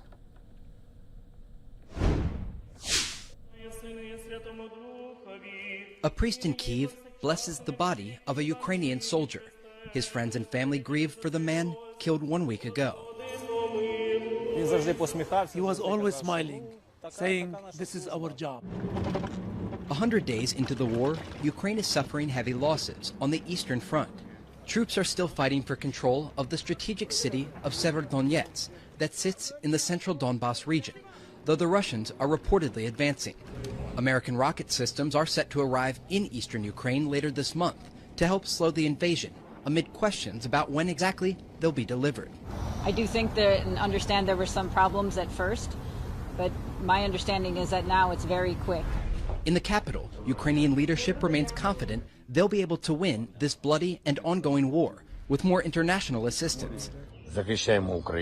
We have been defending Ukraine for 100 days. Victory will be ours. Glory to Ukraine. With civilians returning to Kyiv, the city is coming back to life. Today, Mayor Vitaly Klitschko presented awards to municipality workers who planted flowers, honoring Ukrainian fighter pilots, the latest patriotic act to bring a broken city back together. Just a couple of the months ago and 2 months ago, the city was totally empty. No cars, no workers here. Right now, the life coming back, the people coming, moving back to our hometown. Ukrainian President Volodymyr Zelensky says Russia now controls 20% of his country's territory, though efforts are underway to reclaim that land. In Kyiv, Trey Yangst, Fox News. Trey, thanks so much. He's been doing such great reporting there since the war really began in Kyiv and the surrounding areas. And joining me now is Hal Kempfer, who has been with us almost each and every day since the war began, providing such great insight into making sense of this horrific war that we have seen, just horrific images out of Ukraine. Now, Hal, we have reached day 100. Talk about some of the assumptions that a lot of people had pre-invasion about the might of Russia, about the kind of Ukrainian forces. They really didn't think had it in them because they were outmatched. There is, not as many Ukrainian forces as Russian forces. Talk about how some of that conventional wisdom has been turned on its head, has been frankly proven wrong. Well, Andrew, it reminds me of the when the German tribes destroyed 3 Roman legions, and the Consul General Varus was out there, and the famous saying is, as he was being destroyed by these what he considered barbarians, he said the words "not like yesterday," indicating that things did not happen the way they did a few years before. That's precisely what's happened in Ukraine. We saw what happened in 2014 with the takeover of Crimea, the essential takeover of that area in the Donbass, where those Russian separatists had set up shop. And there was a sense that the Ukrainians would not be able to hold back the Russians, that the Russians were too big, too canny, they had planned too well, they would subvert Ukrainian society with all their covert action and everything else. And I think that was a bias. It was a bias in the intelligence community across all the Western services, to include the U.S., bias with a lot of senior military officials, and actually it was kind of a bias in the media generally as well. And what's interesting is that bias was actually bought into by Putin, and he seriously believed he could just roll in there and take Kyiv within either 3 days or maybe a week, that the Ukrainians would not put up much of a resistance, that they weren't ready to do that. What he had missed is what had happened since 2014 and today, or I should say 24 February. U.S. and other countries have been working diligently with the Ukrainians, developing a plan to basically defend against a Russian invasion. The Ukrainians also had really transitioned their view of national identity, nationalism, patriotism, if you will. And one thing that I saw, and we talked about before the invasion, was the Ukrainian will to fight. They were ready to go. They were ready to fight and fight hard. The Russians, on the other hand, had very bad morale. They had poor logistics. There were just reports of them leaving troops during the administrative movement, not accounting for them. And of course, everything that came out, that this overwhelming culture of corruption in the Russian military had really hollowed out the force in being able to sustain offensive military operations. So vehicles, trucks, and other things went south, and they literally broke down and couldn't go anywhere. They couldn't resupply them. They couldn't rearm them. And the communications broke down. Just everything broke down. And hence the term a Potemkin army. The idea that this huge force, this mighty force, which Putin at one time, I believe it said, he thought was actually the strongest military force in the world, was actually this paper tiger. And it just couldn't do that. And even though they'd outspent, resourced, if you will, the Russian army 10-1 compared to the Ukrainians were just faster, better, quicker. Their tactics, their operational tradecraft, their will to fight, everything, the integration of intelligence, ground operations, air, everything was just that much better. And I got to tell you, it really goes down to a thing called fourth generation warfare. And they knew it. I mean, I know a lot of the people that worked with the Ukrainians. They understand modern warfare principles. They took what we had and they ran with it. The Russians, I think they're still fighting World War I. I haven't quite figured out what they're doing. So, Hal, you know, the rallying around the flag effect in Ukraine has just been so inspiring, not only for Ukrainians themselves as they face an existential threat to their country, but the world writ large, Russia becoming a global pariah in all of this. And yet it still goes on. Though, let's talk, though, about what's happening in the East. Is the tide turning in Russia's favor? Are you concerned? We heard from Trey's report that those long-range weapon systems President Biden authorized, they're not going to be there till possibly the end of the month. Ukrainians are facing staggering losses on the battlefield. Should we be concerned that the tide could turn in favor of the Russians? well, it's, you know, Andrew, when they look at this, we tend to use sports analogies a lot when we look at warfare. It's like, oh, they're gaining ground, they're pushing forward, they're doing this. I mean, I would say, tell me a sport where things can't change very quickly in seconds. It's not going to change quite that fast. But what the Russians are doing is they have massed everything they had up in that area. They pulled everything out of Kyiv up north. And even when they went into the east, they went on 4 axes, which they eventually narrowed down to about 2 central axes. They got much more conservative in what they thought they could do.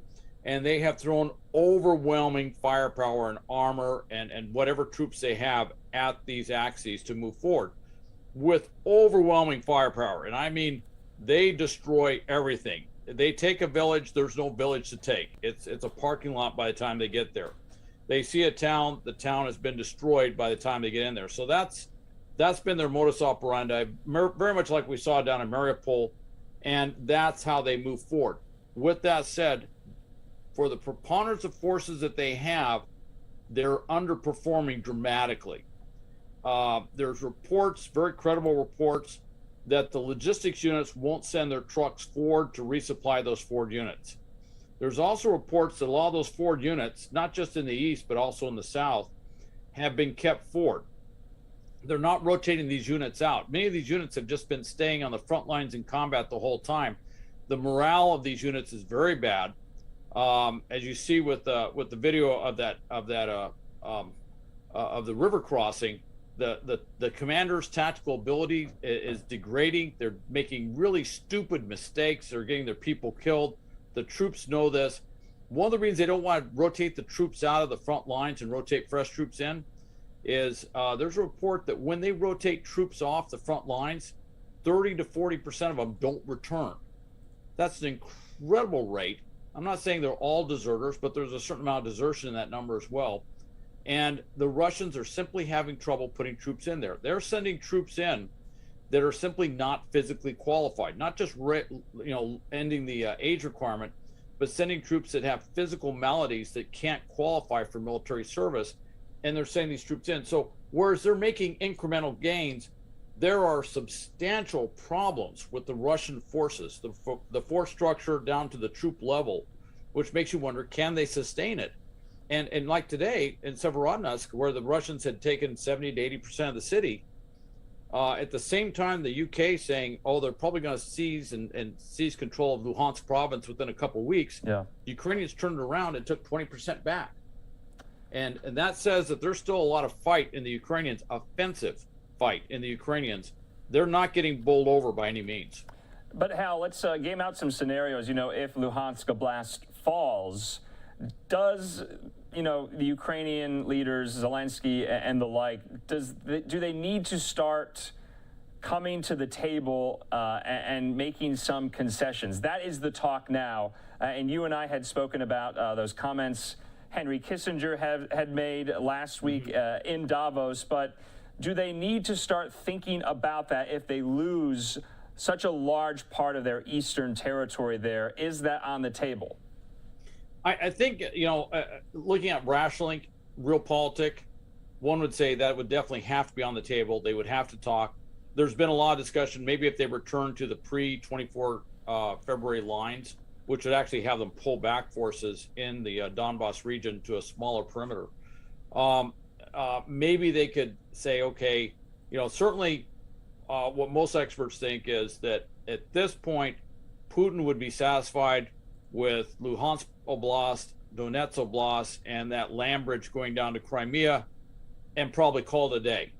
And that let that be the status quo, and let that sit there for another 8 years or 20 years or however long it takes. And that basically becomes subsumed within the Russian Empire. That would be satisfying to him. The other side, though, is Zelensky he has moral authority, but he is also responsive to the Ukrainian people.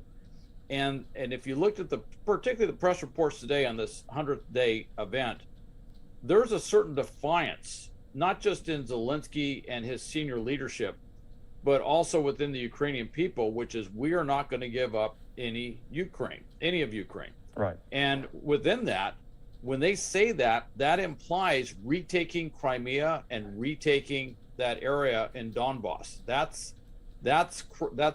is Ukrainian territory. That's sovereign territory. They've never given up a call on that, which makes you wonder how this will go. I'm going to say it's very simple. Whatever happens in the negotiations will reflect how things are going on the ground. If the Ukrainians are making great strides, if their counteroffensives are pushing far east, if they're getting all the way to the Russian border, if they start sinking that southern perimeter, maybe getting down into Crimea, if all of these things happen, I would expect a very different negotiating situation than what you're seeing. One thing I would say, though, I just want to say this. There's another outside thing, which is getting the wheat and corn and all these grains out of Ukraine. And that's important for everybody concerned. So you might see something that's a grain deal that might have some impact on all this. Yeah, but we're talking about negotiations, and frankly, there really are none at the moment. And that's why, if the Ukrainians, Zelensky, they want to essentially take back everything pre-2014, pre-2011, we're looking at a very protracted conflict. Russia is not even mentioning at all coming to the bargaining table. And so, I don't really see any diplomatic negotiations coming to light. Or at least I haven't heard any reporting to suggest so much. And so we're in day 100. It's been 3 months. The Battle of Kyiv was something for the military history books. But this goes back to what President Biden was saying in his New York Times op-ed, everything about Ukraine with Ukraine, that essentially these allies in the West, they're in Europe, here at home, they're not going to be making decisions to carve up Ukraine without Ukraine at all. But I'm somewhat pessimistic. I want this to end. So many people want this to end, but it doesn't look like there is any end in sight. The carnage is unbelievable.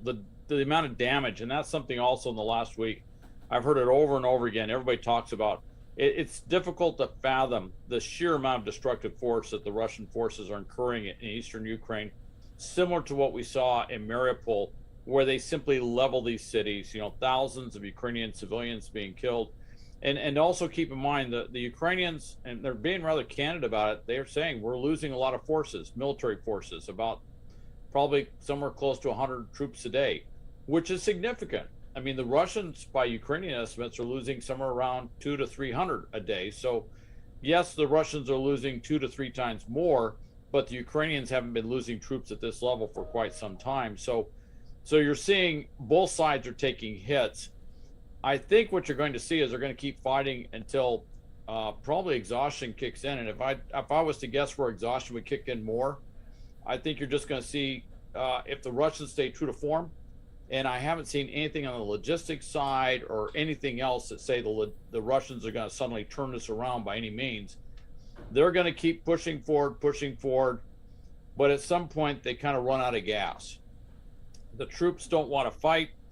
The fuel, the food, the ammo just isn't getting to the front lines. They can't maintain the degree of operational art to maintain offensive tactical operations against what the Ukrainians are doing, and they'll bog down and slow down, which I think is kind of what we're seeing right now. And if it stays true to the Battle of Kyiv thing, eventually they slow down. Eventually the offensive operations or attacks become rather half-hearted, The Ukrainians keep kicking them back. Eventually, you see where the Russians can't conduct offensive operations. And then the question is, once they go to the defense, well, that was kind of a surprising thing with the Battle of Kyiv. Once they had shifted to a defensive mode, they quickly decided we have to pull back and pull out altogether. Now, I don't know if politically they can pull back from Donbass. I think Putin has so much invested there rhetorically, politically, everything else, that he'd have a difficult time telling them to pull back. And I'm not sure how he would do that if he did, because if he pulled back in the east, that brings up huge questions about what's the status of the South. Yeah. And then what's the status of the war at that point? So you're absolutely right.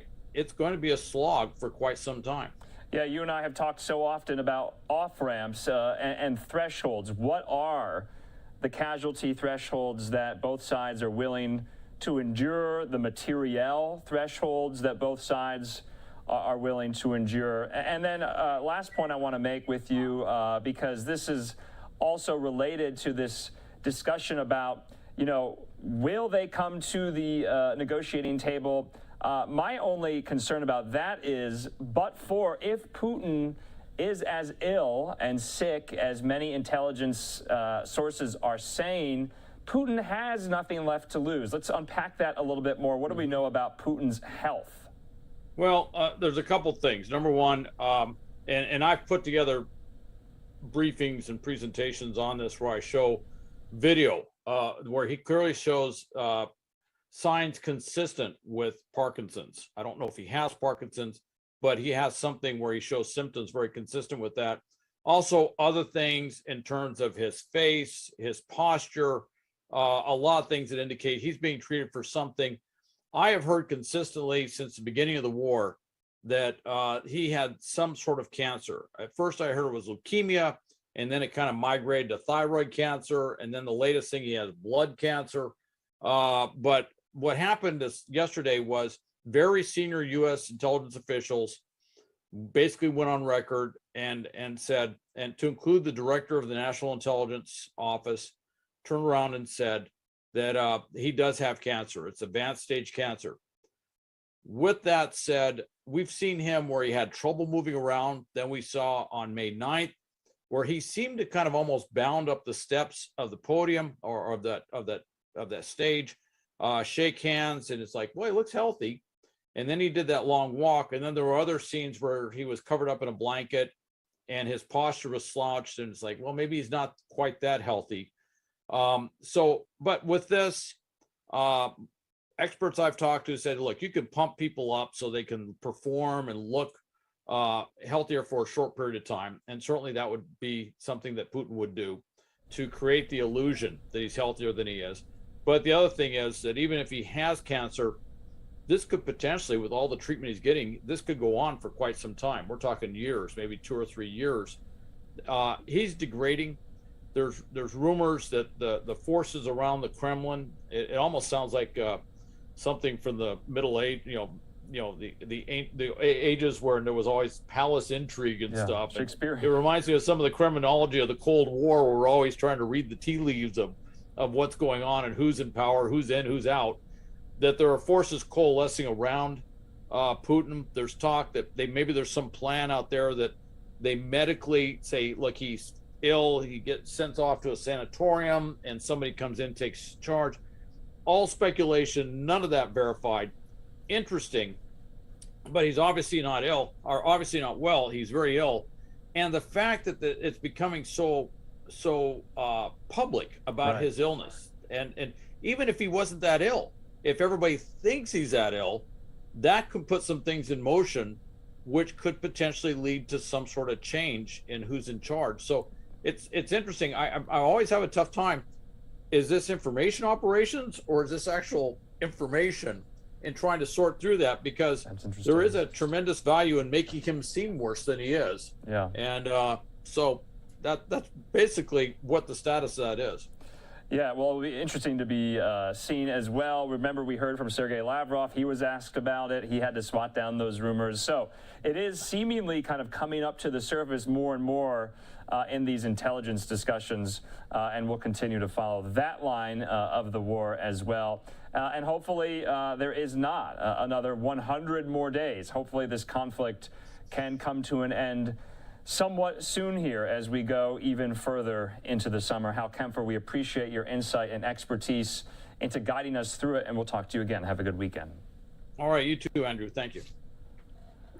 Okay, just wanted to show you yet again the White House we have here. Beautiful LiveNOW look as it is lit up in orange for National Gun Violence Awareness Day. We heard from President Biden in his primetime address just last night about the scourge of gun violence in the country, about what he wants the Congress to do about it.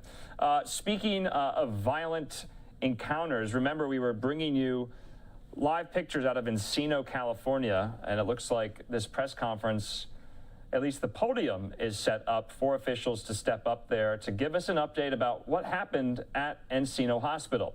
3 people were stabbed, that's what we know. We know the suspect was barricaded in there. We don't know if the scene is secure just yet, and hopefully we'll learn more about that from officials on the ground here. In the meantime, though, we do want to take a quick commercial break. I'm Andrew Kraft, as always. When we come back, though, we have been tracking all the latest out of London as Queen Elizabeth II celebrating 70 years on the throne. We've been speaking to royal experts throughout the week about what the festivities entail and what does this mean for the future of the British monarchy. We'll have more on that after the break.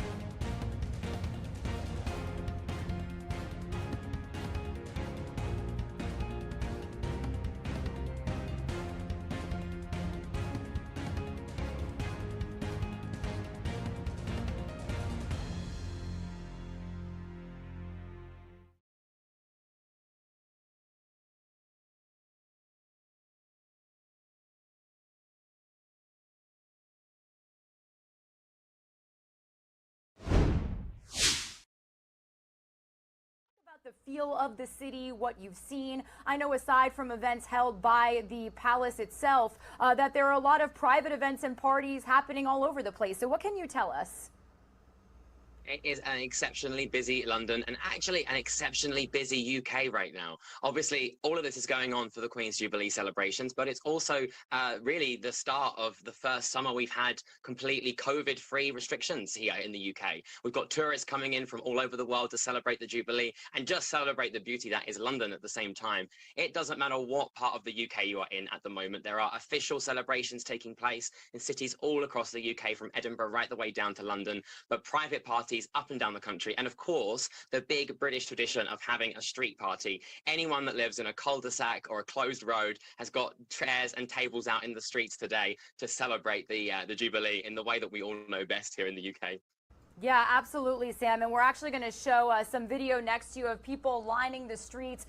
Yesterday, there was that official Color the Troop parade, which I know is that military parade that commemorates the Queen's birthday every year. Were you able to catch any of that? I was indeed, and I thought it was a fantastic trooping of the colour.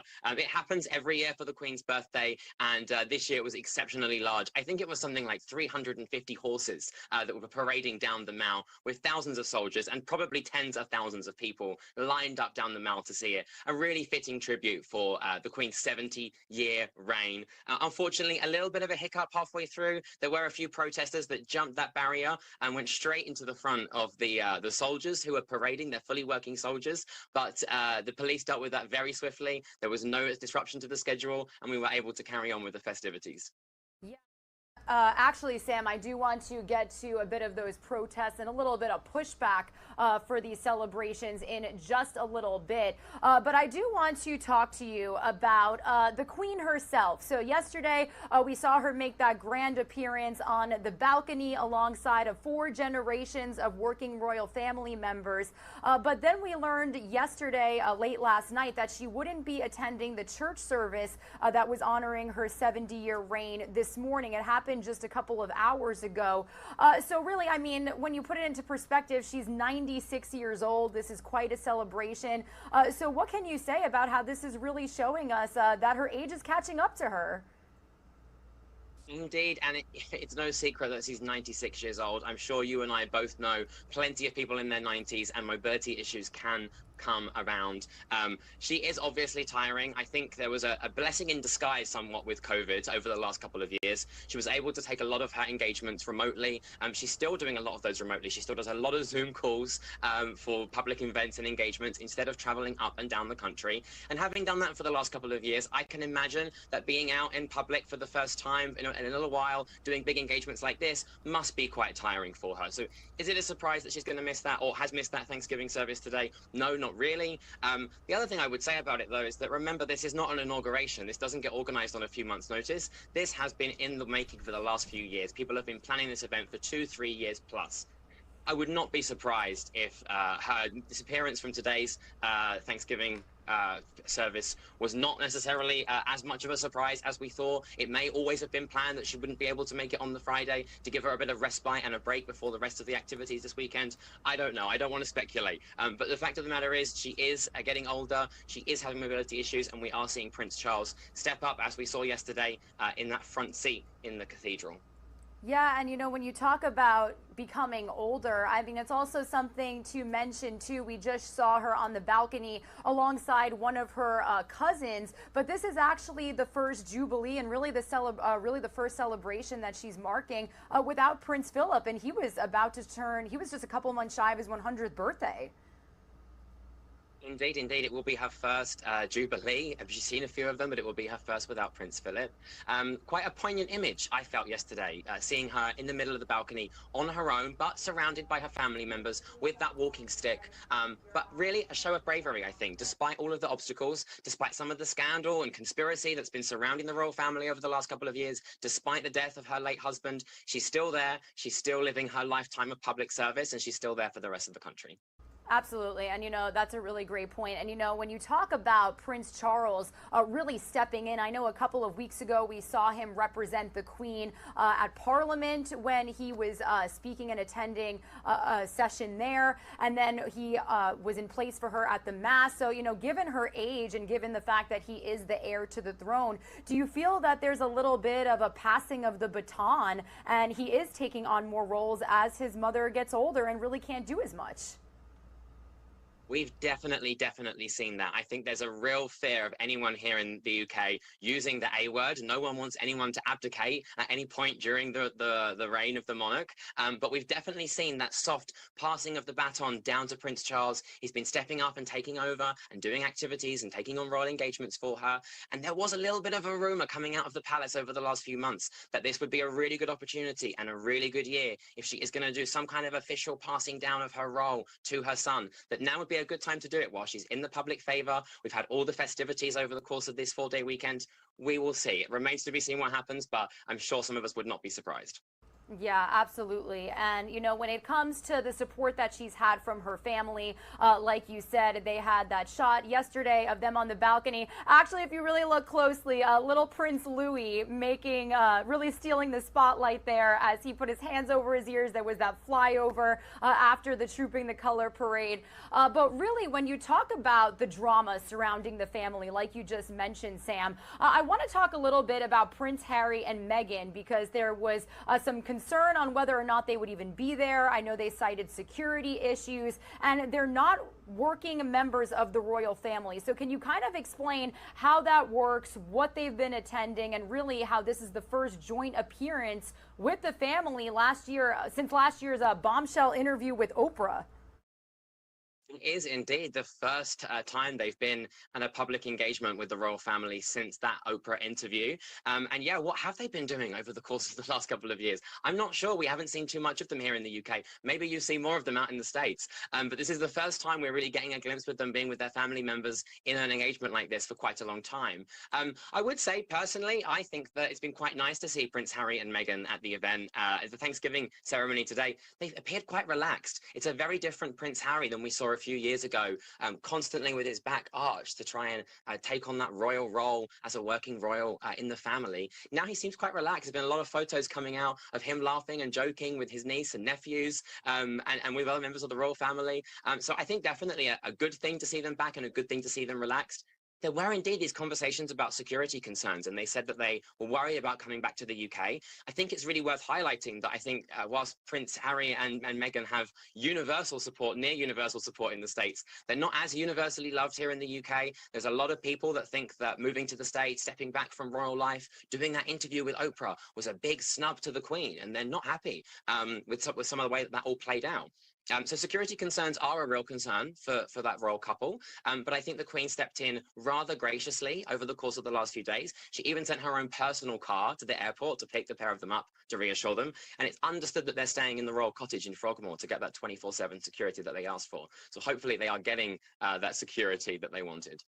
Yeah, and you know, when you really put it into perspective, obviously there is an added level of they are the royal family, but at the end of the day, that's Harry's grandmother. I remember even in that Oprah interview, he said, I'm going to refrain from saying certain things because at the end of the day, that's still my family. So definitely interesting for you to mention that there is obviously some mixed reaction from the people of London on their presence there during these festivities. Also something to note here, Sam, we also do know there's obviously been some drama surrounding Prince Andrew, and we learned yesterday. What can you tell us about him testing positive for COVID-19?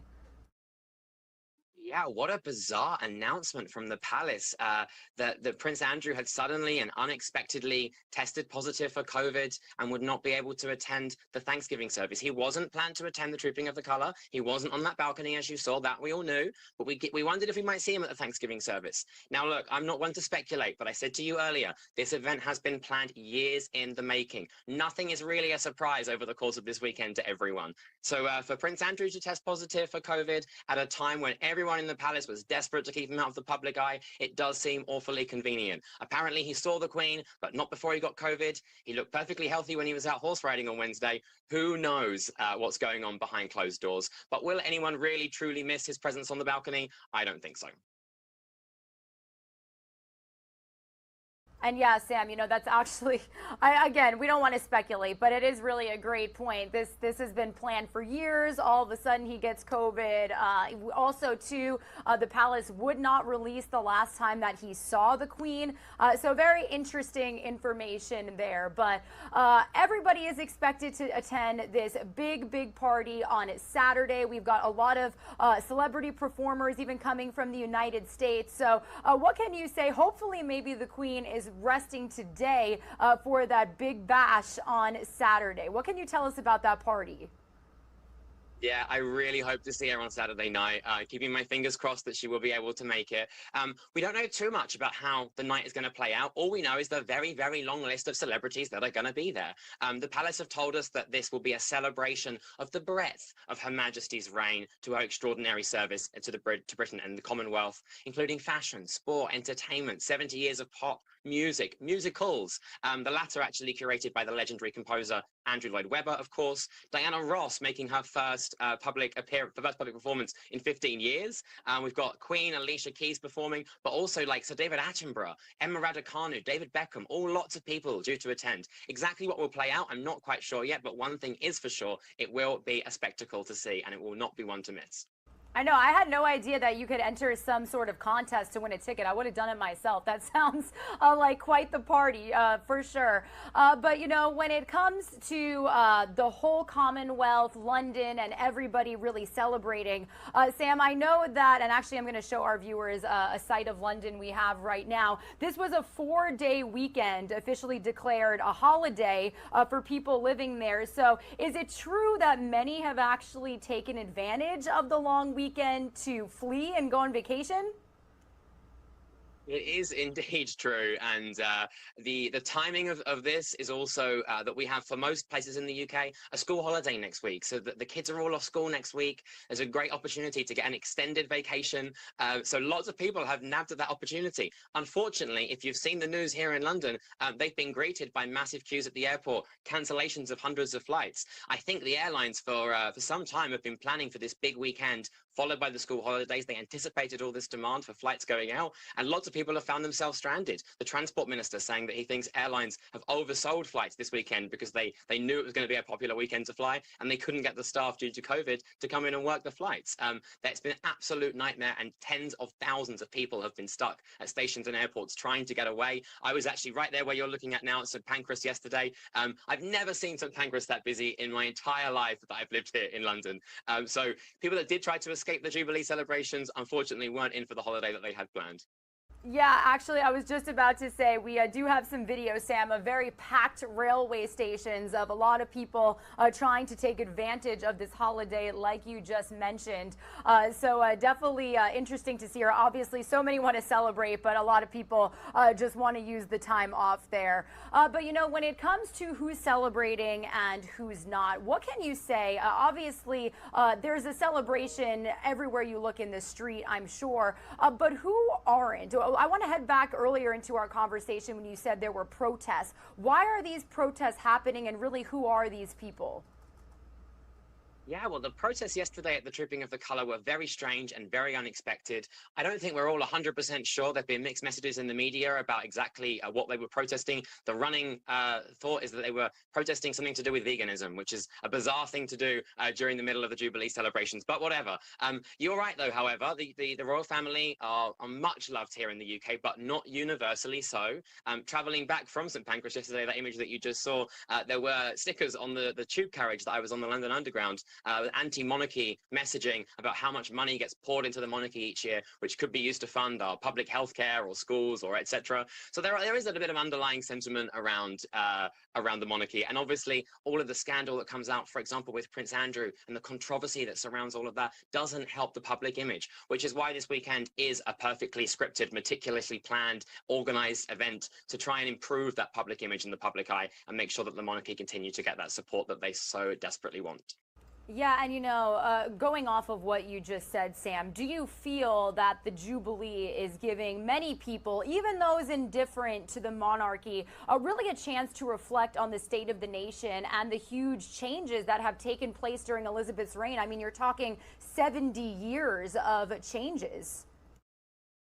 70 years of changes. For most people, they will not remember a UK without a queen as the head of state. At some point in the future, that will change and we will go back to having a king, but most of us don't remember those days. So much has changed in the space of 70 years. In fact, the Mayor of London, Sadiq Khan, noting yesterday that during the Queen's reign, we've had the first carnival, we've had the first Pride Parade. We've seen huge changes in British society over the course of the last 70 years, with the Queen guiding us on that journey of discovery and change, and what a fantastic figurehead she's been. But I do agree with you. I think it's been a fantastic opportunity to reflect. Lots going on in museums, parties, events, the television, to really remind us of what's happened over the last 70 years, and a great opportunity to reflect and celebrate. Absolutely. Well, a good note to end on there. Sam Turnpenny, resident of London and a royal family expert, thank you so much for joining our broadcast from overseas. We really appreciate your insight, and I hope, are you going to get to attend any of the festivities? Are you going to any parties yourself this weekend? Unfortunately, I missed out on those balloted tickets to the concert tomorrow night, so I'll be watching it from the television. But we will be having a bit of a street party in my road. We're going to get the tables out, the bunting are going up later this afternoon, and we will be celebrating just as everyone else will be. Thanks for having me on the show, Regina. I know, don't feel bad. It's a very high-end event. There were only so many tickets, so I'm with you. Sam, thank you so much for joining us. We really appreciate you. Have a great day and a great weekend. All right, and we thank Sam there and Regina in Orlando, of course, Sam in London, as so many there in Britain celebrating 70 years on the throne for Queen Elizabeth II. Such a milestone, becoming Britain's longest reigning monarch in its history. It's a very long and storied history. I'm Andrew Kraft. Thanks so much for being with us. We'll have special live coverage as well going into the weekend of some of these events that are happening across the pond as well. Live now look here at Fort Lauderdale, Florida. Remember, we have been tracking this potential tropical cyclone that is kind of hovering over South Florida. We have the radar. We want to show you that yet again. There is the system itself, and will it turn into a named tropical depression or a tropical storm? And we just don't know. It could gain strength over the weekend. We will be monitoring that here on Live Now from Fox. In the meantime, we do want to take a quick commercial break. When we come back, though, we just got a briefing. It just wrapped up from law enforcement officials in Encino, California, about that hospital stabbing. We'll have more details on that after the break.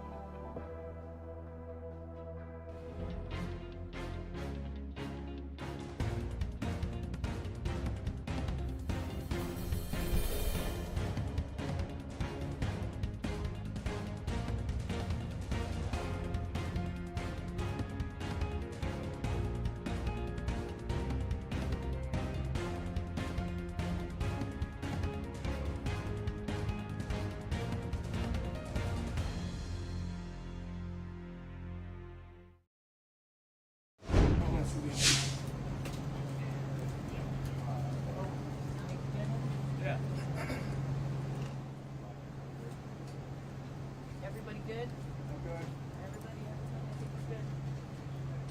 Okay, Sergeant Hector Guzman from LAPD Media Relations. And in a brief moment, I'll introduce Deputy Chief Alan Hamilton, who's the commanding officer of Operations Valley Bureau. Just want to let you know that at this time, this is still an ongoing incident, as you can see behind us.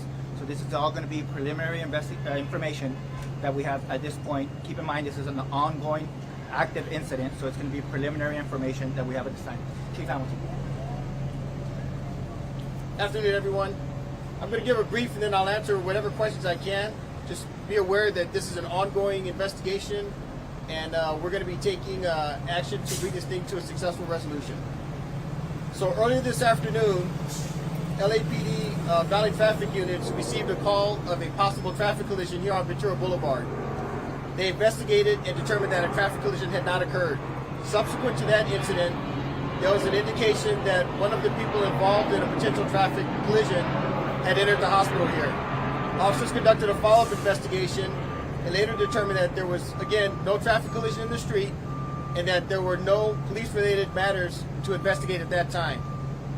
Later on in the afternoon, approximately 45 minutes later, a radio call came out here of an assault with a deadly weapon suspect armed with a knife here at the hospital. Officers' investigation revealed that there had been an assault inside of the hospital where 3 individuals that are employees of the hospital were injured as a result of that assault by the suspect. There is no danger to the community as that suspect is contained inside of the residence, inside of the hospital. Our Special Weapons and Tactics team has employed various means to try and de-escalate the situation and have attempted to, on multiple occasions, have the suspect come out and surrender. All of those efforts have proven unsuccessful, and we continue to work the problem here at the hospital. In terms of the injuries to our victims, all 3 of our victims were transported to Northridge Hospital, where 1 is in critical condition, 2 are in stable condition.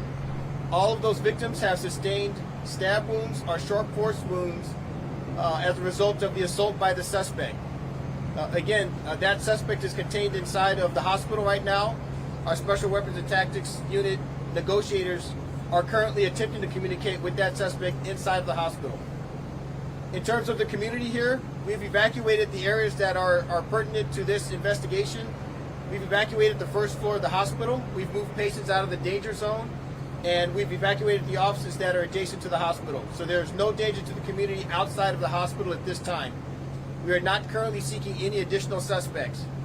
The suspect that is inside is a male adult. He's had multiple contacts with the Los Angeles Police Department, 2 of which have resulted in uses of force, and they've resulted in an arrest for battery on a police officer and resisting arrest. I cannot release any medical information regarding this suspect at this time, but I will tell you that he does have a lengthy record of contacting our officers both here in the San Fernando Valley and in the city of Los Angeles. So you clearly know who he is. I can barely hear you, ma'am. I'm sorry. You clearly know who he is. We have identified him, Yeah. yes. Do you know why he walked in and... So did he walk in, or was he already at the hospital and did this? We do not know how he arrived. We don't know whether he arrived here by car, but he did walk into the hospital. Chief, does that white car have anything to do with the suspect that's in there, that white car that's parked to the left No, of the entryway? that vehicle is not related to this incident. And then are you bringing any friends or family down and trying to negotiate with this guy to have him come out?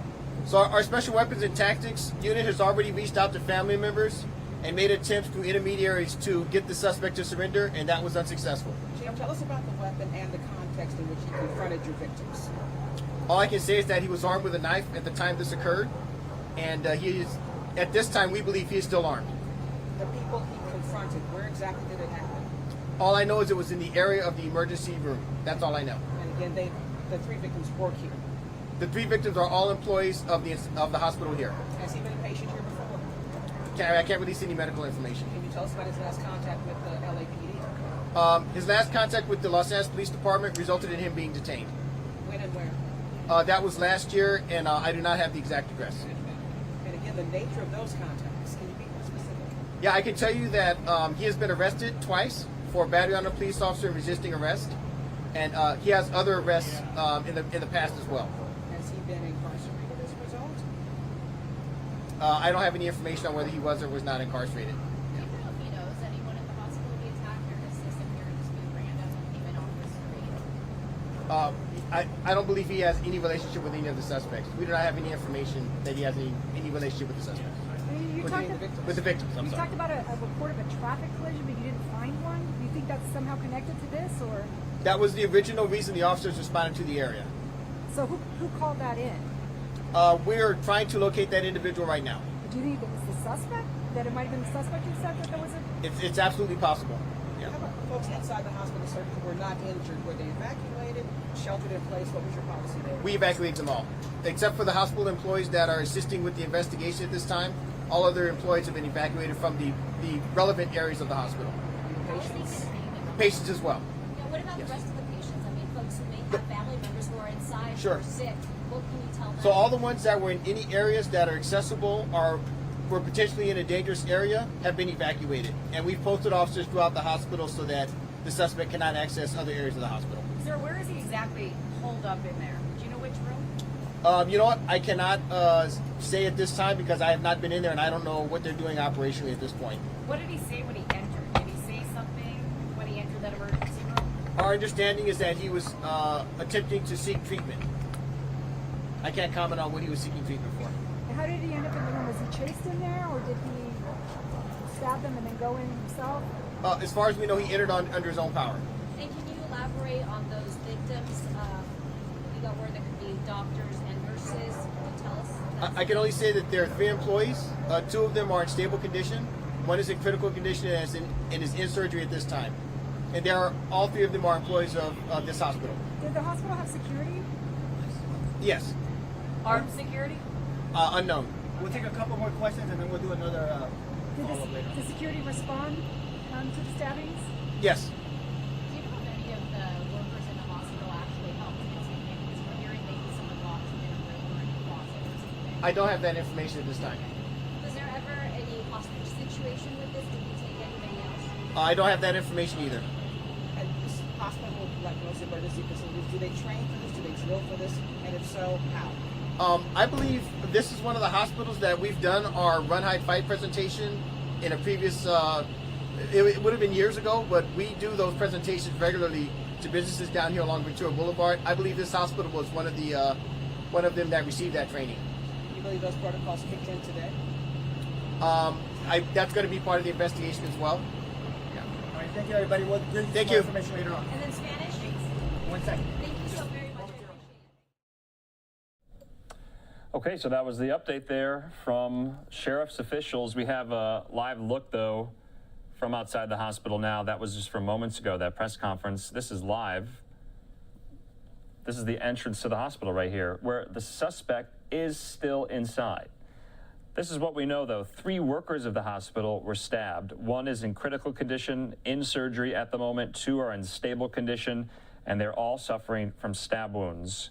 The suspect, like I said, is contained inside the hospital. The PIO there didn't know exactly where in the hospital, but he said the suspect walked in, and that is how he got in there. There was security involved. Possibly the security officer is one of these injured hospital workers. But we heard time and time again from law enforcement that this particular adult male, this suspect, has been known to law enforcement multiple times, including just last year, and that he apparently went into the hospital seeking treatment for something. We don't know what. And so the hospital has been evacuated. No one is still inside, at least that's what we were told. And so authorities say they will give another press conference once the situation wraps up. But you can see their officers probably trying to reason with the suspect and get the suspect to surrender. They said they have tried to do that to no avail. So this scene remains very active at the moment. It's ongoing, and hopefully it comes to somewhat of a peaceful resolution here on this Friday night. It is almost 7 o'clock here on this Friday night. I hope you're getting a good start to your weekend. I'm Andrew Kraft. We're going to take just a quick commercial break. When we come back, we'll be talking about that tragic incident there in Centerville, Texas, Leon County to be specific. A family of 5, 4 grandchildren and their grandfather killed in cold blood last night by an inmate, escaped on the loose. He was on the lam for 3 weeks. That's, of course, Gonzalo Lopez, who also is now dead after a shootout with police. The community coming together, mourning the loss in this senseless tragedy, a very small town. We'll have more details on that and a live report in the next hour.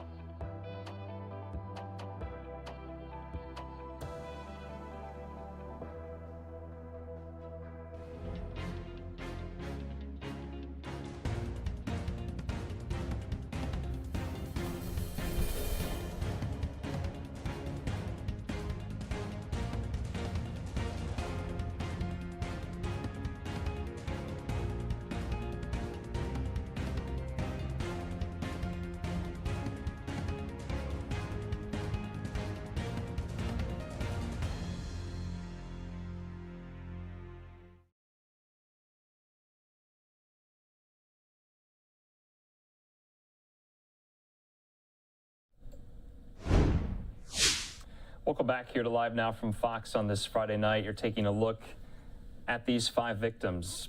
1 grandfather, 4 grandchildren killed in cold blood last night in Leon County in Centerville, Texas. You can see these grandchildren so young, dying at the hands of this escaped inmate. 46-year-old Gonzalo Lopez. Police finally neutralized the suspect in a shootout last night. We were covering it live here on Live Now from Fox. You can see there the scene from when he escaped May the 12th. This is video from the scene of the house where that grandfather and his 4 grandsons were staying. Remember, Gonzalo Lopez took the weapons he used to kill them. He also took this white Chevy Silverado pickup truck, and he tried to evade authorities even further. He was unsuccessful. Well, now community leaders there in Leon County coming together to mourn this grandfather and his 4 grandsons. The community is shook up. That is somewhat of an understatement. Let's listen in.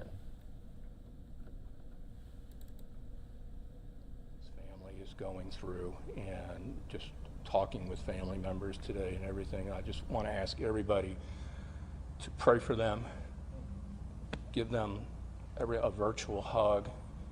They have an incredibly long, emotionally draining, grueling journey ahead of them. As a board member of Parents of Murdered Children and surviving family members of homicide, I can unequivocally tell you that this is the worst that you can ever possibly imagine, and to lose this many family members at this type of what happened. Seriously, I can't sugarcoat it. It doesn't get any worse than what it is today. There has been an incredible outpouring of support for the Collins family, not just locally, not just statewide, but all over the world. And that have been reaching out, offering their condolences and support. The Collins family has set up a GoFundMe site, and I'll just tell you what it is right now. There have been other GoFundMe sites, and we know how it is, and we get it. People want to help. I get it. But we want to make sure that we had more control over anybody that was doing a GoFundMe, because we did not know who was doing some of the GoFundMe. So we do ask if people do want to contribute to the family, and I know the outpouring is there, that the family does have a GoFundMe site, and it's organized by Stacie, S-T-A-C-I-E, Barron, B-A-R-R-O-N. So if you do want to donate, please donate to this GoFundMe fund only, and not some of the others that have popped up there as well. And at this time, I'm going to read a statement from the Collins family. And just give me a second. We are devastated by the loss of our dear family members at the family ranch in Centerville, Texas. Our loved ones who tragically lost their lives on Thursday, June 2nd, 2022, were Mark Collins, age 66, and his grandsons, Waylon, age 18, Carson, age 16, Hudson, age 11, and Bryson, age 11. These precious people who loved and were loved by so many will never be forgotten. The impact on their family and friends cannot be overstated. The family is asking for the public to please allow them to grieve with their family and close friends at this time. And please respect their privacy. You know, there will be eventually, there more than likely will be a time. But for right now, we're just asking everybody to give the family privacy that you would want and that I would want and that they truly deserve right now. As far as what happened, I mean, there's a lot of questions right now, and no answers, and we're going to get answers one way or another over this tragic, yet from our perspective, utterly preventable situation. I'm going to ask their pastor to come up, Pastor Steve, to come up here, who's been with the family now for just about a decade, to talk about the church, the family, and what they can do to help this family through this god-awful, enduring, grieving process that they're now having to endure. Steve? Yeah, thank you. Thank you, Andy. My name is Steve Besner. I'm the senior pastor here at Houston Northwest Church. I've had the distinct honor of being the pastor for the Collins family since January of 2013. I can say unequivocally that they are a family of the greatest character, the deepest faith, and unrelenting kindness and love. They have treated me, my family, and this church with deep generosity. As long as they have been here, they have been pillars in this church and in this community now for over 40 years, and we are heartbroken with them over this tragedy that has struck their family. The scriptures tell us that the Lord draws near to the brokenhearted, and so we are grateful that we can call upon the presence of the Lord. We do not blame God for what has happened in this moment, but instead we cry out to Him, knowing that He draws near to us in the midst of a sinful, broken world, knowing that we have evil in this world, but knowing that we have a God that we can call upon. Due to the nature of the circumstances surrounding this particular tragedy, we do not have details for services at this time. As soon as we do have details for services, we'll be posting those to our church's social media feeds, so you can keep an eye on those, and we'll release those details as soon as we have them. But we don't have them right now at this time. I was honored to sit with the family last night and this morning again for several hours, and the characteristic that continued to jump out was unrelenting faith. They did not understand why. None of us can understand why. But they continued to say, we trust that God is good, and we know that He is with us in the midst of these circumstances. You might be wondering how they could ever think that. As Christians, our core doctrine, our core faith is one that Jesus rose from the dead, and that one day those who place their faith in Him will also join Him in the resurrection. And so we place our hope in that resurrection. We invite others to do so as well, so that they might experience hope and comfort in the midst of this tragedy. Thank you so much, and we do ask that you would respect the family's privacy, but you are welcome to join us whenever we have services in the near future. Thank you so much. Can you talk a little bit about what they were like, the personalities of the kids and the grandfather, as your friends? Do we want to do that now, or do we want to wait a second? Let's just wait. We'll do it at the end if that's all right. Okay. This time I'm going to ask a longtime colleague of mine, whom I was just heartbroken that we had to reconnect this way, who's been a family friend of the Collins family, and I'm sure a lot of people out there know David Crane, but I'm going to ask David to come up here on his involvement with the family and just what a horrific nature this is today. Thank you, Andy. My name is David Crane, C-R-A-I-N, and as Andy said, I've been a longtime friend of the Collins, and I've been also a long-time law enforcement officer. I've seen a lot, just like Andy, and what has happened to the Collins family is just unspeakable. Those kids were bright, shining stars. We coached them through baseball.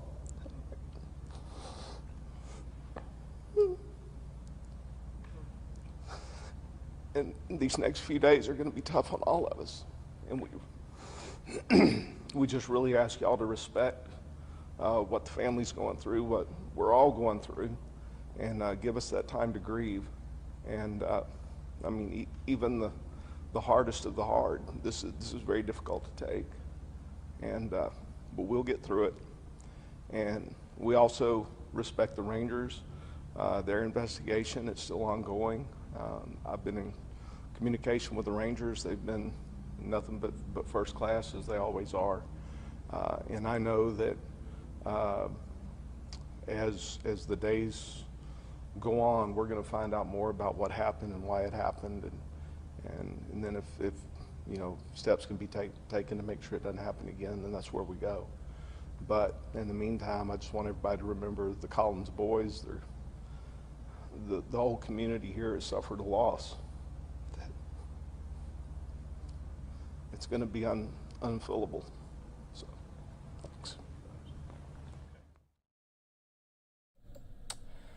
This is a story, one of which that just takes the wind right out of you, and you can see there members of the Collins' church community just distraught over this. They held this press conference earlier today. We're going to take it out now live, though, to Centerville, Texas. We're being joined by Fox 26 reporter Matthew Seedorf. Matthew, thanks for being with us tonight. And that community is so small, so close-knit. How are they holding up? Oh, Andrew, everyone is just clearly shaken up by this. It's amazing to see the outpouring of support, so many people coming together. But really, I think it's just mind-boggling to think that all 5 family members were taken by a fugitive in the same day, just moments apart, and this guy, he's been missing for weeks.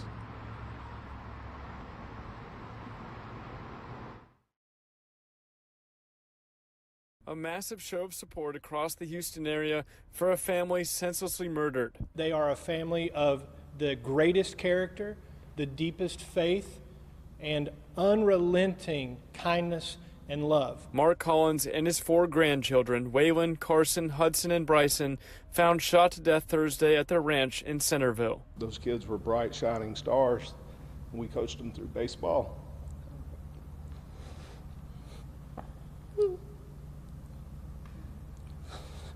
And these next few days are going to be tough on all of us. For 3 weeks, law enforcement searched for convicted murderer Gonzalo Lopez across Leon County. He had handcuffs. He had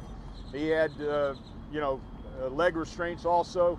How he got out of them, we do not know. The wanted fugitive escaped from a prison bus bound for Huntsville after stabbing a guard. I knew something was going to take place if they didn't catch him. Authorities believe Lopez shot and killed the 4 boys, their grandfather, and stole their white pickup truck armed with an AR-15 and a pistol. Investigators late Thursday locating the stolen pickup truck in Atascosa County near San Antonio, killing the fugitive in a shootout. He killed them people right there in front of my house. A neighbor in Centerville claims the fugitive had been seen on surveillance video only days before the shooting. He tried to take that camera down and they found some blood. We're going to get answers, one way or another, over this tragic, yet from our perspective, utterly preventable situation. Described as a tight-knit family, 11-year-old Hudson had been baptized this week. His 18-year-old brother Waylon, a baseball player, just graduated Tomball High School.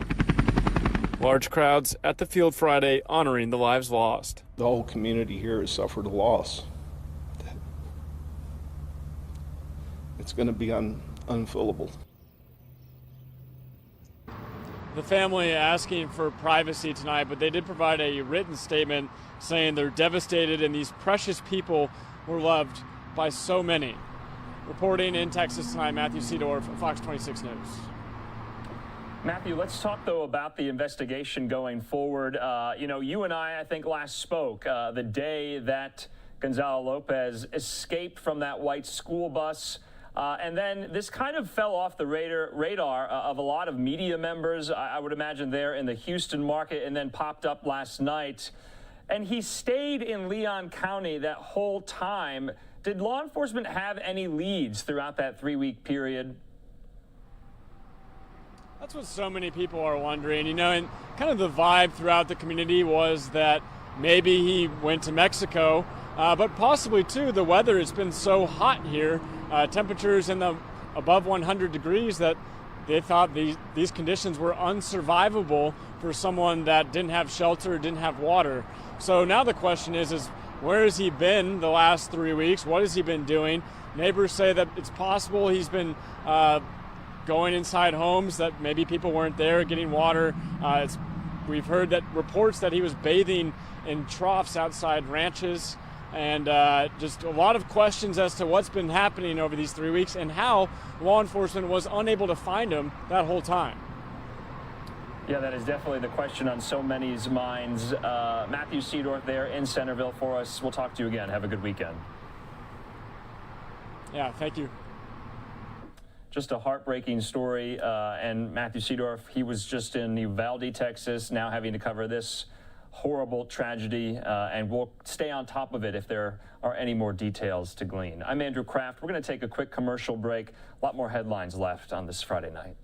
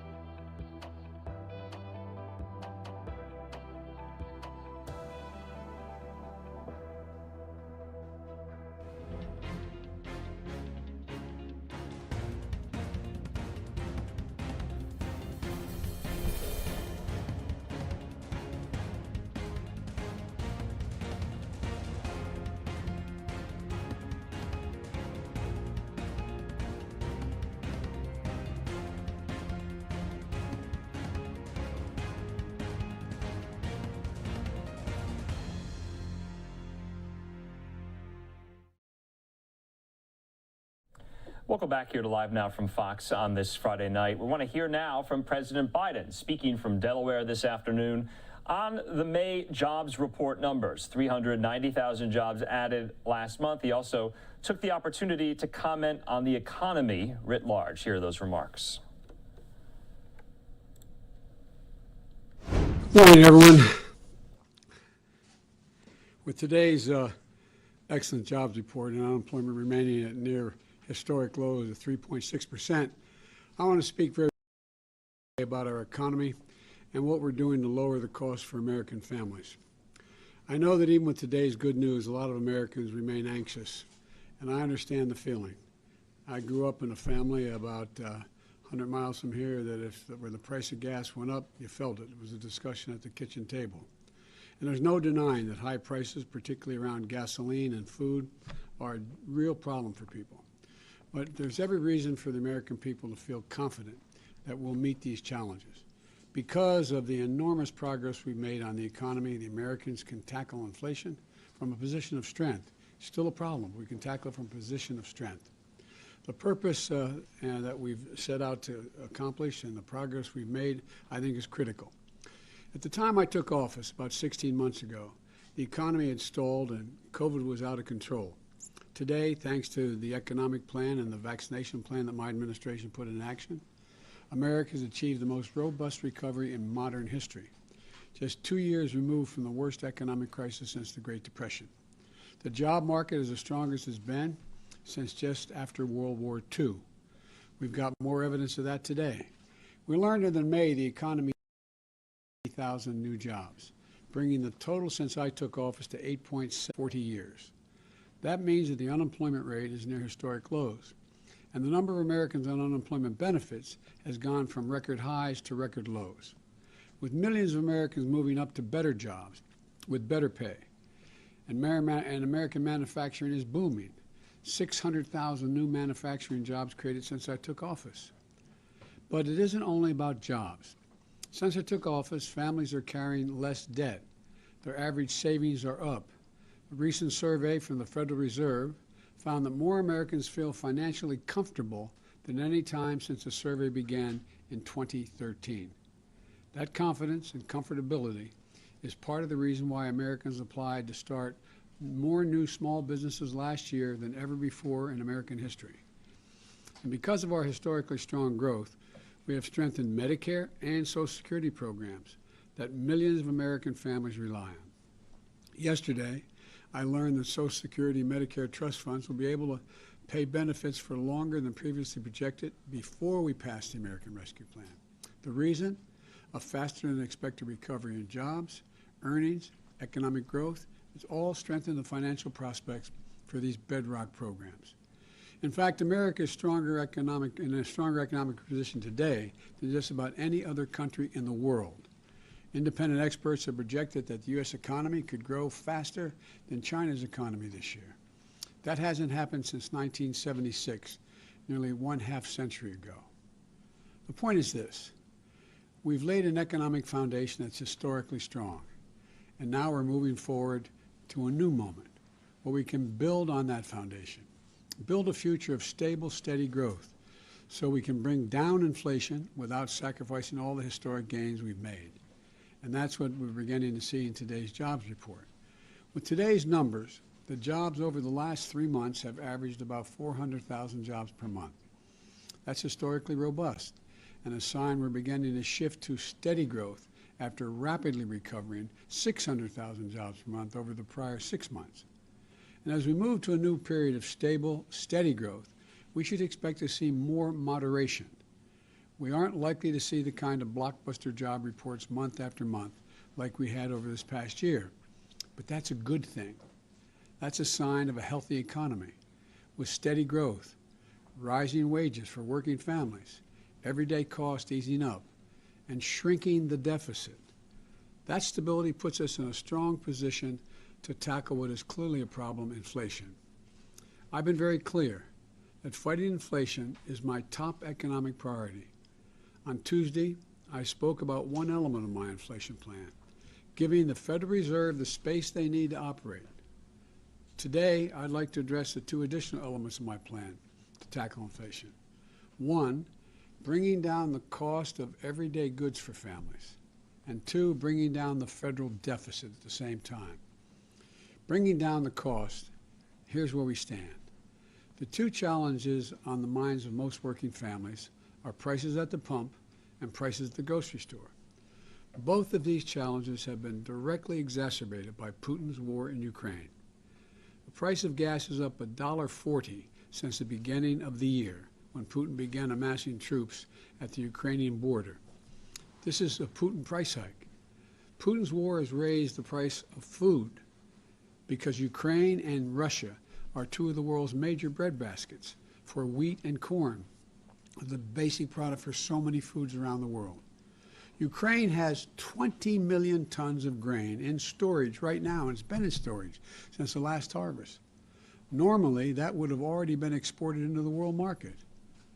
But because of Putin's invasion and blockade of the port on which they could take that grain out for the rest of the world, it's not. It's not. And look, I understand that families who are struggling probably don't care why the prices are up. They just want them to go down. Joe, what are you going to do to bring them down? But it's important that we understand the root of the problem so we can take steps to solve it.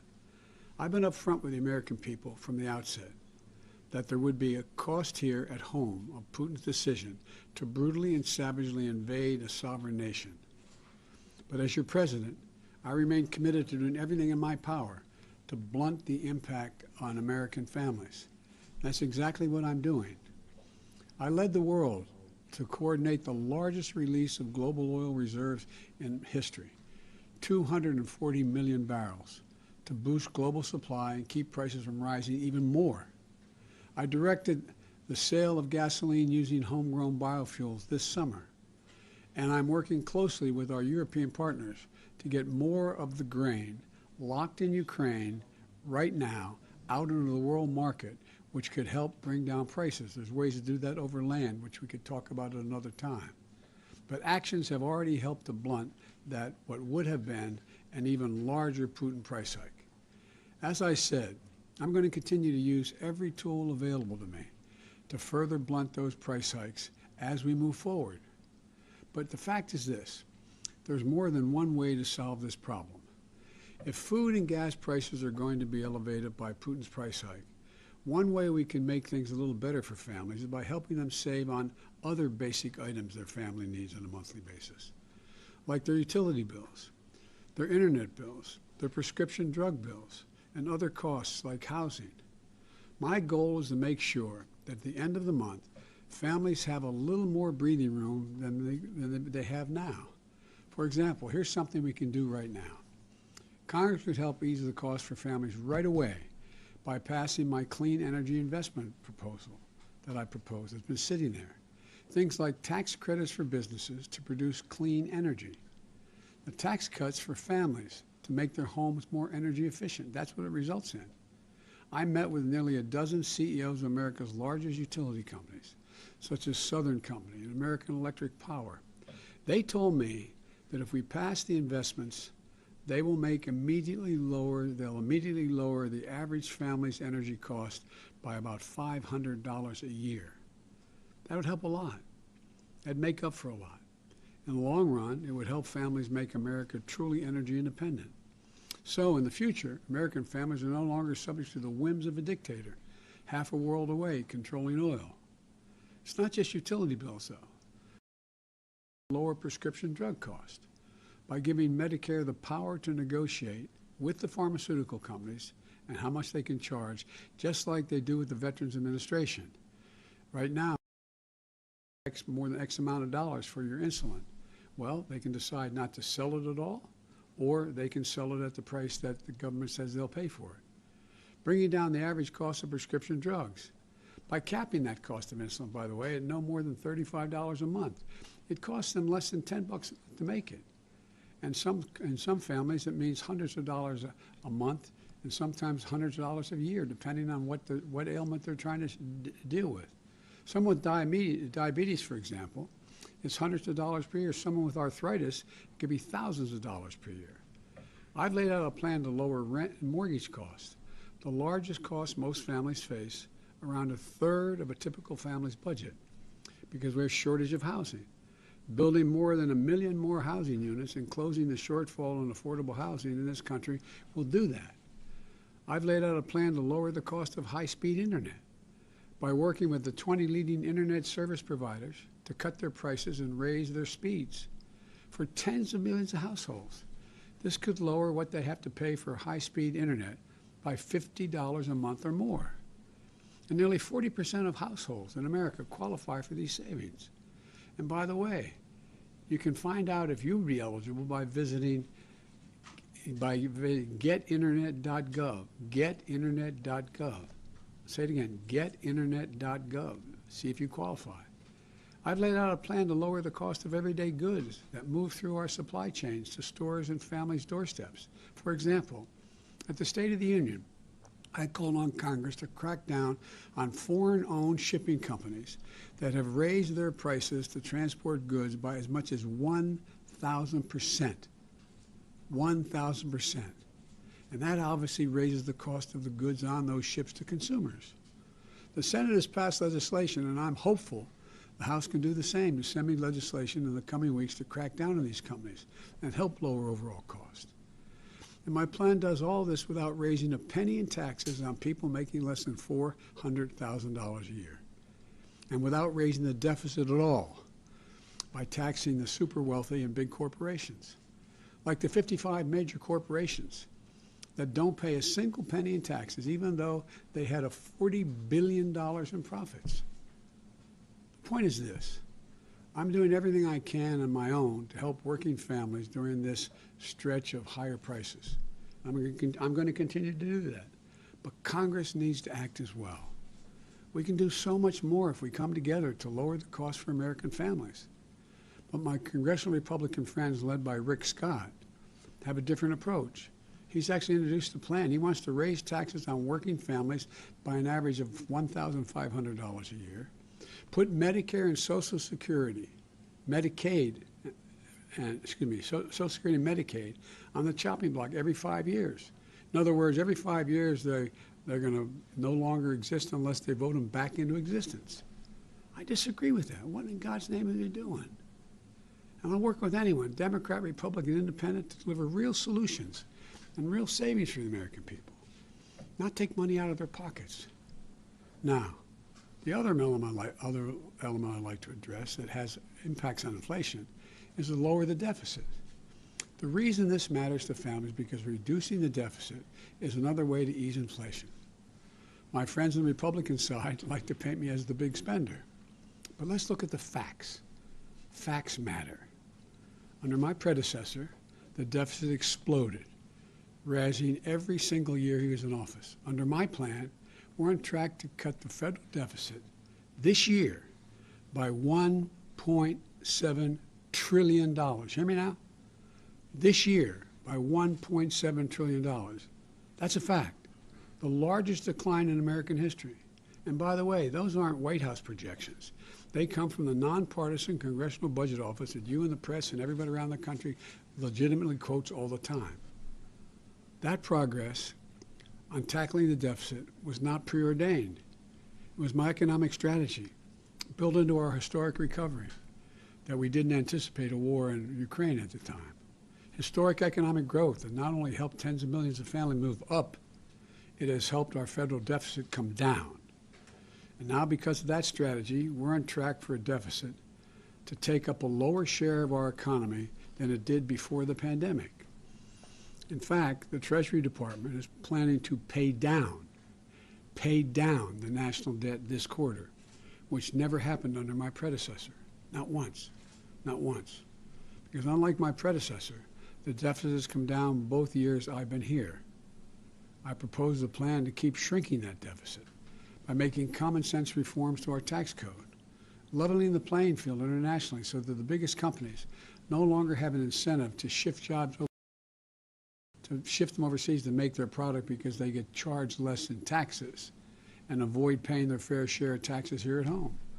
We put together a multi-nation initiative that I'm hopeful will come into play at the G7.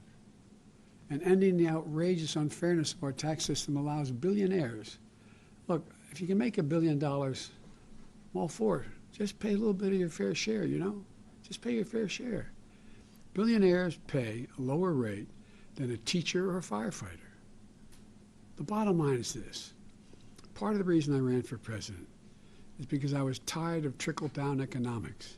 It doesn't work. My plans are to produce the strongest, fastest, most widespread economic recovery America has ever experienced, with record jobs, new record small businesses, and wages rising. It's the foundation for an economy that works for working families. Because of that foundation, we're better positioned than any country in the world to overcome global inflation that we're seeing and reach a new chapter of stable and steady growth. So let's come together and focus on what matters. Let's build on the extraordinary progress we've made. Let's continue to build this economy from the bottom up and the middle out. When that happens, everybody does well, including the very wealthy.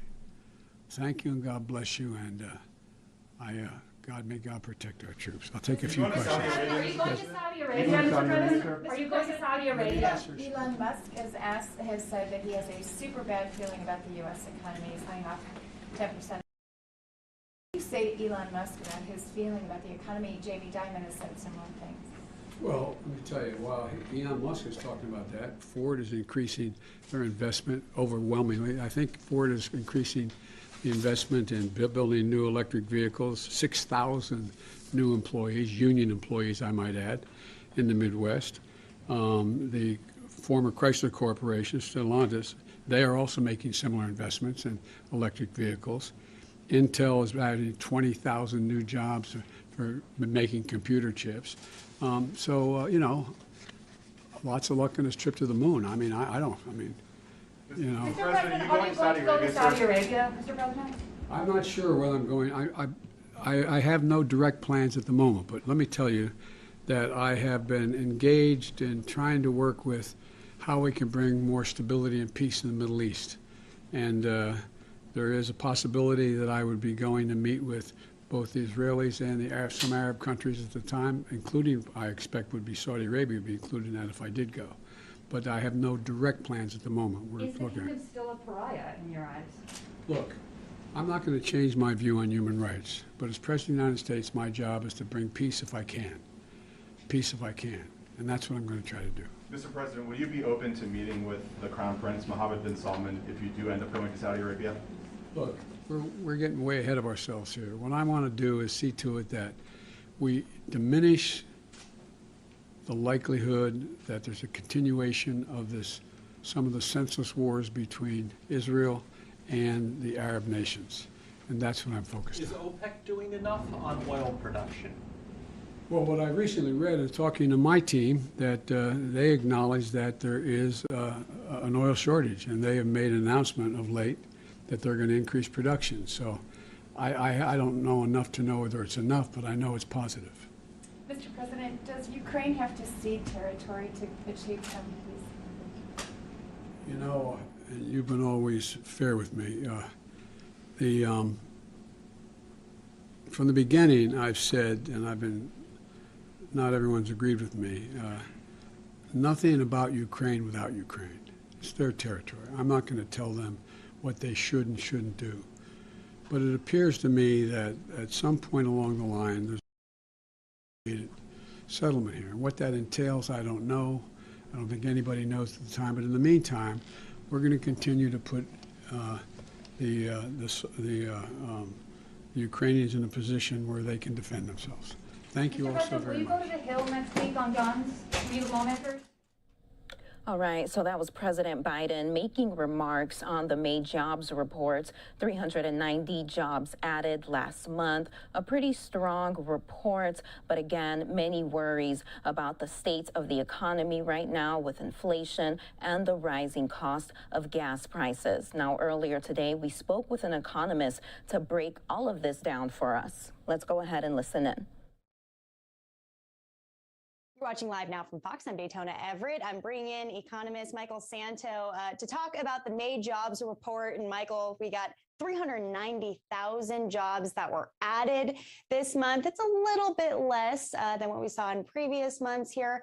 But what kind of indication is this for the economy? Well, it's ironic. It's still pretty decent, but this is a situation when, for some perspectives, like the stock market, good news can be bad news. So a strong stock market makes the Fed more confident in raising interest rates and other forms of monetary tightening, which can cause some pain in the short run.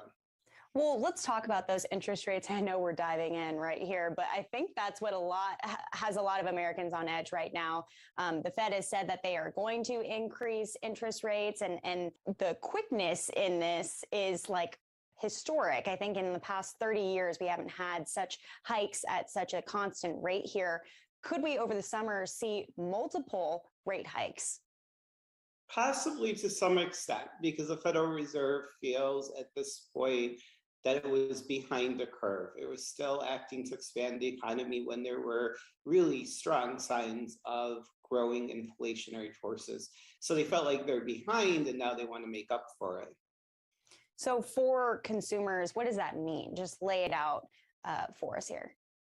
Well, I mean, obviously anything from credit cards to mortgages to car loans are likely to go up, but there's a shortage of cars anyway. So the cars, it could definitely short run weaken some housing markets. It's definitely stopping a lot of mortgage refinancing activity. But the hope is to help stop this inflation, which is the worst in 40 years. So do you foresee it helping with that? Do you see inflation, at least in the short term, being stunted by that?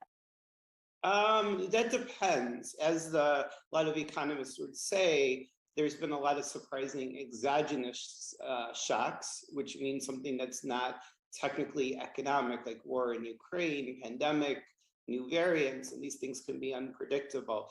But it is the way to go about it. But if there are major other disruptions, like shutdowns in major Chinese cities, that's something you can't entirely deal with monetary policy in the short run, and then you have to hope the problem clears up sooner rather than later.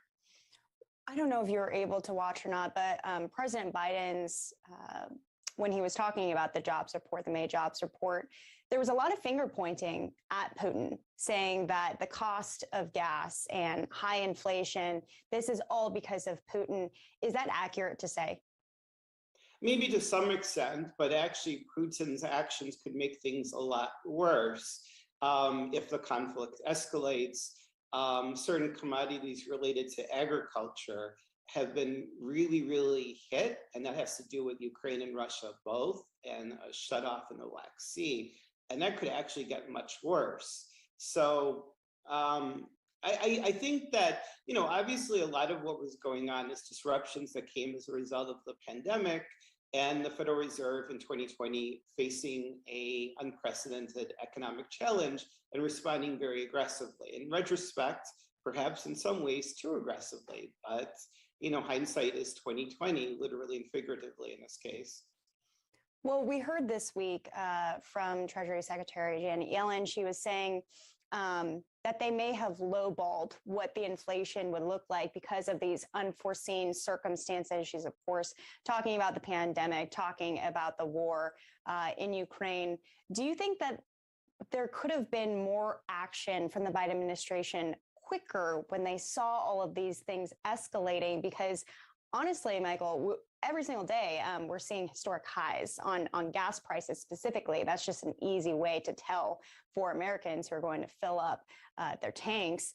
Do you think that things could have moved quicker under the administration?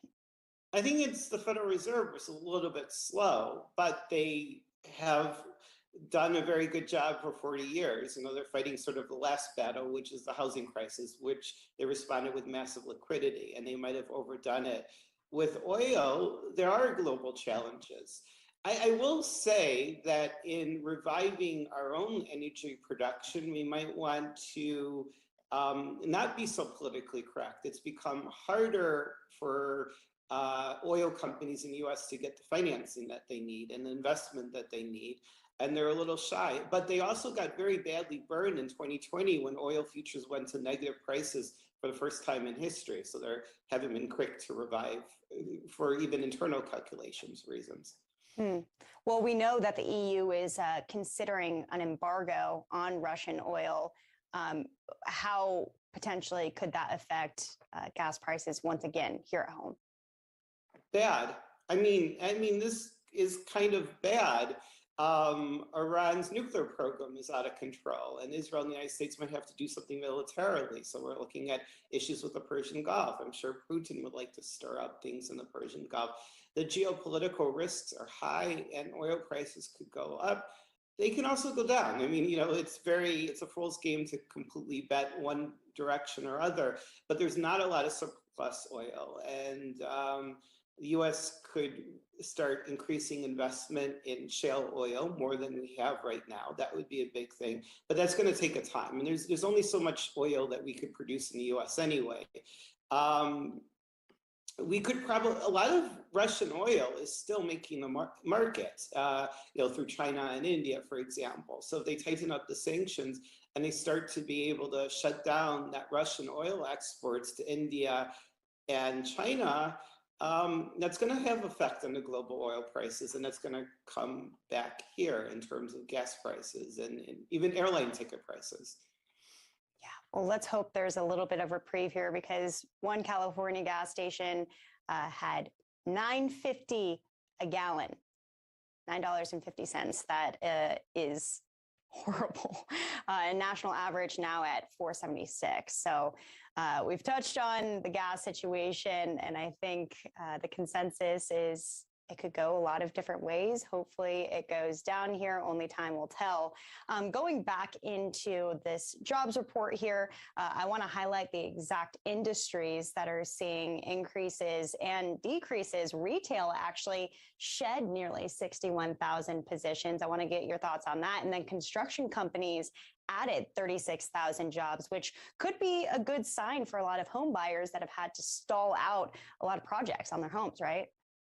Right. I mean, it's good that we see construction is strong, and we faced a lot of shortages in terms of people who are able to build homes, for example, which has been a problem in home construction.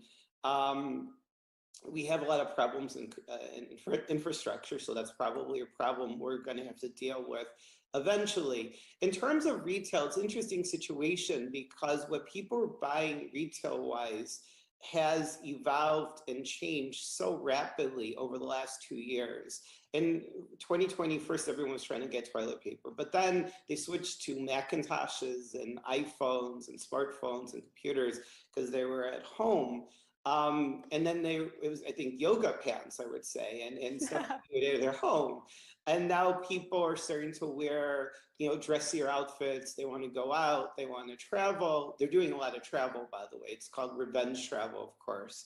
So there's a lot of changes, and it's rapidly changing. Some clothing stores are actually getting burned because they're not keeping up with the rapidly changing preferences. People suddenly realized that they bought more yoga pants than they needed. And now they're probably realizing, I'm guessing maybe they bought too much dresses. Just like the Fed went a little overboard with easing, I think people are getting a little bit overboard with their purchases, and then there's a little hangover, and then they switch to the next thing that they want to do. So retail's tricky, but retail has made an incredible rebound. There are a lot of strong stores. Malls seem very busy in many places. The ones that are still popular, like the high range, have been doing very, very well. So it's very exciting. And we just had a really top movie, Top Gun, that has broken records. So maybe we could get the 80s economy back, because after a difficult 1982 recession, by 86, the US economy was roaring again, and we had Tom Cruise. So hopefully we could get that 1980s and 1990s economic rally back. That's an angle I haven't heard yet. By the way, big fan of Top Gun. Anyone who hasn't seen it should go and watch. Well, you're talking about purchases and you talked about yoga pants, but what about houses? I've had people reach out to me and ask, hey, when are these prices going to go down, or will they? And that really, really depends. I mean, for so many years, people were waiting for Manhattan prices to come down, for example. And I think you might have briefly had a chance June 2020, and then I think they rebounded. And I haven't looked at that specifically, but we see this is partly going to be a local issue. There always seems to be a brewing, by the way, bubble somewhere in Florida. And I know this because I was once researching a conference in the 1920s of investment bankers from across the United States. And we were talking about the housing bubble in Florida. And then again in the 1870s, FBI tape, whether they chatting about Florida real estate bubble. But let me be careful. Florida is a very strong real estate market. It's just that in places, sometimes the prices get ahead of itself. And we see that in a lot of markets. We do see a lot of people moving to Florida though, because it's no state income tax for individuals, low tax, relatively better weather. And we see people moving to other places with lower taxes, better weather. We see Austin, Texas and Texas. So that creates a lot of demand for housing. But if you're looking at really, really hot real estate markets like Brickell, very, very hot, and you're wondering if you could get a little discount in your $2 million condo in Brickell or $1 million, I don't think anyone's very good at predicting that for sure. But you know, there was a very painful bubble in South Florida that we saw in around 2009, and it was very painful. It was one of the worst. But it rebounded with a vengeance, and we see part of Wall Street moving to South Florida, which means, and a lot of big hedge funds, which means that there's something much more organic and strong. So different local markets will be different and influenced by local factors. What was it, $8 gas, $9 gas in California? $9.50. Okay. So that's going to scare some people away from California. High taxes, earthquakes. We have a tropical storm, but we've been pretty lucky with hurricanes overall. Local factors, interest rates are going up. So that might give a breather in the market in general. So I wouldn't get too speculative in the market. I think it would be kind of crazy anywhere to buy something and then expect that you're going to get a quick return. You might find markets much weaker. There's a risk of this. You know, Putin does something very scary, and then that might be a very big dampener. It's kind of interesting though, because interest rates have a tendency in a Fed tightening stage to go up faster when the US economy actually looks stronger. And that creates a unusual circumstance where houses become less affordable when employment is stronger.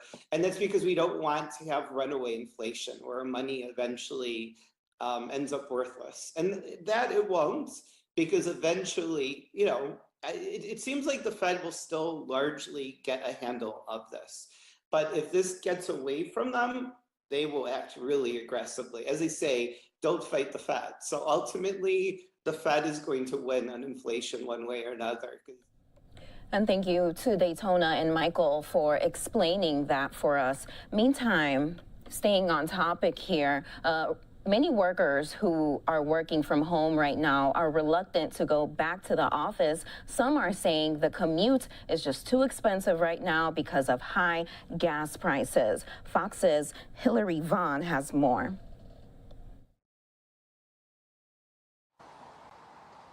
In the president's State of the Union address in January, the president said it's time for people to get back to work. But now it's June.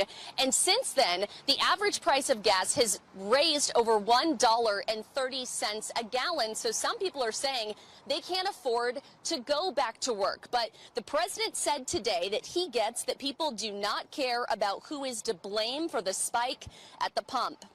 And look, I understand that families who are struggling probably don't care why the prices are up. They just want them to go down. Joe, what are you going to do to bring them down? But it's important that we understand the root of the problem so we can take steps to solve it.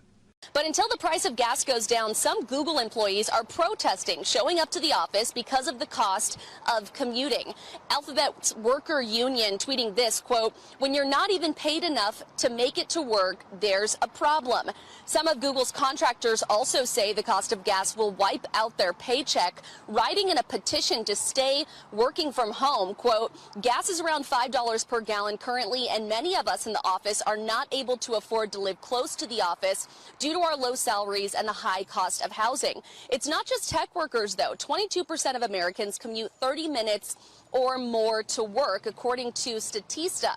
Some companies have opted to lure their workers back to the office by offering extra perks like free parking or free lunch. Blackhawk Network, an e-commerce payment platform, surveyed businesses and workers and found that most workers are asking for more pay to go into the office. Republicans say President Biden's attempt to lower prices is not working.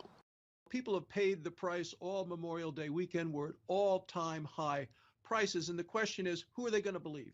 Joe Biden talking at them or their own two eyes and their empty wallets? But the bottom line is workers have saved a ton of money not showing up to work. According to Upwork, Americans together saved $758 million a day not commuting to work during the pandemic. In Arlington, Virginia, Hillary Vaughn, Fox News. Meantime, South Florida is bracing for a storm right now. We'll have more information on this after this break.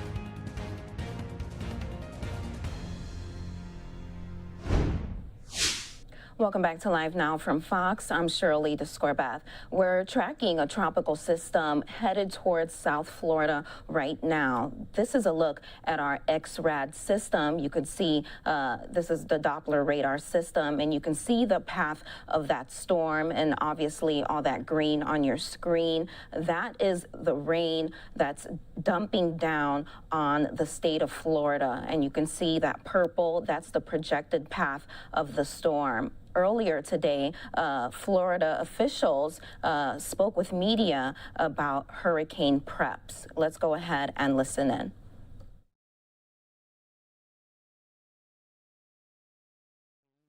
Hurricane season is here and will be with us all the way through November 30th. A tropical storm warning throughout much of our region has been issued by the National Weather Service. And at this time, residents can anticipate heavy rains and potential flooding throughout the weekend. Flash flooding is possible, so residents should remain vigilant for weather updates and be safe on the roads this weekend. The Miami-Dade Office of Emergency Management has issued flood safety reminders for this weekend as we expect heavy rainfall and flooding tonight, Friday, June 3rd, and much of tomorrow, Saturday, June 4th. The canals in our area have already been lowered in preparation for heavy rainfall, and the Miami-Dade Water and Sewer Department is working in close partnership with other agencies to prepare. We're closely monitoring the storm, and at this time, we are not anticipating any service interruptions to Miami-Dade transit services like our Metrobus, Metro Rail, or Metro Mover, and our Special Transportation Services, STS, but we will keep the public informed of any updates. County COVID-19 testing sites may close temporarily today and tomorrow. So please, before you go out, check the status of your local site. You can get that information by visiting the locator page, miami-dade.gov/COVID. This storm system, here just 3 days into hurricane season, is a vivid reminder that it's time to make sure you are storm ready. Preparing yourself, your family, your property, and your pets is the best way to stay safe from oncoming weather. So to all our residents, please remember, stay informed. Sign up for Miami-Dade alerts by going to our website, miami-dade.gov/hurricane. We have a free hurricane preparedness guide that is available to you in your mailbox or at the libraries. And there is an app that you can download from the Apple Store or through Google Play called Ready Miami-Dade. And follow our county's Twitter and Facebook accounts or call 311 for any updates. For this storm and all others, remember to have an emergency preparedness plan in place. Review your plan, stock your kit, know your flood zone if you are in an evacuation area. For additional resources, please check out the 2022 Hurricane Preparedness Guide, and you should all have gotten this in the mail, as I say, but again, you can find it online as well, miami-dade.gov/hurricane or at your local library. For more safety tips, follow us at miami-dade.gov/emergency. So that covers a broader range of issues. We will continue to monitor the storm's activity in the coming hours, and we ask that our residents please stay safe, stay vigilant throughout this weekend. En español.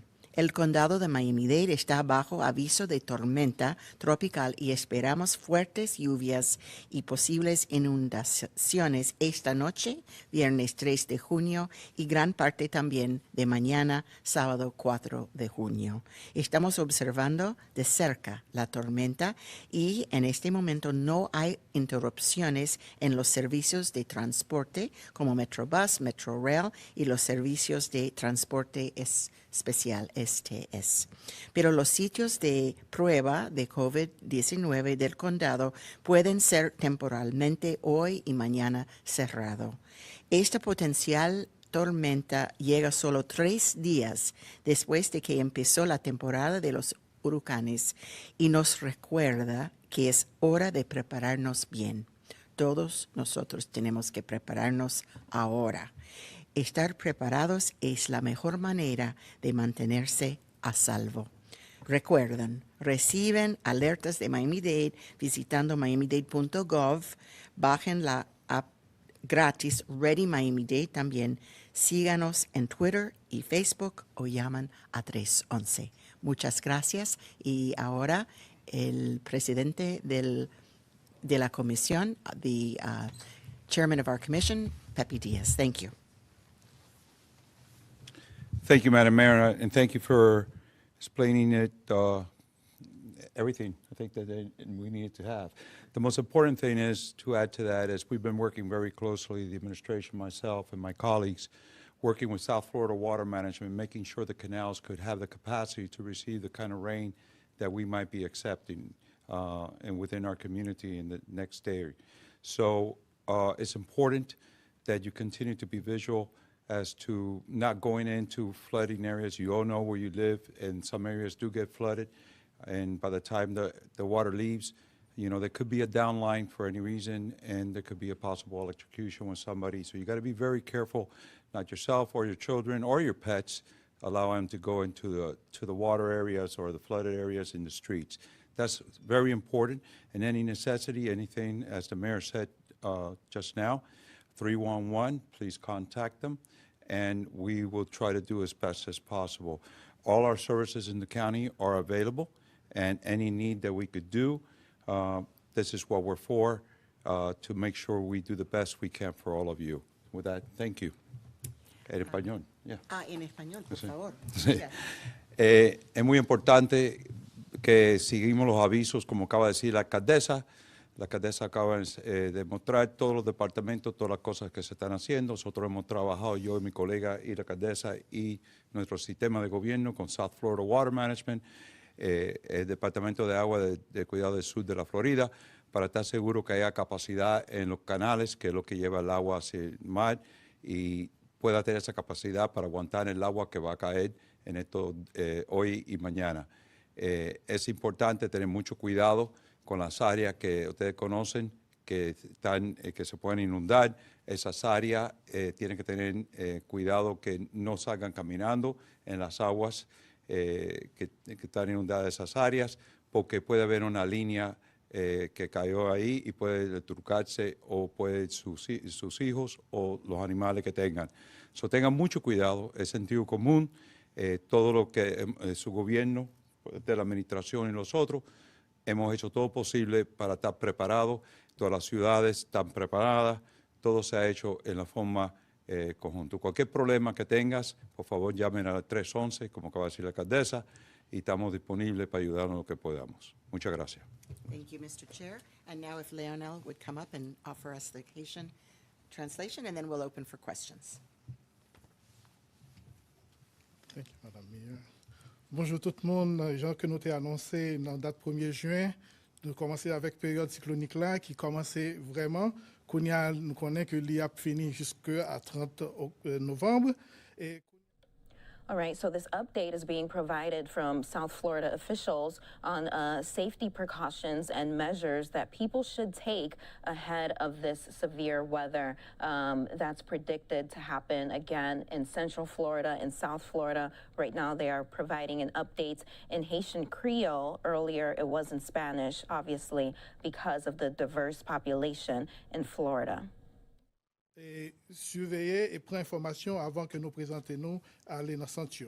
Il y a une chose que nous devons dire, préparer, toujours préparer pour le cyclone, parce que le cyclone commence à arriver sur nous. Et là, nous avons besoin de prendre information, aller dans miamidade.gov/ouragan ou bien hurricane, et toujours surveiller. Guide que vous recevez par la poste là, guide là, l'information qui est nécessaire, qui est capable d'aider pendant la période cyclone là. Il y a une autre chose qu'on doit faire, suivre Miami-Dade dans Twitter, avec Facebook, et c'est là nous sommes capables d'informations qui sont nécessaires, que nous avons besoin pendant toute période. Songez pendant la période cyclone, faites très attention. Merci en pile. Merci beaucoup. So we're here joined by our law enforcement, our fire team, as well as our new director of the Office of Emergency Management, Pete Gomez. I know you'll get to know him. Please, any questions?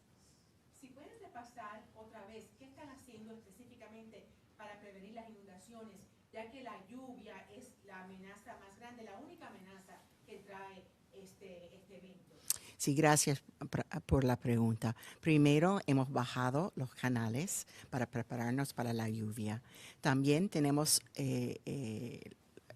miembros de nuestra administración trabajando fuerte durante el fin de semana, comenzando ayer en locales más peligrosos para mirar si hay inundaciones, para manejar, dirigir el tráfico y otras, no sé qué otras emergencias, pero están disponibles en Bravo, Alpha Bravo Shift, para que sea disponible durante la noche y todo el día. Yes, okay. Arriba de eso, nosotros también hemos chequeado con, como dijimos, South Florida Water Management, no solamente rebajar los canales para que pueda aceptar el agua, pero es probar el sistema de bombas, estar seguro que todas las bombas están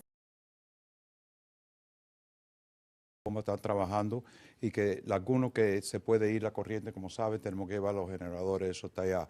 Aparte de eso, la alcaldesa, como acaba de decir, el Departamento de Policía, el Departamento de Bomberos está dispuesto a trabajar las horas necesarias, modificadamente como un Alpha Bravo, pero modificada, y todo lo que se pueda hacer en lo que es aspectado del agua, yo creo que se ha llevado a cabo ya en estos momentos. El resto está el madre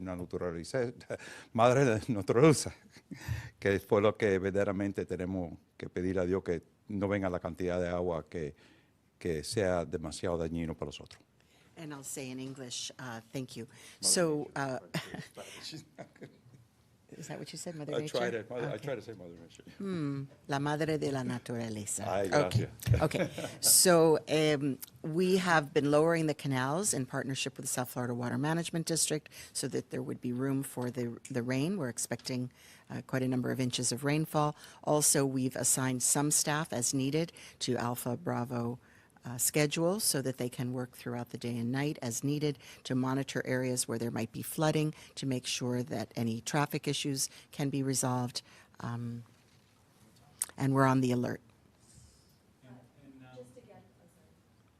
With the flooding and lowering the canals, is there anywhere specifically that you want to encourage folks to call if they believe that there's some drainage or blockage? Thank you for reminding me. We also cleared out the storm drains in preparation for the storm, so our Department of Transportation and Public Works prepared and is also on alert. So if there is a problem, please do call 311 and let us know if there is a particular area where there's a problem. If you want to touch on the airport and the ports, it's going to be running the same, or is there Yes. anything? So as of now, all of the services are uninterrupted, and we'll be monitoring to see if the winds increase or anything else. There might be some effect, but for now, we're not planning for any interruption in services.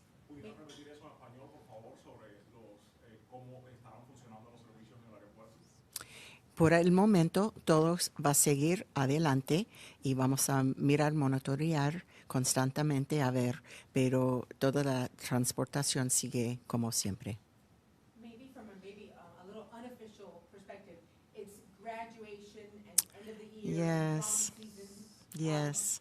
Are events going to be canceled, or is it Yes. cancellation weekend, or are Yes. you expecting things to move forward? So I personally have received a number of event cancellations, but yes, I know it's a big graduation weekend.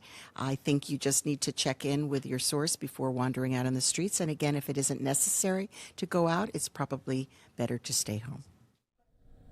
So again, officials there in South Florida updating the public on this potential tropical system moving towards the state there, and they just want to make sure that everyone is taking precautions and that everyone will be safe. We want to show you a live look now at South Florida. You can see there's certainly a lot of overcast, but at the moment it doesn't appear like there's any rain there right now. And we do want to dip into our Fox weather team's live coverage because they are the experts on this. They have been tracking this as it happens moment by moment, and they will make sure that we know the most up-to-date information. So let's just go ahead and listen in here on Live Now from Fox. And a lot of it is going to be south of I-4. So the future track showing you just the intensity and where it lies. In the intensity, you're looking for the shades of red and orange and even those shades of, really, it's like a fuchsia or magenta. So overnight hours, you have those storms that are really from West Palm Beach, Fort Lauderdale into Naples. And you'll continue to see those the heavy downpour chances, the strong storm chances as you take it in towards the first half of tomorrow. Things dry up from west to east. So areas at 10 o'clock tomorrow morning from Tampa to Fort Myers already looking better. Same with Naples. But a lot of the activity is going to be on the Atlantic side of Florida. By the time you get to dinner time, 5, 6 o'clock, things are starting to really wind down and most everybody's starting to clear out, except maybe southern portions here by 6 p.m. And then a lot of that heads offshore. So we are looking at things gradually clearing out for Saturday night. By Sunday, things should be pretty much out of the way. And I think you're going to be able to salvage at least one day of the weekend. It's going to be Saturday or Sunday. It could still be soggy out there, but at least it's not going to be pouring on you. Notice that the rain's still to come. We do have some hefty totals, and this is still to come, by the way. So in addition to some of the numbers we've been giving you. So this area right here reflecting really that shade of red would be about half a foot at this point, if not maybe a little bit more. Orange showing maybe about 3 to 5. And again, the further north you go, that would go down a little bit. But that's why flooding could be a problem, especially in these urban areas. Marco Island, Florida, your tropical timeline is going to bring those gusts in through tomorrow morning, but notice a lot of the rain and visibility won't be an issue there, but that should be tapering down as you continue on. Here's a look at the flash flood threat. So don't forget, it doesn't take much water. It doesn't even just take swift moving water to kind of sweep you and your car away. it could be just standing water. And notice you could see that likely threat of flash flooding the really southern portions, but including I-95, West Palm Beach, and down towards the Miami area. Fort Lauderdale, noticing you've got the rain, you got the visibility issues, but you've also got those winds for the first half of tomorrow. But by 6 p.m., things are starting to dwindle down a little bit and ease out for you, so you'll get a break in the activity. Fort Lauderdale over the next 7 days, you got the storms today, and then it's just the rainy season, don't forget. So the chance of thunderstorms in through the afternoon is all part of living in paradise, right, Nick? Right. Yeah, that's what we're told. That's the cost of the ante to live in paradise. Every once in a while, you got to go through something like this, and we are expecting intense winds, and that'll kick up some of the storm surge out here. And so from south of Sarasota through the Florida Keys over to Miami, storm surge will be up to about 3 feet. And that's something we're going to have to watch out for, especially as we go through times where high tides are up. That can be especially problematic with that extra water coming in. You'll notice the wind gusts coming in directly out of the south, and that will in turn kind of dictate how high the storm surge is and who experiences it. And so that's why from Miami through Fort Myers, the storm surge will be up. At times, it's going to be gusting 40, 50 miles per hour is the wind from Fort Myers to Naples. And since they're closer to the storm, which is over here, right, they're going to see those winds earlier in the day on Saturday. So this is 6 a.m. You'll notice it's 40 and 50. And then that energy shifts to the East Coast over towards West Palm Beach, Fort Lauderdale, even Miami there as we get into the second half of the day. And then everything shifts off the coastline at about 6, 7, and 8 o'clock. The wind really calms down. And again, Sunday not looking too bad. High tide is up in Fort Myers there at about 9:40 on Saturday. So that's when we'd have to watch out for the biggest impacts of storm surge. Here's your Fort Myers wind forecast. And as we get into early tomorrow morning there, that's kind of the, I hate to use this term, but sweet spot, so to speak, for the highest wind. 45-mile-per-hour gust in between 6 and, say, 10 o'clock, still gusting at about 30 at noon. And then there's a pretty big drop-off then for the second half of the day. Meanwhile, the Keys are going to be experiencing the gustiest winds earlier than everybody else on the peninsula. So this is 6 a.m. Saturday. It's rocking and rolling. And then by about, noon, things are starting to taper off. By 4 or 5, they're certainly tapering off. And then we're not even registering much of a wind at all there as we get into our Sunday. High tide going to be about 2:30 and then 1:15 a.m. and p.m. tomorrow. Key West seeing those wind gusts of about 30 miles per hour. And you'll notice the highest wind gusts here, the window for the highest wind gusts will be much earlier, between about 2 a.m. and 8 a.m. So yeah, Marissa, everybody going to be experiencing roughly the same thing there in the southern edge of Florida. It's just a matter of when. Everybody's windows just a little different. And we're going to continue just to break down what you could be up against as you head into these overnight hours. So you really need a heightened awareness of what's going to be in your neighborhood, in your city, potentially while you're sleeping. We're talking about an isolated chance of tornadoes, and this is in through tomorrow morning, even into tomorrow afternoon. But noticing that possible threat of a tornado from Fort Lauderdale, Miami, Key Largo, Marathon, so really in through the Keys up towards Naples and Marco Island. An isolated threat is a threat nonetheless, and one that you have to be ready for, especially if those warnings go off overnight. Future tracks showing you really, this is at midnight, but what we're looking at is when you see these intense storms bubble up overhead and noticing it's around 2 o'clock in the morning, and you'll see these waves kind of come through where you see those deep reds and magentas signifying where those strong storms are. Noticing you have a little, you had that one moving over Key West at that point. So it's not going to be an inundation of just strong storm after strong storm. It's going to be spread out, and it could potentially get some rotation with it. So the tornado threat for Saturday as well is primarily going to be in the morning, in the early afternoon. By late afternoon, a lot of this thing is shifting offshore, but it's really going to be within those same areas, including Naples, Miami, and West Palm Beach. So we're just going to take it into Fort Lauderdale area down to Miami, and you can see those cells that kind of populate over the area in through the overnight hours, into morning, and in through lunchtime. You still could be dodging some pretty nasty thunderstorms. So make sure those notifications are activated on your Fox Weather app so you are ready to go should you get a tornado warning or even a severe thunderstorm warning. Miami over the next 3 3 days, you got the messiness of tomorrow, but by Sunday, things should be simmering down. But you do have that threat of thunderstorms pretty much every day in Florida now that it's the rainy season. All right, I mentioned the app. I mentioned the app for a couple of reasons. One, it's a great app, but two, it really does do a great job of keeping you posted to all the critical information in your city. So here's the thing with it. You want to make sure that you are on top of tornado warnings and all the tropical watches and warnings, especially during the hurricane season, as we're really just at the start of it. So you can get it all on your Fox Weather app. Just add location to your saved locations in the app. I'll show you how to do it in a second. And then you're going to get the urgent information that you need to stay safe. So this is a look when you open up your Fox Weather app and you have your location set. We have it to Miami right now. Mine usually says New York City. And it'll tell you the conditions in the area, and also that I have 5 active weather alerts. And you can click on those and it'll break it all down for you. If you need to add a location, it's going to be up here on this bar, and you just click on add location. You can enter the city or the zip code. But for example, if we put in Chicago, Illinois, it brings everything up that you need to know.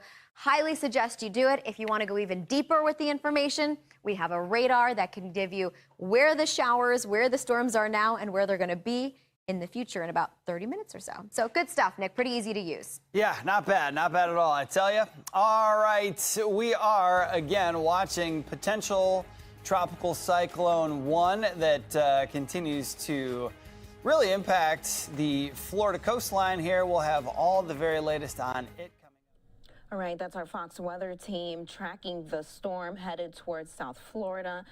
Looks like they might go to break, but right now, just want to bring back up our XRAD weather Doppler radar. You can see the projected path of that projected cyclone there.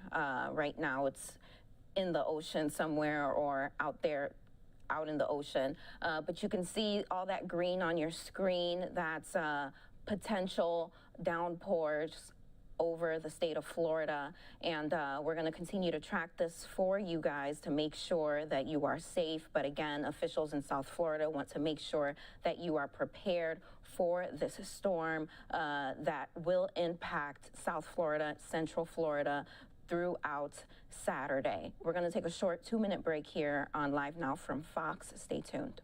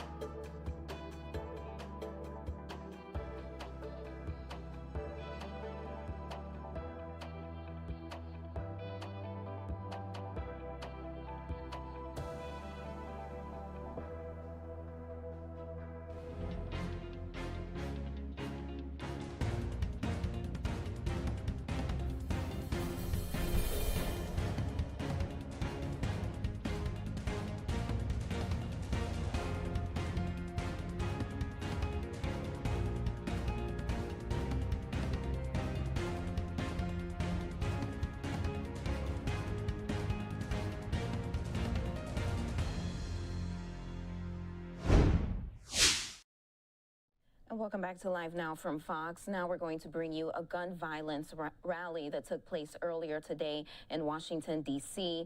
Throughout the last several weeks, people have been speaking out against gun violence, especially in the wake of the mass shooting in Uvalde, Texas, and Buffalo, New York. Let's go ahead and listen in. And invest in some of the same frontline workers. From day one in this position, the mayor has charged me and challenged me to ensure that there is effective collaboration among government agencies, community stakeholders, and interfaith communities. Not a small charge, but we are getting it done. And today is a representation of that. You are a representation of that. Today, being here in Ronald Moulton's Secret Garden, in the community on MLK, joined by all of you community members, Crystal McNeil, and honoring those who are doing the frontline work. All of us here together, the government agencies, we are representing the collaboration that it's going to take for us to impact gun violence here in our communities. The 202 for Peace campaign represents collaboration among the Executive Office of the Mayor, Office of the Deputy Mayor for Public Safety and Justice, the Office of Neighborhood Safety and Engagement, the Office of Gun Violence Prevention, Department of Youth Rehabilitation Services, the Department of Parks and Recreation, the Mayor's Office of Returning Citizens, and the Corrections Information Council. And we have all joined to develop, support, and lead this citywide message of peace. And we're asking for your support in helping to spread the message and to join the movement. This campaign includes all of you. We know that it will take each and every one of us. I keep saying that because very often what I hear is finger pointing, and you have to point the finger back at you as well. What are you doing to make sure that we have no more homicides in our city? And what I know is that if Crystal McNeil can still stand and do the work, that I can do it too.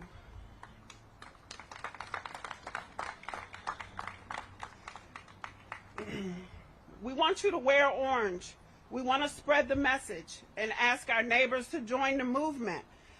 No one is winning. We are all hurting. At this point, all of us have been touched by gun violence in our city. We know that there's no one who is left untouched.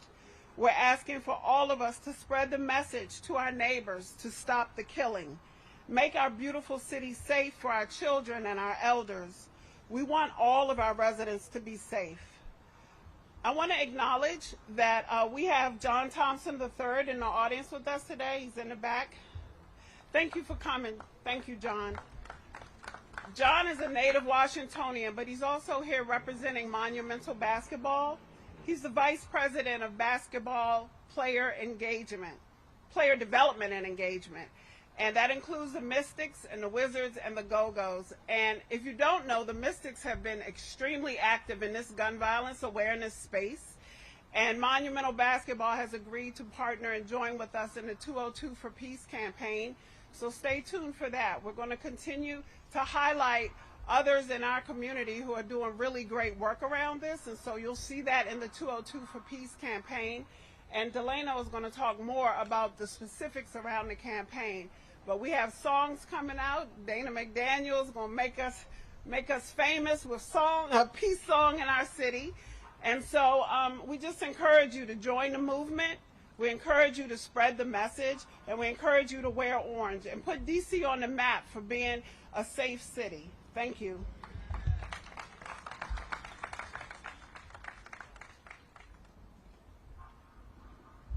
Thank you, Linda. Good morning, everyone. My name is Delano Hunter, and I'm proud to serve as the Interim Director of the Office of Neighborhood Safety and Engagement and the Director of the D.C. Department of Parks and Recreation. And first, I want to join the Mayor just by thanking Crystal for her bravery and her ongoing commitment to creating safer communities. Next, I'd like to commend you. Many of you here are on the front lines. You're part of community-based organizations. You're embedded in communities. And because of your collective efforts, we know that together we'll be able to achieve safer communities and we'll get through this period. Today is National Gun Violence Awareness Day. But given the crisis of gun violence in America and in our own city, we know that 1 month of recognition isn't enough. We know the truth is that every day, every member of our community plays an essential role in raising awareness and peacemaking. And that is exactly what the 202 for Peace campaign is all about. It's about empowering everyone, but in particular our young people who continuously bring new life to this movement to take action in their community. It's also about empowering the voices of those that have been impacted by gun violence, because we know that it's a call to action, and you saw some of that this morning. And also, it's about helping community members find ways to get involved. I think the mayor and Director Harley Harper said it best. It's not just government, it's faith-based, it's community-based organizations, it's residents. We know that we all have a role to play in making our community safer. So I want to encourage you, I'm going to give you some logistics to check out our website, 202forpeacedc.gov. And there you'll be able to do a few important things. The first is to request assistance for getting your local project or event off the ground. The second is you'll be able to submit a virtual memorial in honor of a loved one that you've lost here in the district. And you'll be able to find out about community events that are happening in your area, including our gun violence awareness community event tomorrow at RFK Skate Park. From noon to 4 p.m. where we'll have food, entertainment, and resources from ones and over 12 district government agencies and community-based organizations. So if you've been in the sidelines or on the sidelines and you want to do something about gun violence that's plaguing our community, consider this your call to action. And I want to close with a message to the young men in our community, because you have the potential to be our most impactful peacemakers. We want to acknowledge that your trauma is real, and taking care of your mental health is essential. And ones, we have resources and we're here to support. Second, I want to encourage you to connect with your local roving leader, credible messenger, or violence interrupter, or community-based organization. A number of them are here, and they'll be there tomorrow. These community peacemakers are here for you. They work for you. We work for you, and it's our job to engage with you to ensure that we're all on the same page. And last but not least, I want you to know that there's nothing more important than your life and freedom. There's nothing more important than your life and freedom. And your community and your family, they're dependent on you, and we're here to support you at every step of the way. So now at this time, I'm going to welcome the mayor back to the podium for Q&A. Thank you.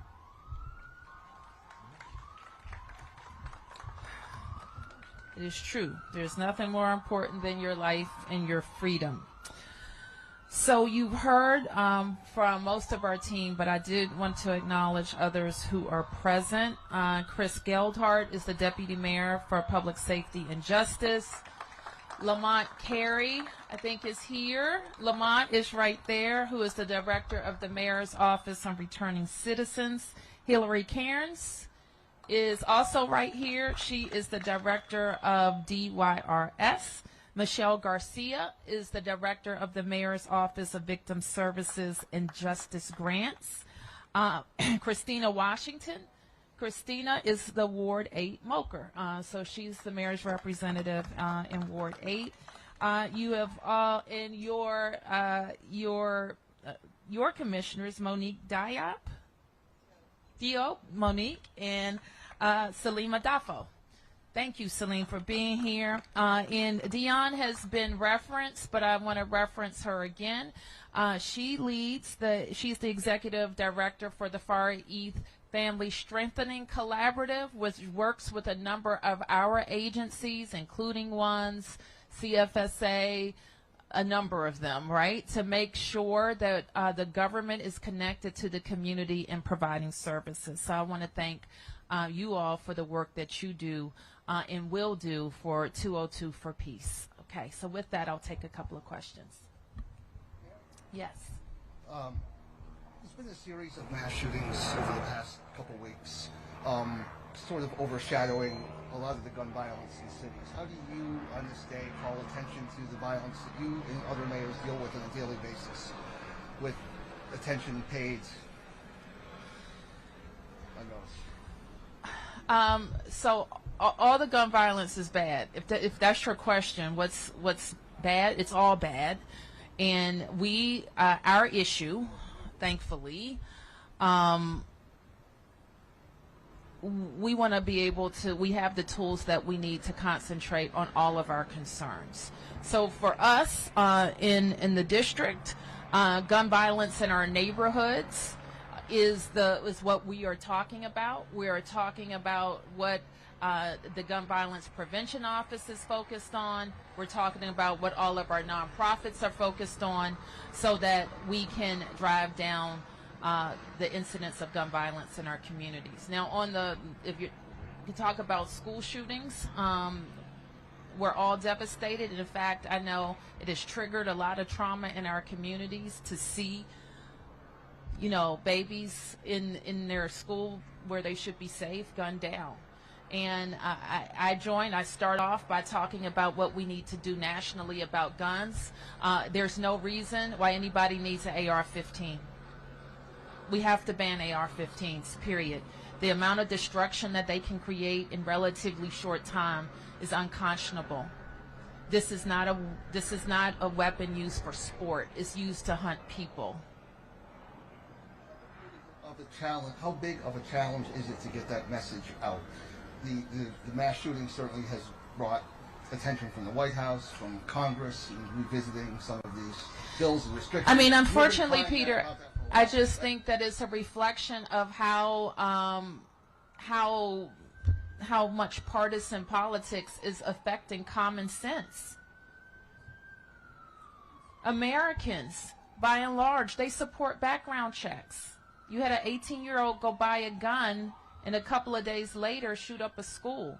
Tulsa, you had somebody do it that same day.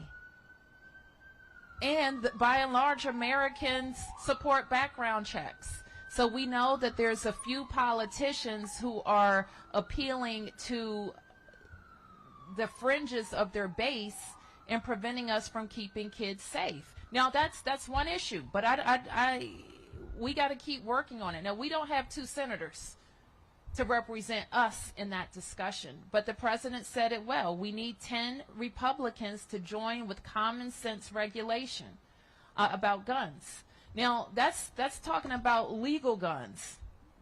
What we dealing with mostly is illegal guns in the hands of people who are willing to use them.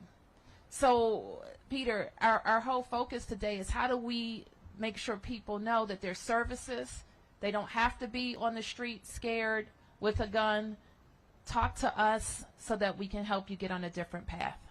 I think some of the families that we've talked to in the last few days have felt frustrated that message is very difficult to get out until a mass shooting at a school or at a grocery store happens, that the everyday violence in cities like the district doesn't resonate and these issues don't get well, if you're talking about the national press, we don't have any control over that. I think you and our local press in the national discussion, well, I think that all of us need to be challenged to do more. All of us. And so that's with national coverage. You know, I've sat in the White House at the right hand of the President of the United States talking about gun violence. In the American Rescue Plan, the President put in funds so that we could do more violence intervention work. He sent his domestic policy advisor, D.C. native Susan Rice, to walk around with us to learn about our violence intervention programs. But he also made sure that in the American Rescue Plan, cities like ours could make sure that we have the police that we need to keep our cities safe. So I know that there's a lot. The Congress is stalled on, you know, other reforms that we think could keep our cities safer. But we have to do what we have to do, one step at a time. And part of what we have to do is make sure that we have a comprehensive plan to deal with what we're talking about. That includes law enforcement, that includes violence prevention, that includes trauma services, and it includes job opportunity. Any other questions? Yes. No, I'm going to take press questions first. What more can you tell us about the public awareness campaign for this 202 initiative? There was a mention of a new song. Sure. What other ways, you know, can people really just like relate and share, you know, and find out? Well, you heard Delano talk about it, and there's more information on our website. He mentioned some of the big. Do you know the song? I think I discovered who knows the song. Come up to the mic.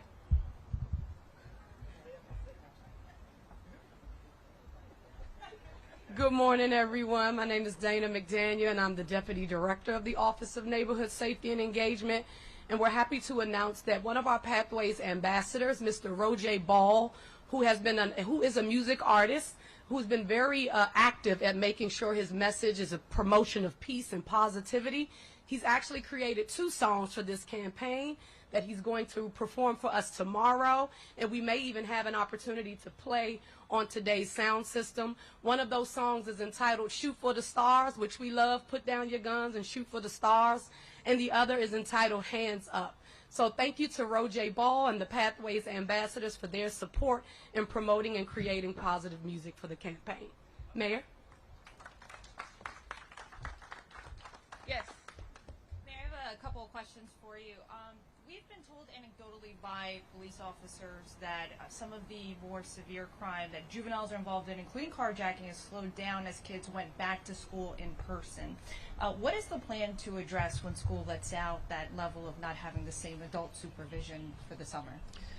Well, we will lay out our whole summer plan at a future date. And I think, Deputy Mayor Delano, do you want to talk a little bit more about how we are engaging kids?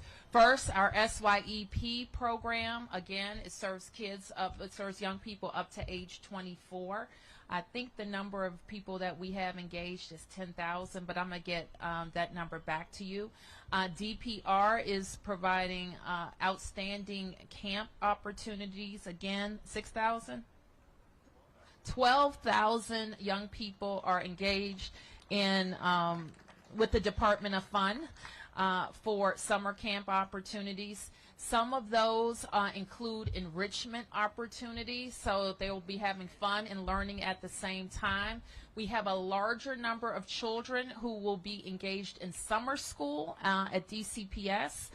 We know that we have some catching up to do with our children because they were disconnected from school. So these summer school opportunities are really huge opportunities for them as well. And so we will continue to talk about all of the recreation opportunities. But you raise a point.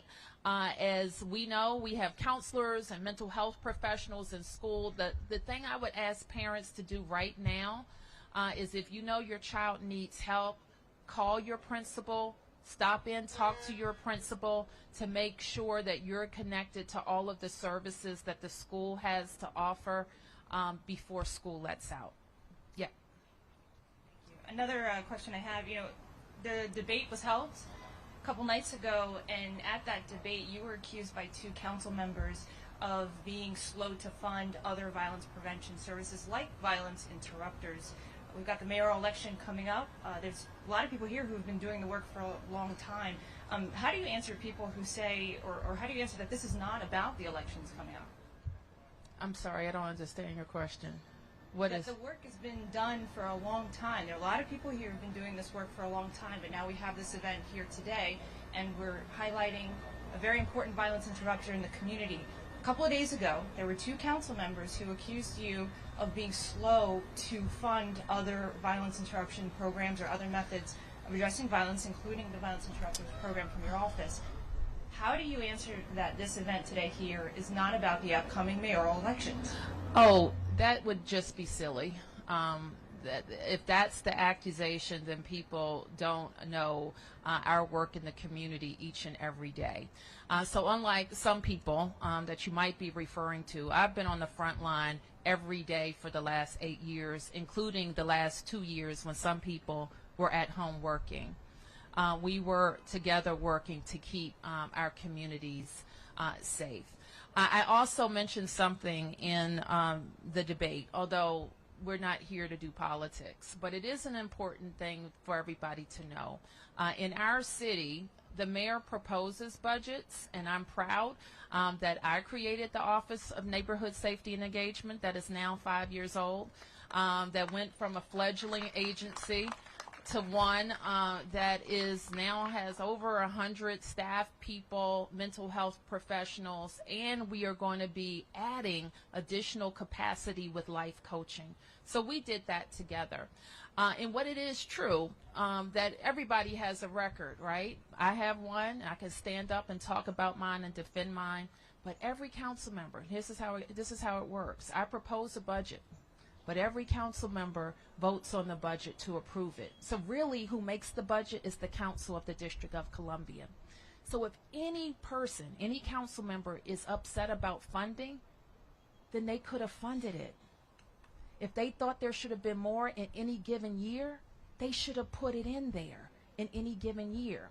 So if there's ever a question about a shortage of funding for a priority, you have to ask the council.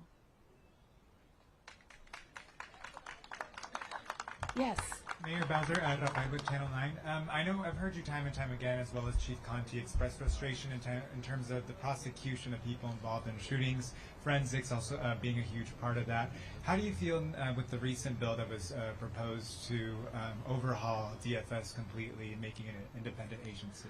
Well, I actually haven't seen the bill, so it would be hard for me to talk about it, other than we got a briefing from the council member, and it sounds like he took our report and created a bill, which would be fine.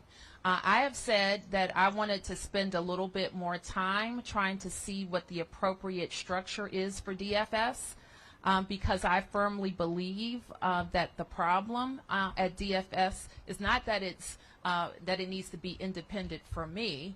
The issue is that it's independent from the prosecutors, and that has created the tensions at DFS during my administration and during the previous administration. So any overhaul has to address that tension, or we'll be back here 5 years from now. So we want to make sure that we have a fix that is going to address the structural issues. As I understand it, the council is proposing having the DFS director have a term.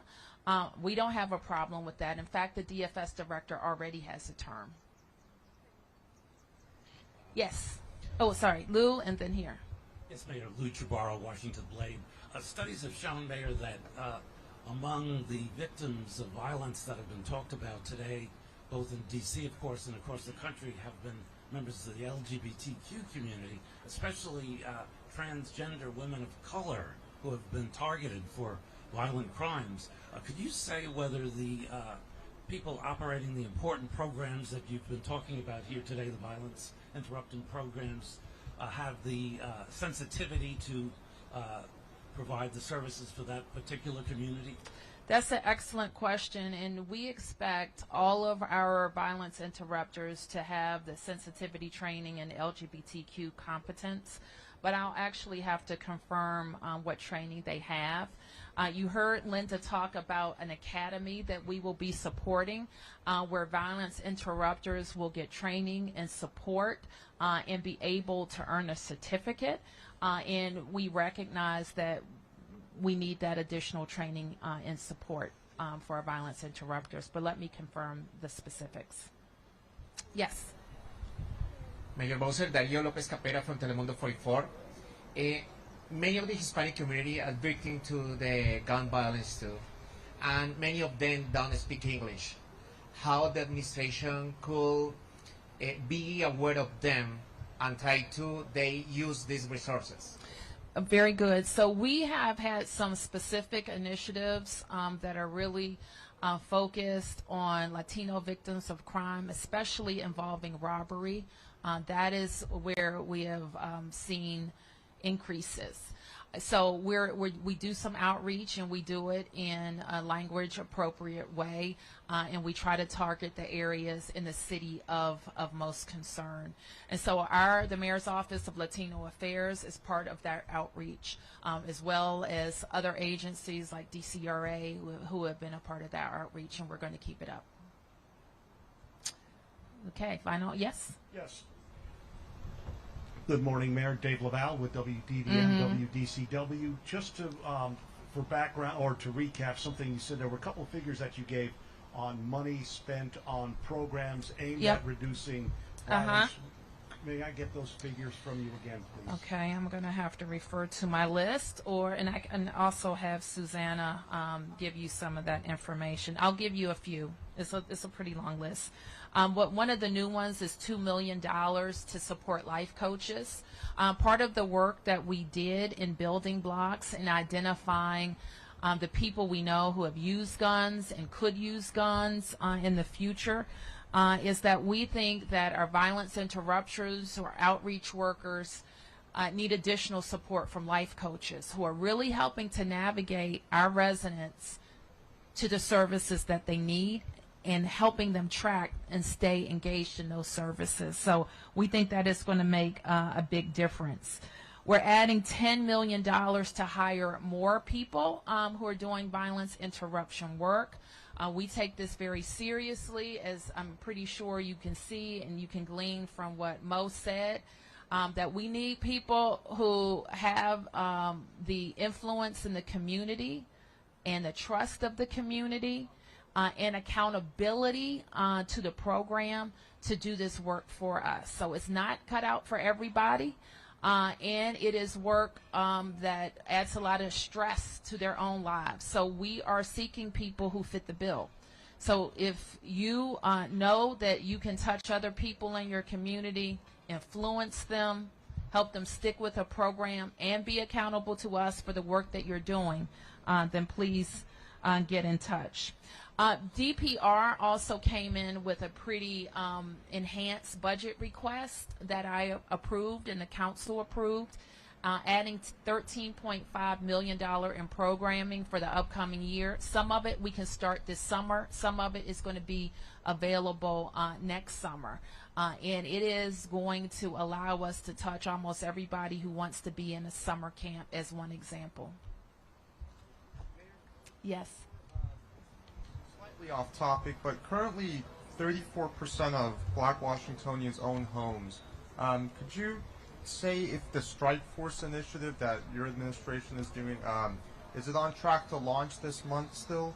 And what's a goal figure for increasing Black ownership, home ownership in DC? It's 34% now. What's a number you'd like to see, reasonably soon? Well, I don't actually want to get ahead of the work of the Strike Force, and the reason that I'm creating a Strike Force instead of just launching the program is because we really want to crowdsource some ideas so that we're making the best use of that money.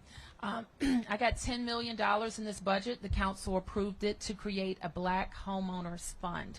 And so we want to hear from professionals in mortgage and finance and financial literacy and first-time home buyers programs. We want to see what the returning citizen community is saying, what moms are saying. So we need to do some work before we can establish that goal. But the overarching goal is that we know Black Washingtonians create their wealth and generational wealth in home ownership. So, and we also know that there's a systematic generational exclusion in some neighborhoods for Black Washingtonians being able to purchase homes and grow that wealth. So that is why we are concentrating this $10 million to start, I should say. And if we find that these programs are going to be effective, then we'll keep it going. So we want to be able to address our resident who's living in public housing, who may be able to convert their public housing voucher into home ownership.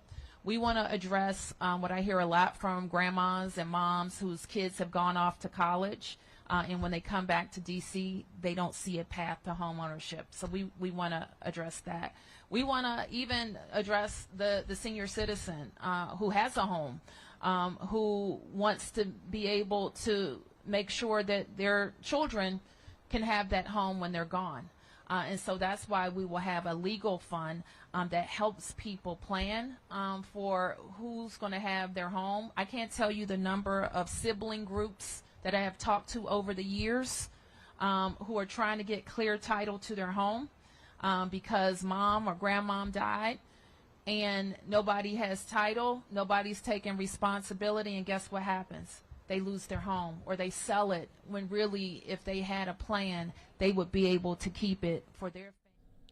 All right, we're going to head to a short 2-minute break and bring you more news, just a quick update on the current weather situation in South Florida before we leave you here for the night.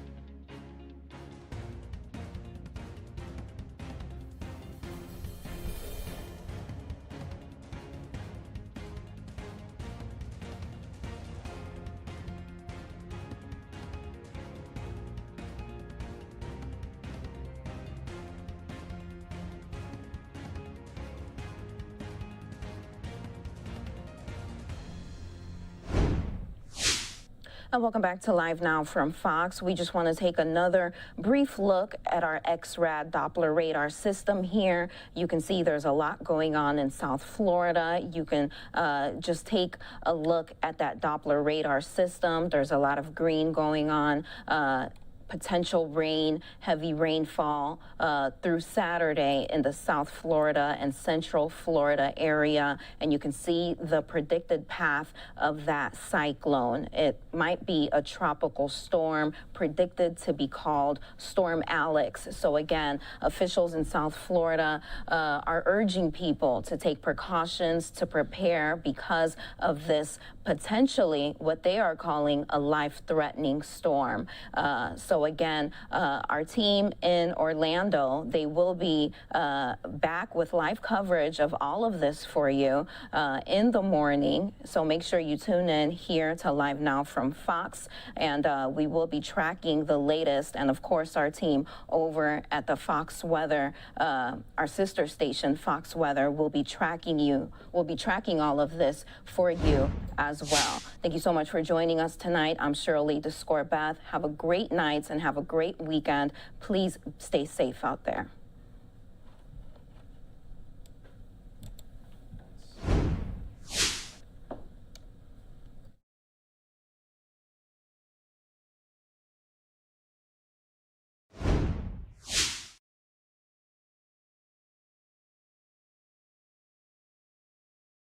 Remaining at near historic lows of 3.6%. I want to speak very about our economy and what we're doing to lower the cost for American families. I know that even with today's good news, a lot of Americans remain anxious, and I understand the feeling. I grew up in a family about 100 miles from here where the price of gas went up, you felt it. It was a discussion at the kitchen table. And there's no denying that high prices, particularly around gasoline and food, are a real problem for people. But there's every reason for the American people to feel confident that we'll meet these challenges. Because of the enormous progress we've made on the economy, the Americans can tackle inflation from a position of strength. It's still a problem. We can tackle it from a position of strength. The purpose that we've set out to accomplish and the progress we've made, I think, is critical. At the time I took office, about 16 months ago, the economy had stalled and COVID was out of control. Today, thanks to the economic plan and the vaccination plan that my administration put in action, America has achieved the most robust recovery in modern history, just 2 years removed from the worst economic crisis since the Great Depression. The job market is the strongest it's been since just after World War II. We've got more evidence of that today. We learned that in May the economy 80,000 new jobs, bringing the total since I took office to 8.7 million new jobs, an all-time record. We learned that more Americans entered the labor force in May. In fact, working-age people have come back into the workforce at a faster rate in this recovery than at any point in the last 40 years. That means that the unemployment rate is near historic lows, and the number of Americans on unemployment benefits has gone from record highs to record lows, with millions of Americans moving up to better jobs with better pay. And American manufacturing is booming. 600,000 new manufacturing jobs created since I took office. But it isn't only about jobs. Since I took office, families are carrying less debt. Their average savings are up. A recent survey from the Federal Reserve found that more Americans feel financially comfortable than any time since the survey began in 2013. That confidence and comfortability is part of the reason why Americans applied to start more new small businesses last year than ever before in American history. And because of our historically strong growth, we have strengthened Medicare and Social Security programs that millions of American families rely on. Yesterday, I learned that Social Security and Medicare trust funds will be able to pay benefits for longer than previously projected before we pass the American Rescue Plan. The reason? A faster than expected recovery in jobs, earnings, economic growth. It's all strengthened the financial prospects for these bedrock programs.